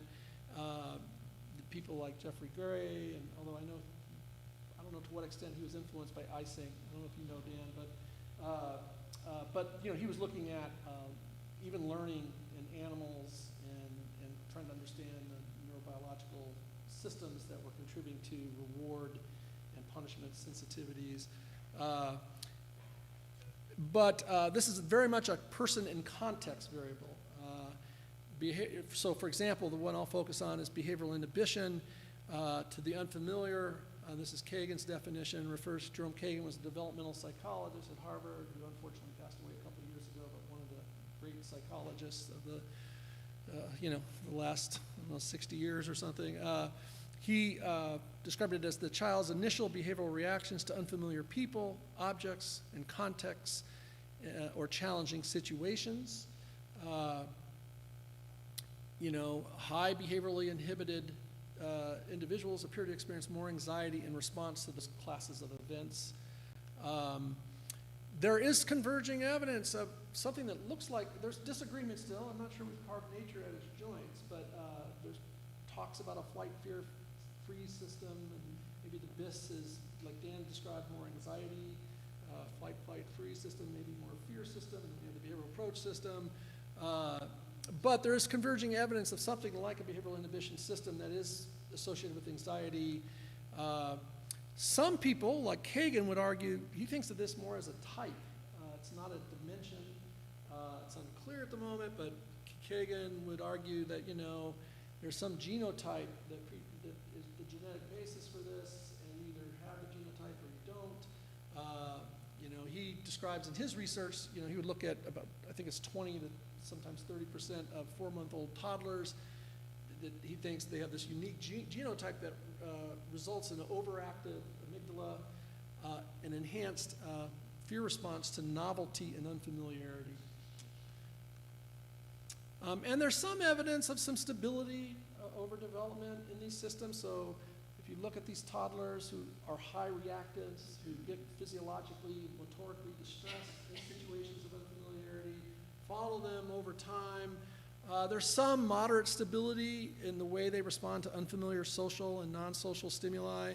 But there's also evidence, Nathan Fox has done research showing that there's evidence of change, and he thinks lawful change. So for example, highly reactive toddlers, high behavioral inhibited toddlers, if you have parenting practices that are overprotective, which is not surprising, right? If it's genetic, we might expect that one of the parents may have also had these genes and be kind of inhibited and anxiety prone. And you might imagine that that parent would be overprotective. That actually predicts, in Nathan Fox's research, stability in the temperament. So they're less likely to change over time and remain more likely to stay, continue to exhibit this overreactivity to novelty, unfamiliarity. And there's some other examples of lawful instability. But, some stability. So inhibited toddlers were quiet, cautious, socially reticent at 7.5 years of age. They're described by other kids as the shy kids. Uninhibited toddlers remain talkative with unfamiliar adults and children. And Kagan talks about 20 to 30% of toddlers being the exact opposite, being uninhibited and not showing any sort of anxiety response in these kinds of situations. Kagan argues that there can be some change, but it's extremely rare, if it happens at all, that you see a 4-month-old toddler who's extremely inhibited suddenly become the opposite. So it's sort of a rubber band theory. You can stretch it so far, but you never, Kagan would argue, see an uninhibited 4-month-old become an inhibited 4-month-old become the completely uninhibited 15, 16-year-old. Children with the greatest degree of inhibition showed the greatest degree of continuity over time. High 14th and 21-month-old high reactives more likely to show right frontal asymmetry. So high BIS, high behavioral inhibition, is associated with greater right frontal activation, which is thought to be involved in our aversive avoidance motivational system, septo-hippocampal systems. I don't really understand any of that, but that's what they describe. I think, there's, I think amongst social cognitive, my impression, I've asked Dan about this too, is that the big social cognitive theorists, including Dan, have kind of recognized that something's going on there. Not sure we figured it out, but certainly, recognizing that there's something happening there. Yeah, Dan, go ahead. Yeah, you can answer. You're here. Can I ask a sort of orthogonal question? I don't mean it to sound challenging. Yeah. I can't think of it.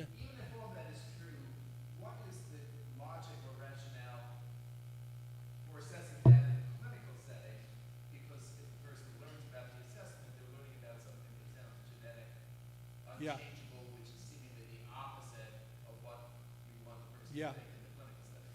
Yeah, no, that's a good question.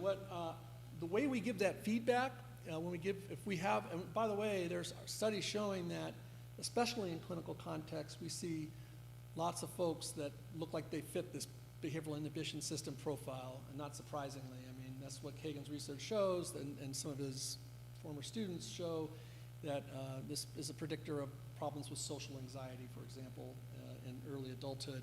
What I describe it as is a normal variation in human temperament, and all temperaments have strengths and weaknesses.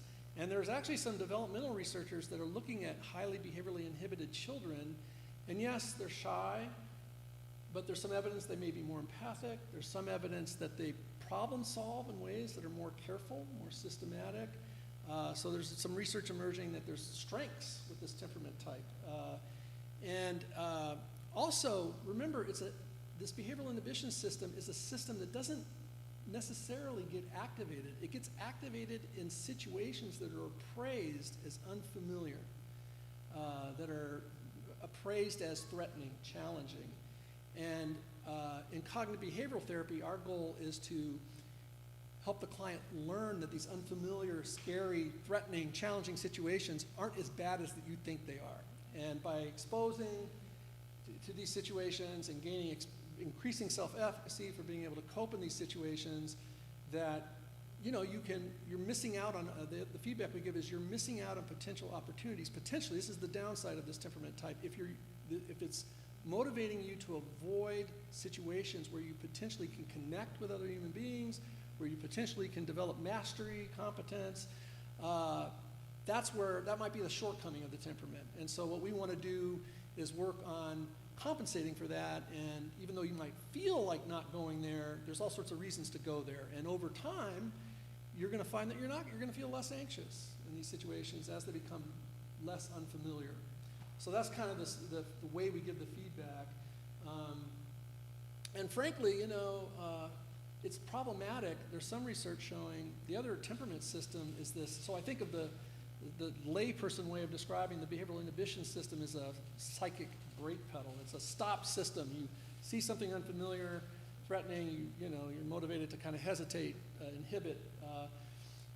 There are problems when people don't have good brakes. So we have some clients with high behavioral activation systems. These are systems that are appetitive. They're strong urges to approach, incentives, rewards. If you have that, and yet you have a system where you're not at all inhibited, you're very slow to process the threat-related information in the situation, you can get in trouble. That's being impulsive. You approach situations that look positive, but maybe you should hesitate. Maybe you should. We try to present it, again, as a normal. I mean, we're talking about 20-30% of human beings.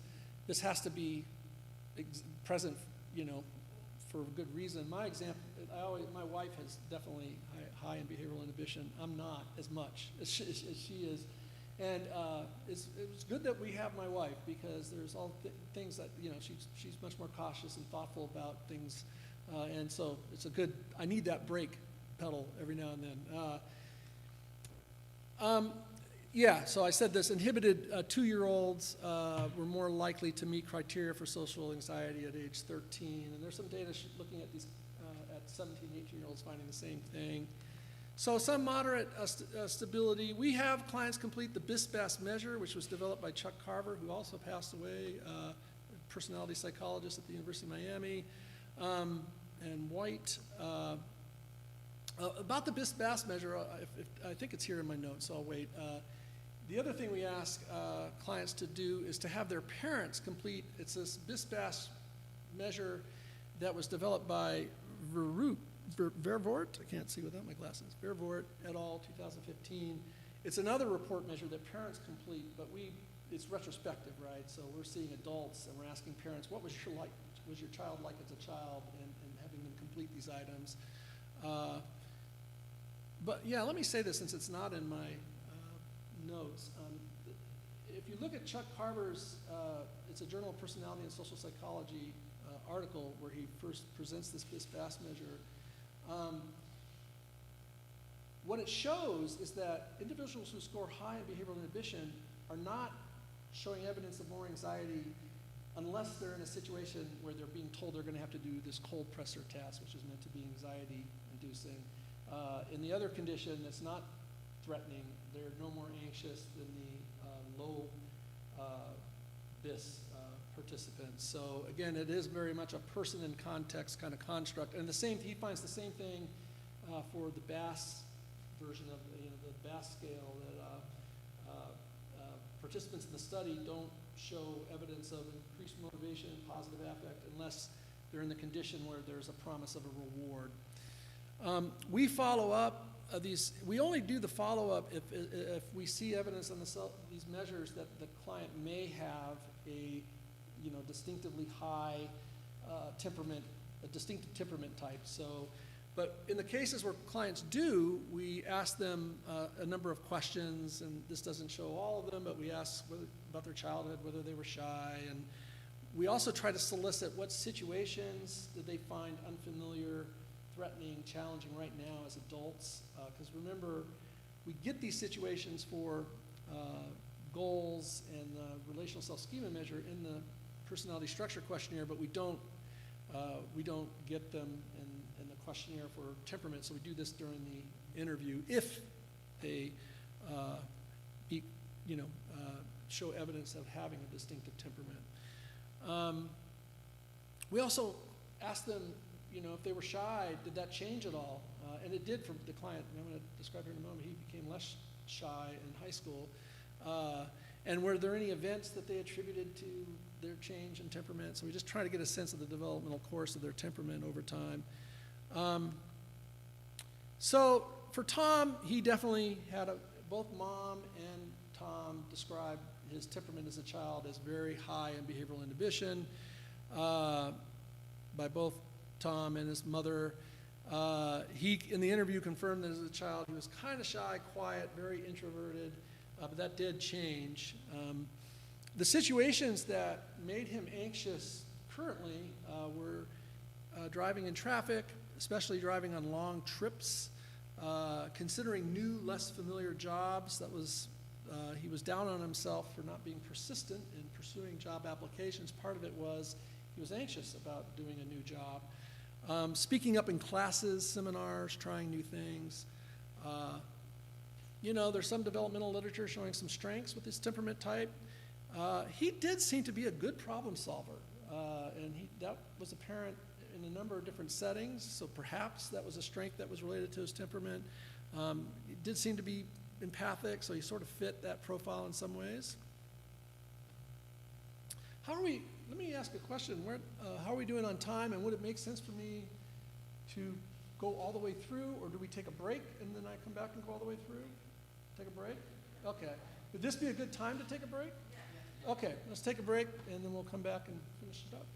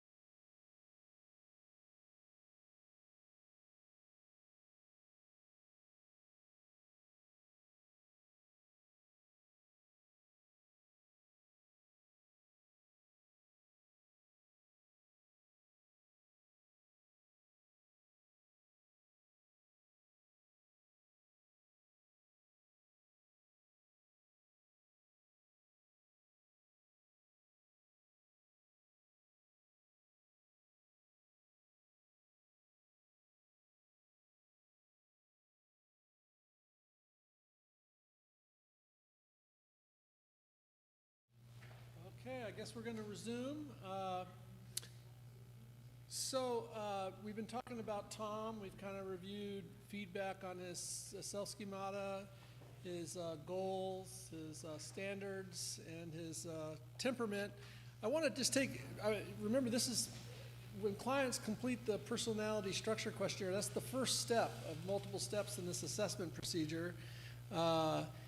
But before I go to the next step, I just want to describe briefly a study that we did with undergraduates where all they did was the first step in this personality assessment procedure, because that's all we had. These were undergraduates at Washington State University. They have to complete a maximum of 3 hours research credit for the semester, so that's the most they can participate. This study required 3 hours, so that's all we were able to do. But in the study, this is what we did. We just had them complete that personality structure questionnaire I've described that assesses self-schemata, goal systems, moral standard systems, and temperament. And the question was, does completing and receiving individualized feedback of an assessment of social cognitive personality structures, specifically feedback about one's self-schemata, personal goals, moral standards, and temperament, reduce mood and anxiety symptoms, and increase psychological well-being? And we have a paper right now that's under review, and this is the study. There were 68 undergraduate participants. This is a single group repeated measures design. This is obviously not intended to be our first study, but all participants in the study just completed some pre-personality assessment feedback measures, specifically the ADDIE-27. That's a measure of depression and anxiety. And they also completed the CIT, which is a psychological well-being measure. It's the comprehensive inventory of thriving. So it's meant to just capture kind of positive psychological functioning. So they complete that at time 1. Then they complete the personality structure questionnaire that I described to you earlier. Then they receive written feedback that's displayed graphically in the form of PowerPoint slides, which I'll show you here in a moment. And with that feedback, they get an interpretive, it's a document that describes how to interpret the feedback we've given them. So they get the written feedback, but they also have a 30-minute long online conference with one of my research assistants who describes to them the feedback and gives them an opportunity to ask questions about the feedback. After all that, we wait a couple days. After that, they complete the same measures they completed at time 1, the measures of mood and anxiety symptoms and psychological well-being. This is the feedback. So this is Aninda, who's a friend of Dan's, did this basically. It created an RStudio program that takes the Qualtrics data, exports it into a CSV file, then you import it into this RStudio, and it generates these PowerPoint-like slides. This shows for one. This is the relational self-schema measure for one of our undergraduate participants. Shows their 4 self with other targets, shows their relatedness satisfaction, control satisfaction, self-esteem frustration, autonomy frustration with each of their 4 targets, shows both the overall score there in the middle and the individual scores. When we give feedback, if there's no variation across the 4 targets, no significant variation, we give the overall feedback for that specific scale. So for relatedness satisfaction, if the undergraduate research participant scores in the very high range for all 4 targets on relatedness satisfaction, we don't give them the feedback for each individual relational schema. We give them the overall score feedback. But if there is variation, we give them the feedback on the highest and lowest scoring schemas. Here is, I should go back. We also have them, this on that questionnaire, as I described, they do the narrative procedure that Dan's used. It's just kind of a list of their strengths and weaknesses, what they've just told us anyway, so I'm not sure how informative that is.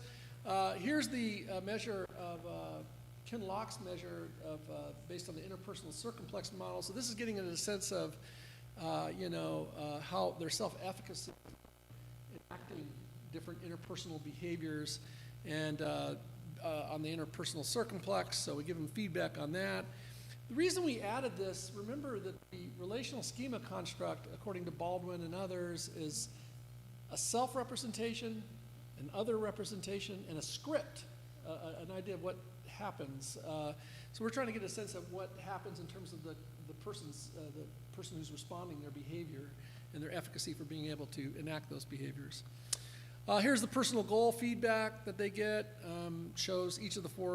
Shows on the far left each of their top 4 values, and then shows their top 4 goals. In the feedback, the oral feedback, we give them feedback on how well those are aligned, if there's good congruence there or not, and what the implications of that are.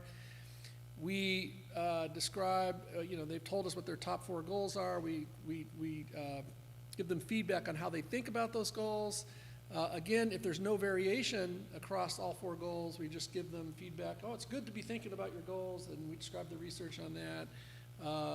But if there's variation, we give them, we focus on the lowest scoring goal because we want to kind of help them improve. So we say, although you scored higher on goal thinking for your other 3 goals, we notice on this goal you don't think about it very much. Here's why it's important if it's an important goal for you, to be thinking about this and give them recommendations based on that. And so you can see all the goal dimensions there. And then here's the moral standard feedback. So for this person, this again, we're only giving, I don't do an interview with them. They're just completing that personality structures questionnaire online. So I'm not able to follow up on these, but these were the 3 moral standards that came up. 4 didn't come up, only 3 moral standards came up, and how their thinking dimensions on those. And again, one of the things we're going to look at is to see if these dimensions for moral standards relate to outcomes the same way as these dimensions for goals do. And I think there's theoretical and some empirical reasons to expect not all of them necessarily will, that some of these dimensions might have different functional relationships with affect and motivation compared to these dimensions, how they operate with goals. And here's the PowerPoint slide that's generated for temperament. But that's what they get. And what we found was, again, everybody in the study gets this, so we don't have a control condition. But first question is, do they report lower levels of distress after getting this feedback? And on the ADDIE measure, participants reported decreases from pre-personality assessment to post-personality assessment from 20 to 17.63. Decent effect size, D of 0.41, it was significant. Do they report lower anxiety? Again, the answer is yes. Participants reported decreases. And again, a decent effect size, D of 0.48, and that was significant. These are medium-sized effects. Do we get higher positive affect? On the ADDIE scale, remember there's 3 subscales: anxiety, distress. Anxiety is specific to anxiety disorders. Distress is common to both anxiety disorders and depression. And then positive affect, low positive affect is specific to depression.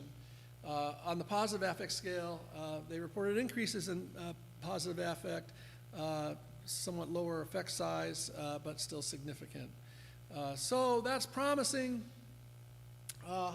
Do we see higher psychological well-being on the CIT measure? And everything worked out. On the CIT, participants reported increases from pre to post-personality assessment feedback. And again, we're getting a good effect size there. The next study we want to do with this, by the way, with college students is we piloted a Barnum feedback condition, which seems to be really credible. They complete various public domain personality trait-like measures in the Barnum condition. It takes about the same amount of time as it takes to complete our personality assessment questionnaire. But everybody in that condition will get Barnum feedback, so they're not really getting personalized feedback. And it's it's those overly generalized kinds of statements about how they have they have a great deal of potential they haven't used, things of that sort. We're preparing to run that study again with some slight revisions and see if we can beat a Barnum condition. We're going to have a control condition as well. Participants who don't get the real thing are going to be offered after they do the post-assessment an opportunity to complete the actual personality assessment. All right, I just wanted to, that's just, that's folks just completing step one in this elaborate procedure that we do with clients who are more motivated to do personality assessments.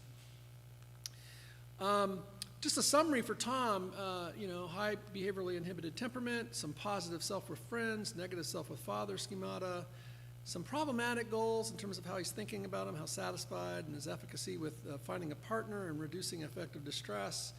But some high efficacy and satisfaction with mostly pro-social, interpersonal moral standards, but low efficacy, dissatisfaction with being self-disciplined. That's just a quick summary. But that's the first step. The second step in the procedure is to identify situations in which personality structures are activated.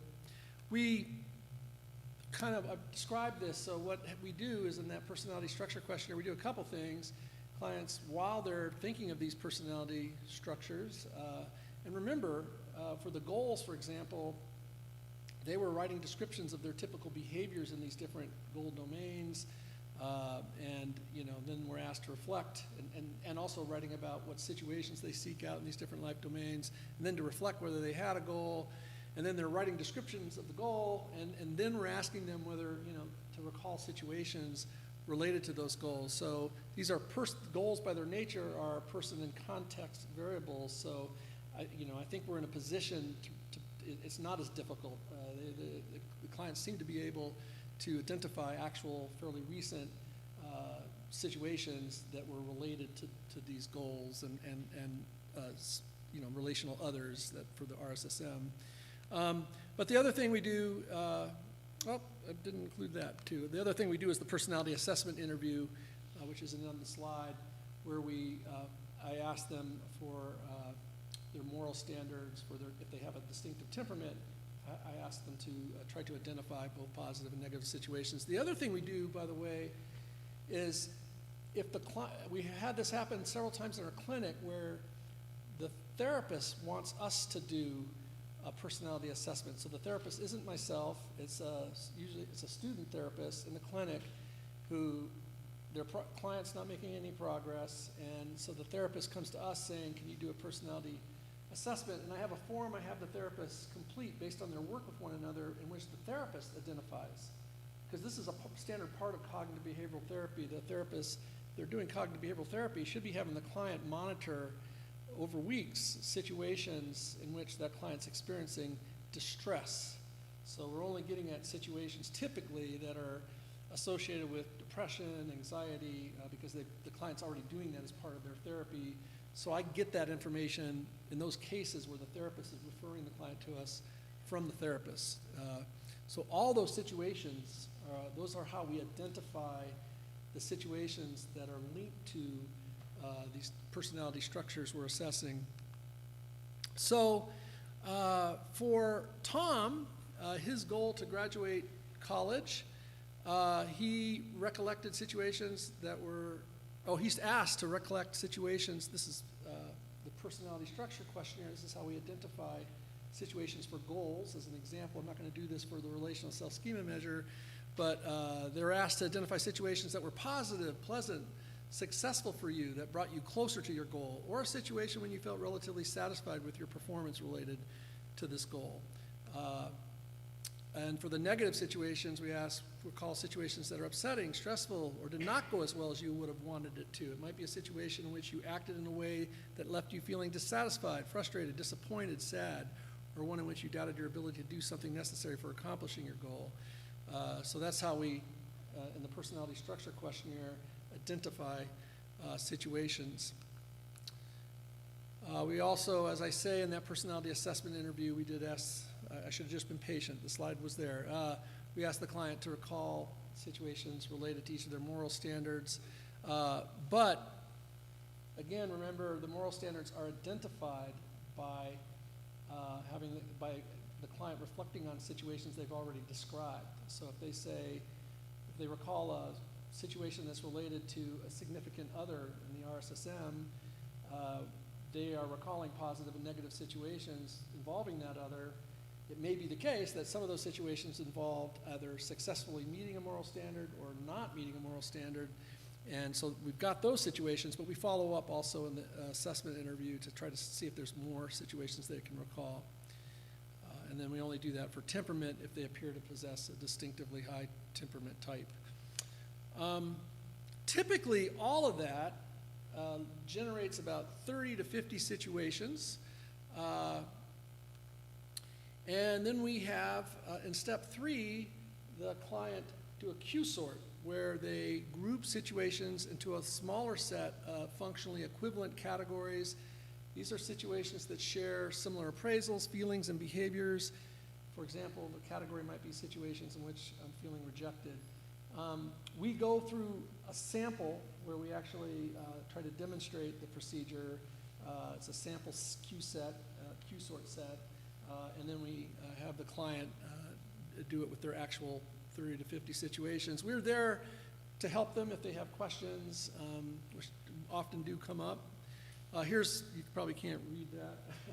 And there's one client who's sorted his situations into 6 functionally equivalent types. The next step, once we have these functionally equivalent response classes or psychological situations, whatever we want to call them, the next step is to identify how they think, feel, and behave in those situations. And so to get at that, we have them pick the prototypical situation for that category. We have them pick the situation that is most representative or best represents that category. And then we have them reimagine, and we have a set of instructions. The first time we do it, we read the instructions.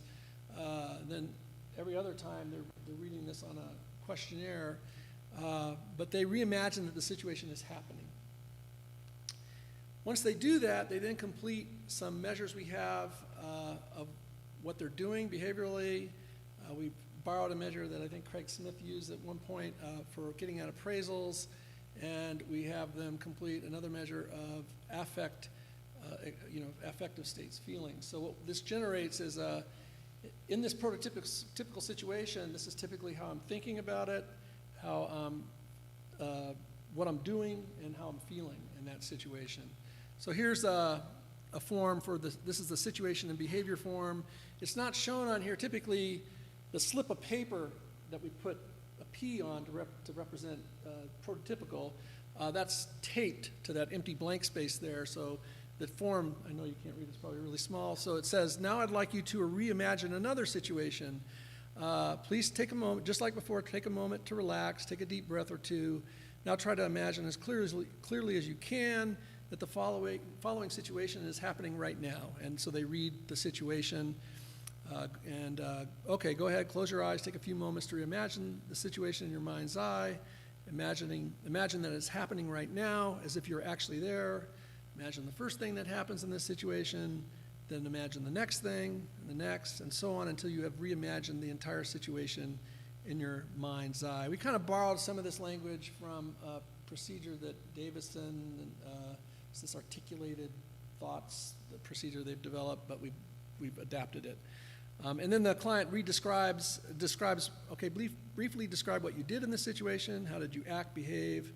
If an observer had seen you in this situation, what would they have seen you doing? And so then they complete this thought rating form that gets at appraisals, how they're thinking about the situation. Some sample items are, I have been dealt with shabbily, I have been cheated or wronged, someone else is to blame for this bad situation, I've been mistreated. He rated that a 1, which did not characterize, he's saying that those did not characterize his thoughts at all. The highest rating one was the one as number 4 there, he rated it a 5, which characterizes his thoughts somewhat in this situation. I don't know why things are going so badly, I don't understand why things are not better, this isn't the way things should be. He's saying he had those thoughts somewhat. Then they complete an emotion rating form. Looks like on this form he rated he's saying that these feeling states characterized his feelings extremely well, and that it's regretful, that category, sad, and nervous, all those were rated a 9. and guilty. So a lot of negative emotions he was experiencing in that situation. So that's how we have a prototypical situation that best represents this functional response class, and we have measures of how the client's thinking, feeling, and what they did in that situation. So this is the way we identify the if-then kind of personality processes, if you will, in these types of situations.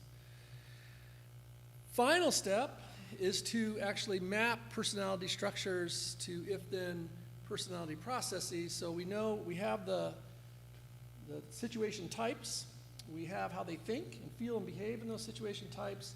Our goal now, we have assessed their personality structures. Our goal now is to try to get a picture of which personality structures are activated in these situations to influence how they're thinking, feeling, and behaving. And this is, I think, probably the most challenging inferential part of the procedure. Keep in mind, recall that these situations were generated by specific personality structures. So they recalled the situations related to specific personality structures. So if you have in one situation category 8 situations listed, and 5 of them were generated from a goal of finding a partner, that's a clue that goal is probably one personality structure that's influencing thinking, feeling, and behaving in that situation. So that's one thing we look at. The other thing we do, though, is we give the client feedback. We go through all these personality structures using those PowerPoint forms and give them feedback, see if they have questions on, these were your personality, these are the components that we assessed in your personality, and here's how you scored. And then the client and clinician collaboratively rate the extent to which each personality structure influences their thinking, feeling, and behaving in the situation. And that form, I think I have a copy of. It looks like that. It's rating relevance of personality attributes to situation form. But again, I think that's this, in terms of if we were ever going to show the interclinician reliability, given the same personality structure questionnaire, and we both, and then we each do an interview, do we come up with the same models? This seems to me like, the tricky part of this. But if we, yeah. Why is that the tricky part? Just because they cannot agree with each other? Well, the collaborative rating of, when we're sitting here rating the extent to which these different personality structures, temperament, goals, self-schemata, moral standards, are influencing how the client's thinking, feeling, and behaving in those situations, it's requiring a pretty high level of introspection on the part of the client to be able to accurately judge that. As a clinician, I know some general things, there's some nomothetic general principles about how temperament influences, appraisals and how, goals and self-schemata influence appraisals. And so this is a collaborative, and this is very much in the framework of cognitive behavioral therapy. Cognitive behavioral therapy is very much a collaborative working of client and therapist together. So, but in this assessment, it's very collaborative. So, we're both involved in this very difficult inferential task. Ultimately, it's the assessor, it's myself, who at the end, after I've collected all this data, looked at this is just one source of information, these ratings. I'm also looking at where these situations came from in the response class, and I'm using my own clinical judgment. And there's inference involved there. So I just think it's a trickier, task. Yeah, although I will point out that that's not unlike, many of the assessment tests that are done with the Rorschach and even the MMPI, where we're doing these 2 3-point code type interpretations and looking at content items and critical items. And I do think there are you know, there's data here. As I said, there's data informing these judgments, but it's still an inference. There's a whole case conceptualization literature in clinical science that is really calling into question, first of all, whether we can do this reliably, and there's a whole literature on this, cognitive behavioral case conceptualizations and formulations, and the literature is pretty depressing. It's suggesting that clinicians don't agree in developing their case conceptualizations at all, and especially, not only do we not agree, there's another question is, even if they agree, is it a valid conceptualization? And this is where I think the social cognitive approach can make a real contribution to the validity of some of these assessments. But yeah.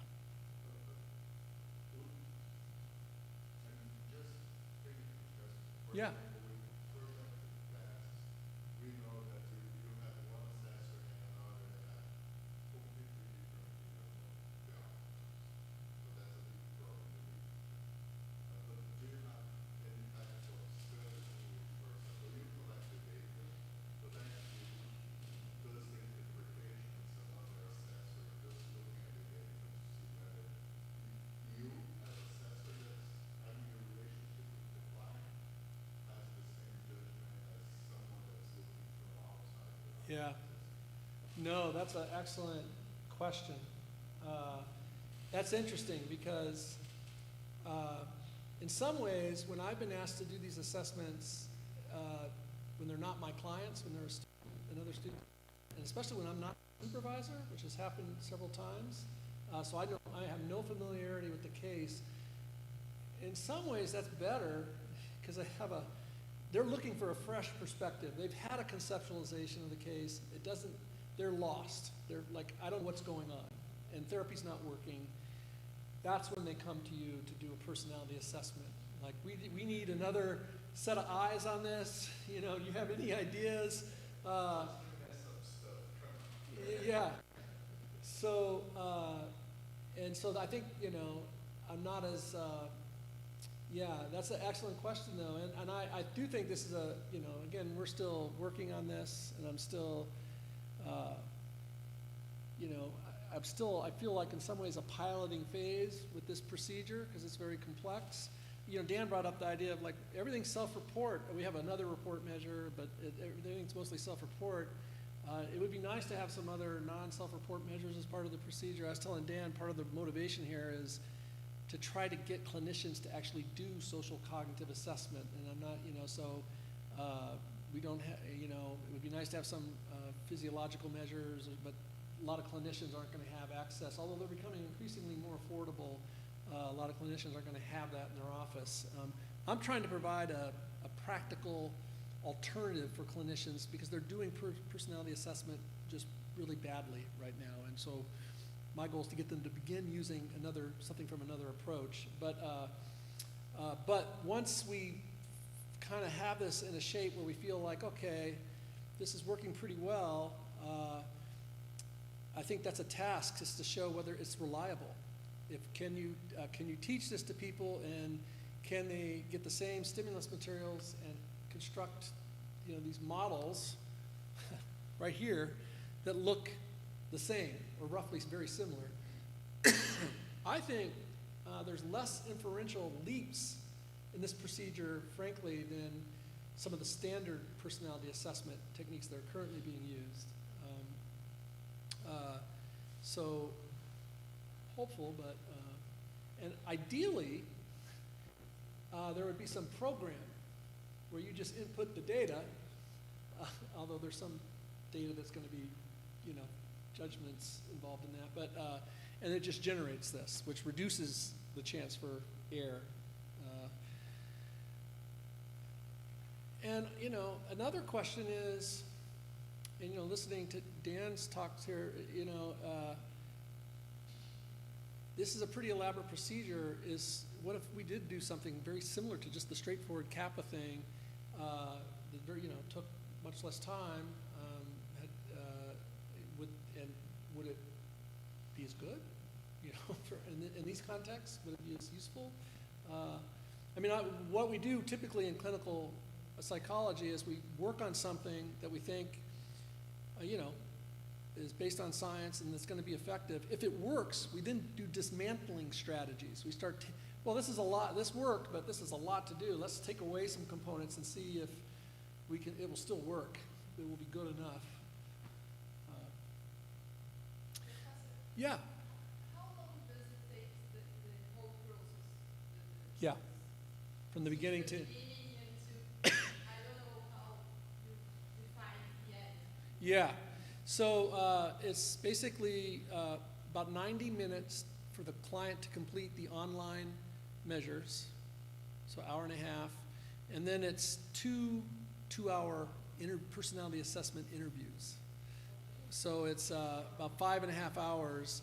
And I know that sounds like a lot. I was earlier saying that that's actually pretty typical in clinical personality assessment. Usually for example, when I'm supervising cognitive assessments, they're usually 6 to 8 hours. A client comes in for the whole day, is doing a bunch of neuropsychological tests. There's a long interview.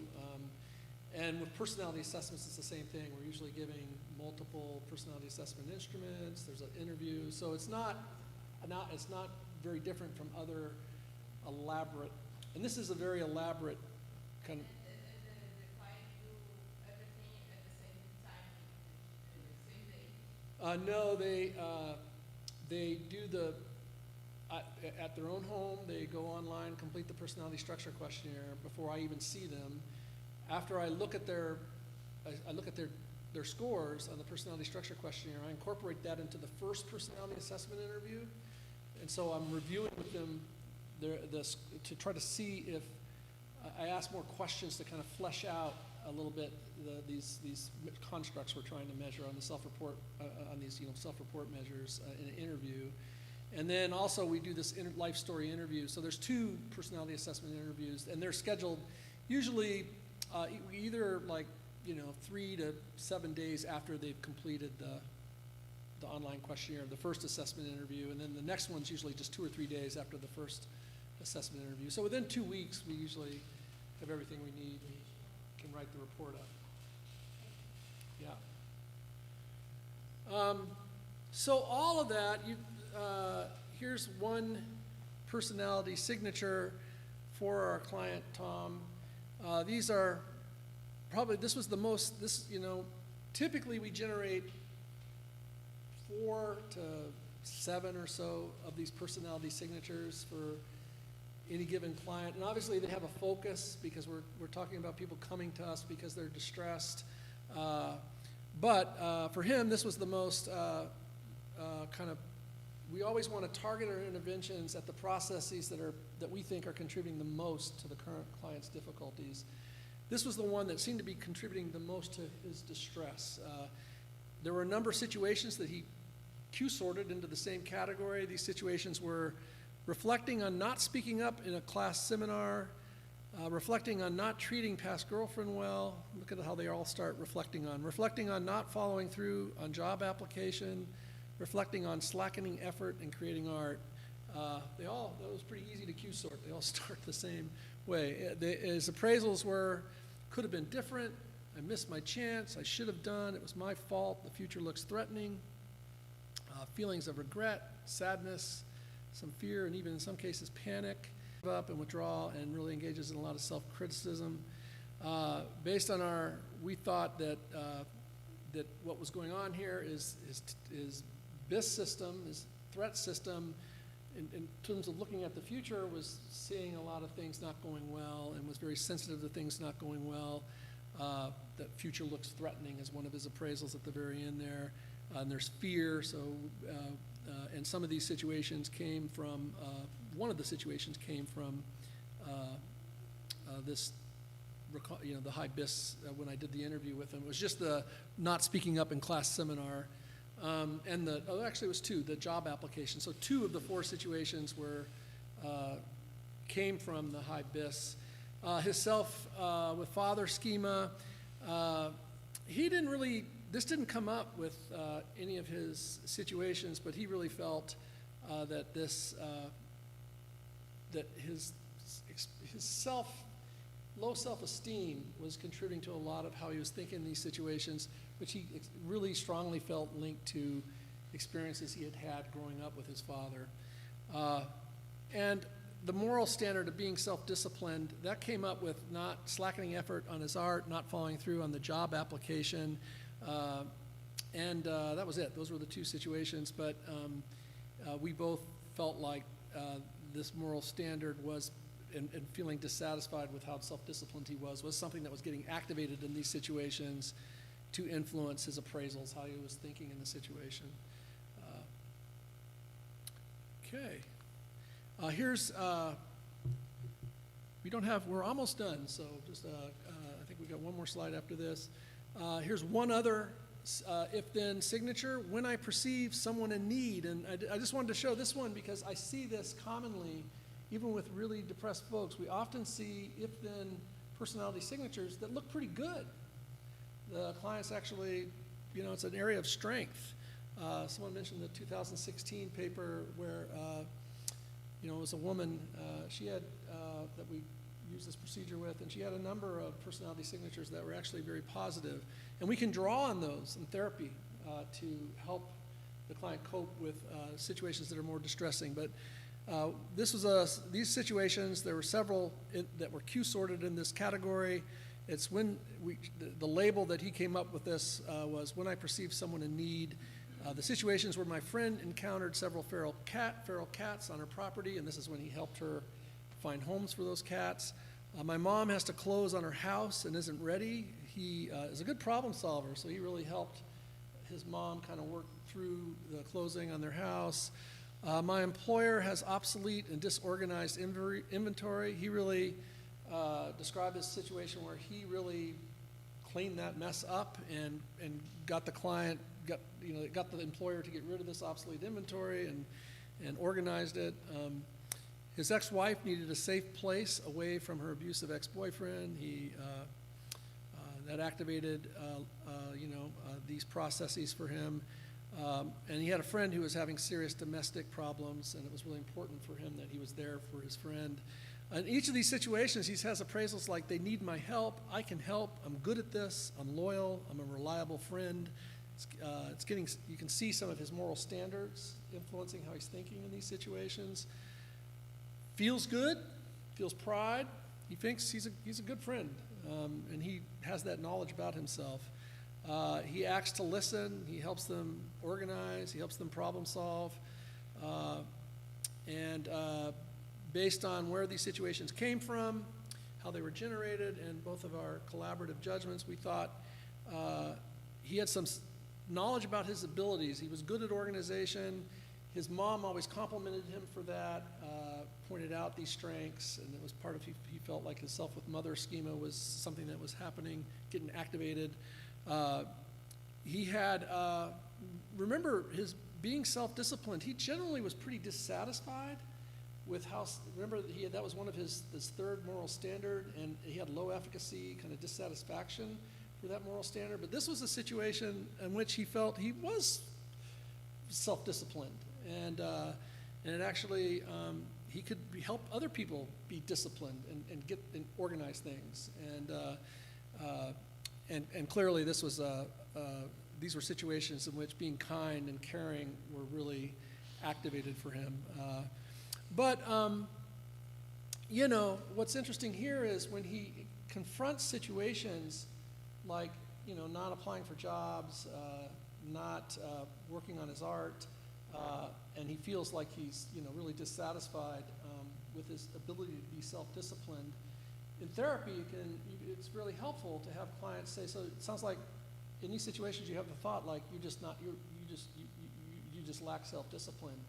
Well, gee, is there any evidence that you've been disciplined in other areas of your life? What's the evidence that you're always undisciplined?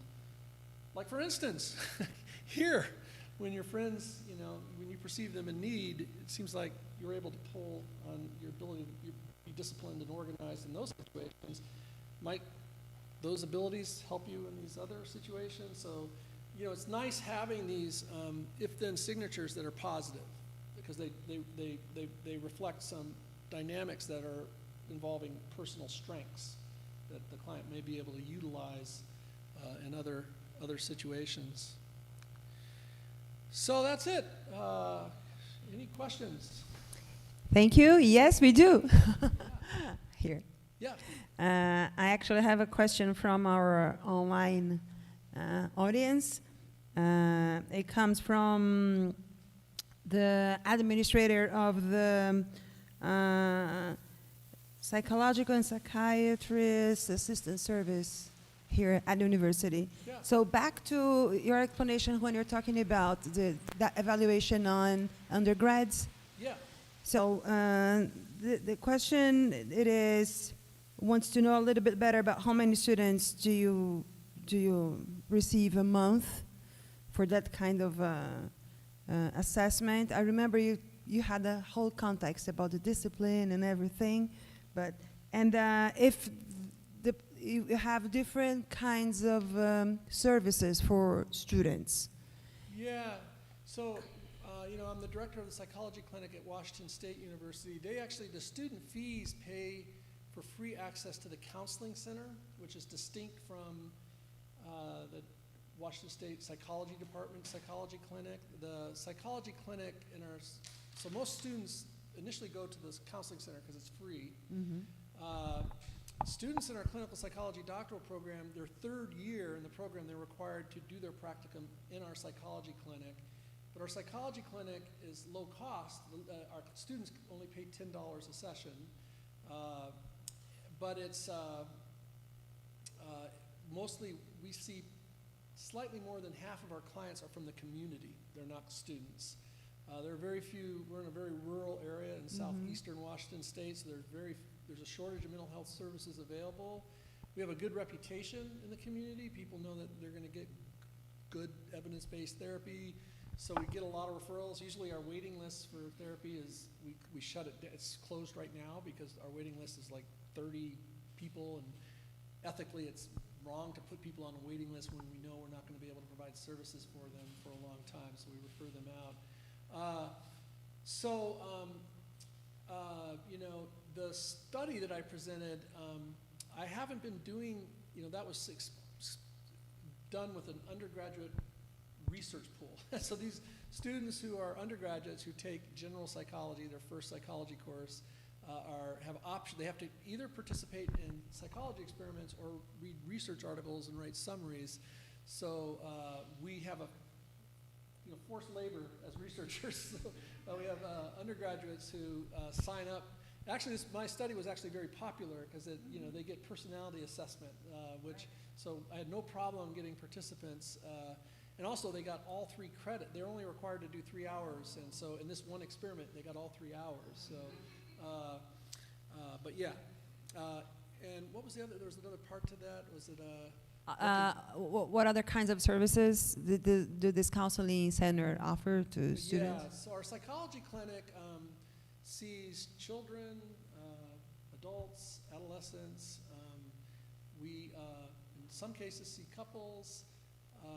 We have a very strong cognitive assessment. We have several neuropsychologists who have national reputations as neuropsychologists, so we do neuropsychological assessments, ADHD, LD assessments, autism spectrum assessments. That's not my thing, even though way back when I was on internship at University of Washington, I did a neuropsych rotation, but that was too long ago, so I don't do those supervisions. But yeah, it's we provide low-cost services, so the lowest fee for psychotherapy is $10 a session. I think our lowest fee for assessments is $250, which is really cheap for the community. The other thing that's happened is because of the pandemic, we had to go to telehealth, providing therapy over the internet. So now we're seeing clients in Seattle, all throughout the state of Washington, basically, not just in the rural area of southeastern Washington. Thank you. And now that you brought the issue of the pandemic, there is a question about it too. Yeah. So the last one is, what would you recommend as an intervention for college students for this post-pandemic moment? Yeah, we're wrestling with that in our clinic. The most common thing we're seeing with college students is, depression, social anxiety, generalized anxiety, and we are in the process of offering groups where they're basically cognitive behavioral groups, but also process groups where it's an occasion where, first of all, students can recognize they're not the only one.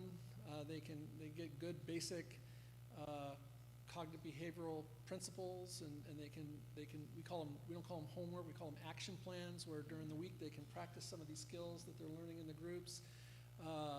So that's our plan, just because, like I said, we have a large waiting list. Our graduate program is super competitive. I think I mentioned we had usually over 300 applicants. We only accept 6 to 8 students a year. They're fully funded. It's a 5-year program. But because of that, in the clinic, we have 3rd, 4th year, 5th year students in the clinic, but the 4th and 5th year students often go out to external practica, but some of them stay in the clinic. So at any given time, I may only have 10 clinicians in the clinic, so I can only provide, and their caseloads tend to be, depending on what other things they're doing, 3 to 9 clients per student. So we don't have a big capacity, and so to meet the need, we're going to have to go to groups. So I would recommend thinking about some evidence-based cognitive behavioral, and there are good protocols out there for evidence-based cognitive behavioral group therapy for mood and anxiety disorders. Thank you. Yep. Yeah.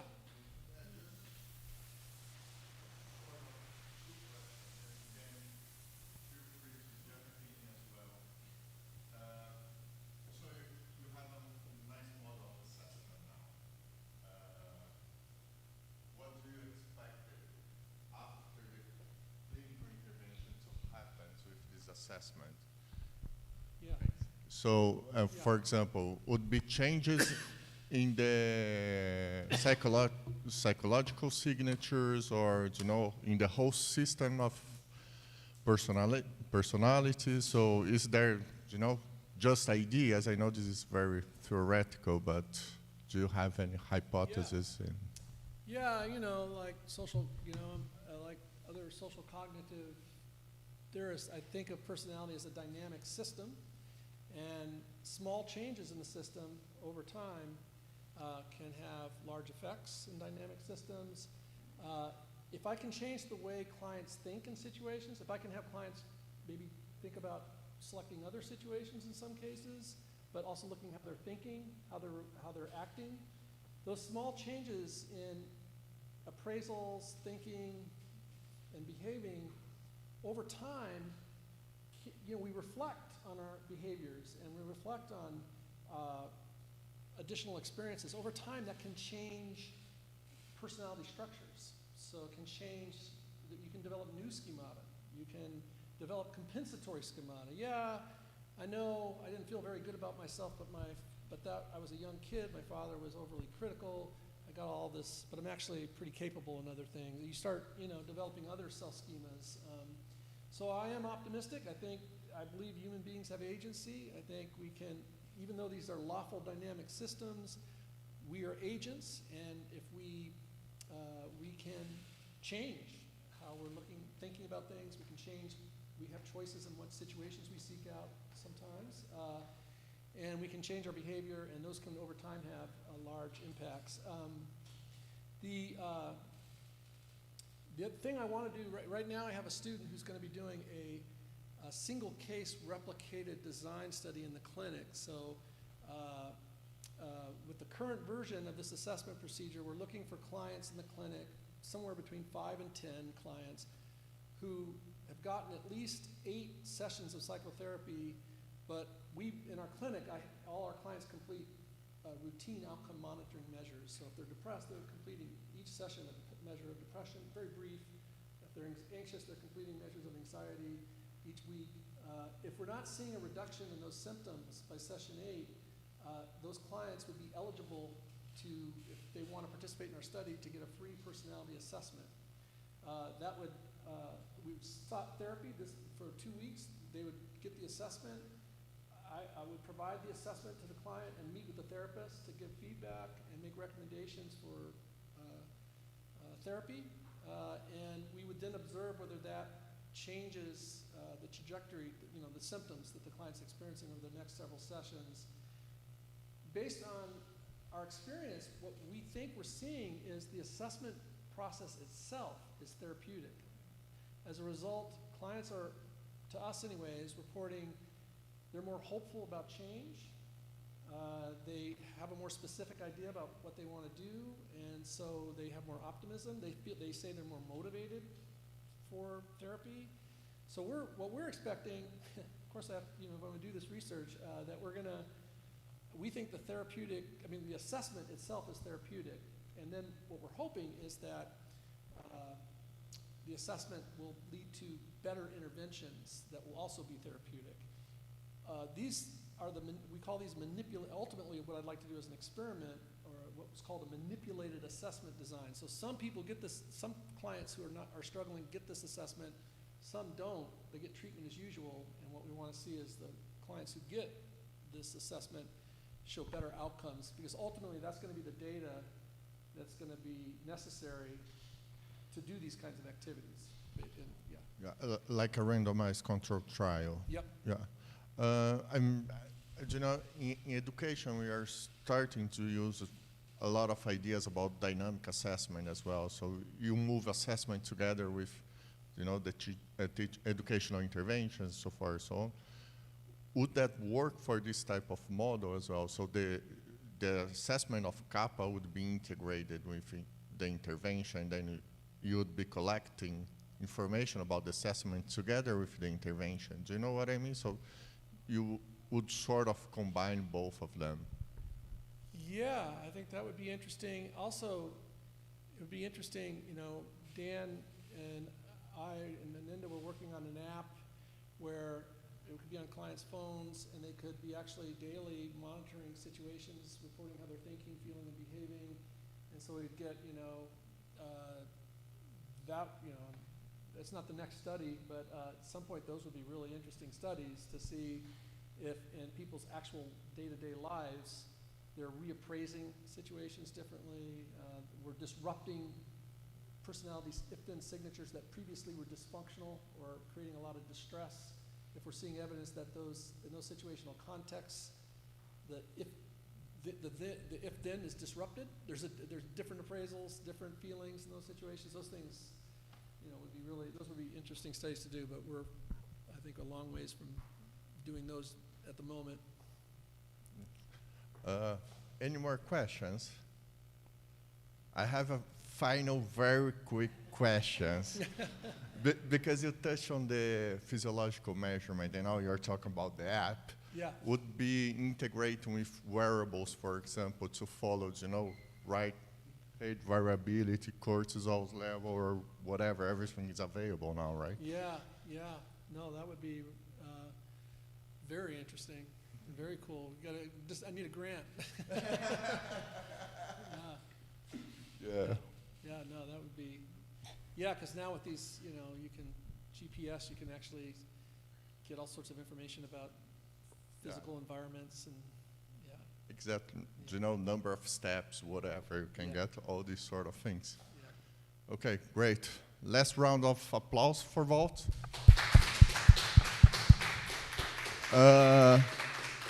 Then, if you could come down here, please. I would like to thank both of you, Dan and Walt. Let's wait Dan to come down.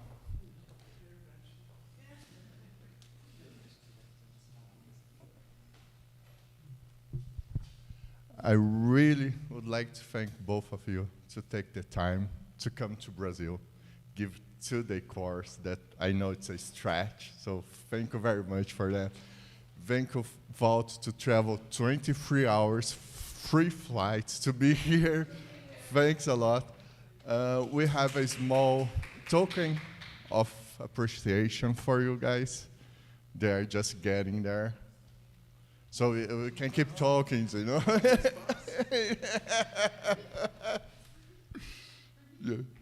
Yeah.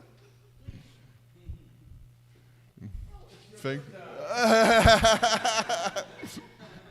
You're not gonna bring Roberta to US, okay? the token is that.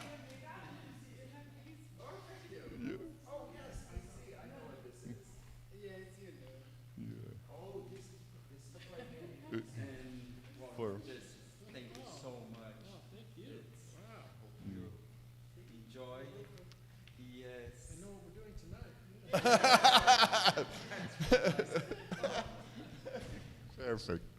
Thanks a lot.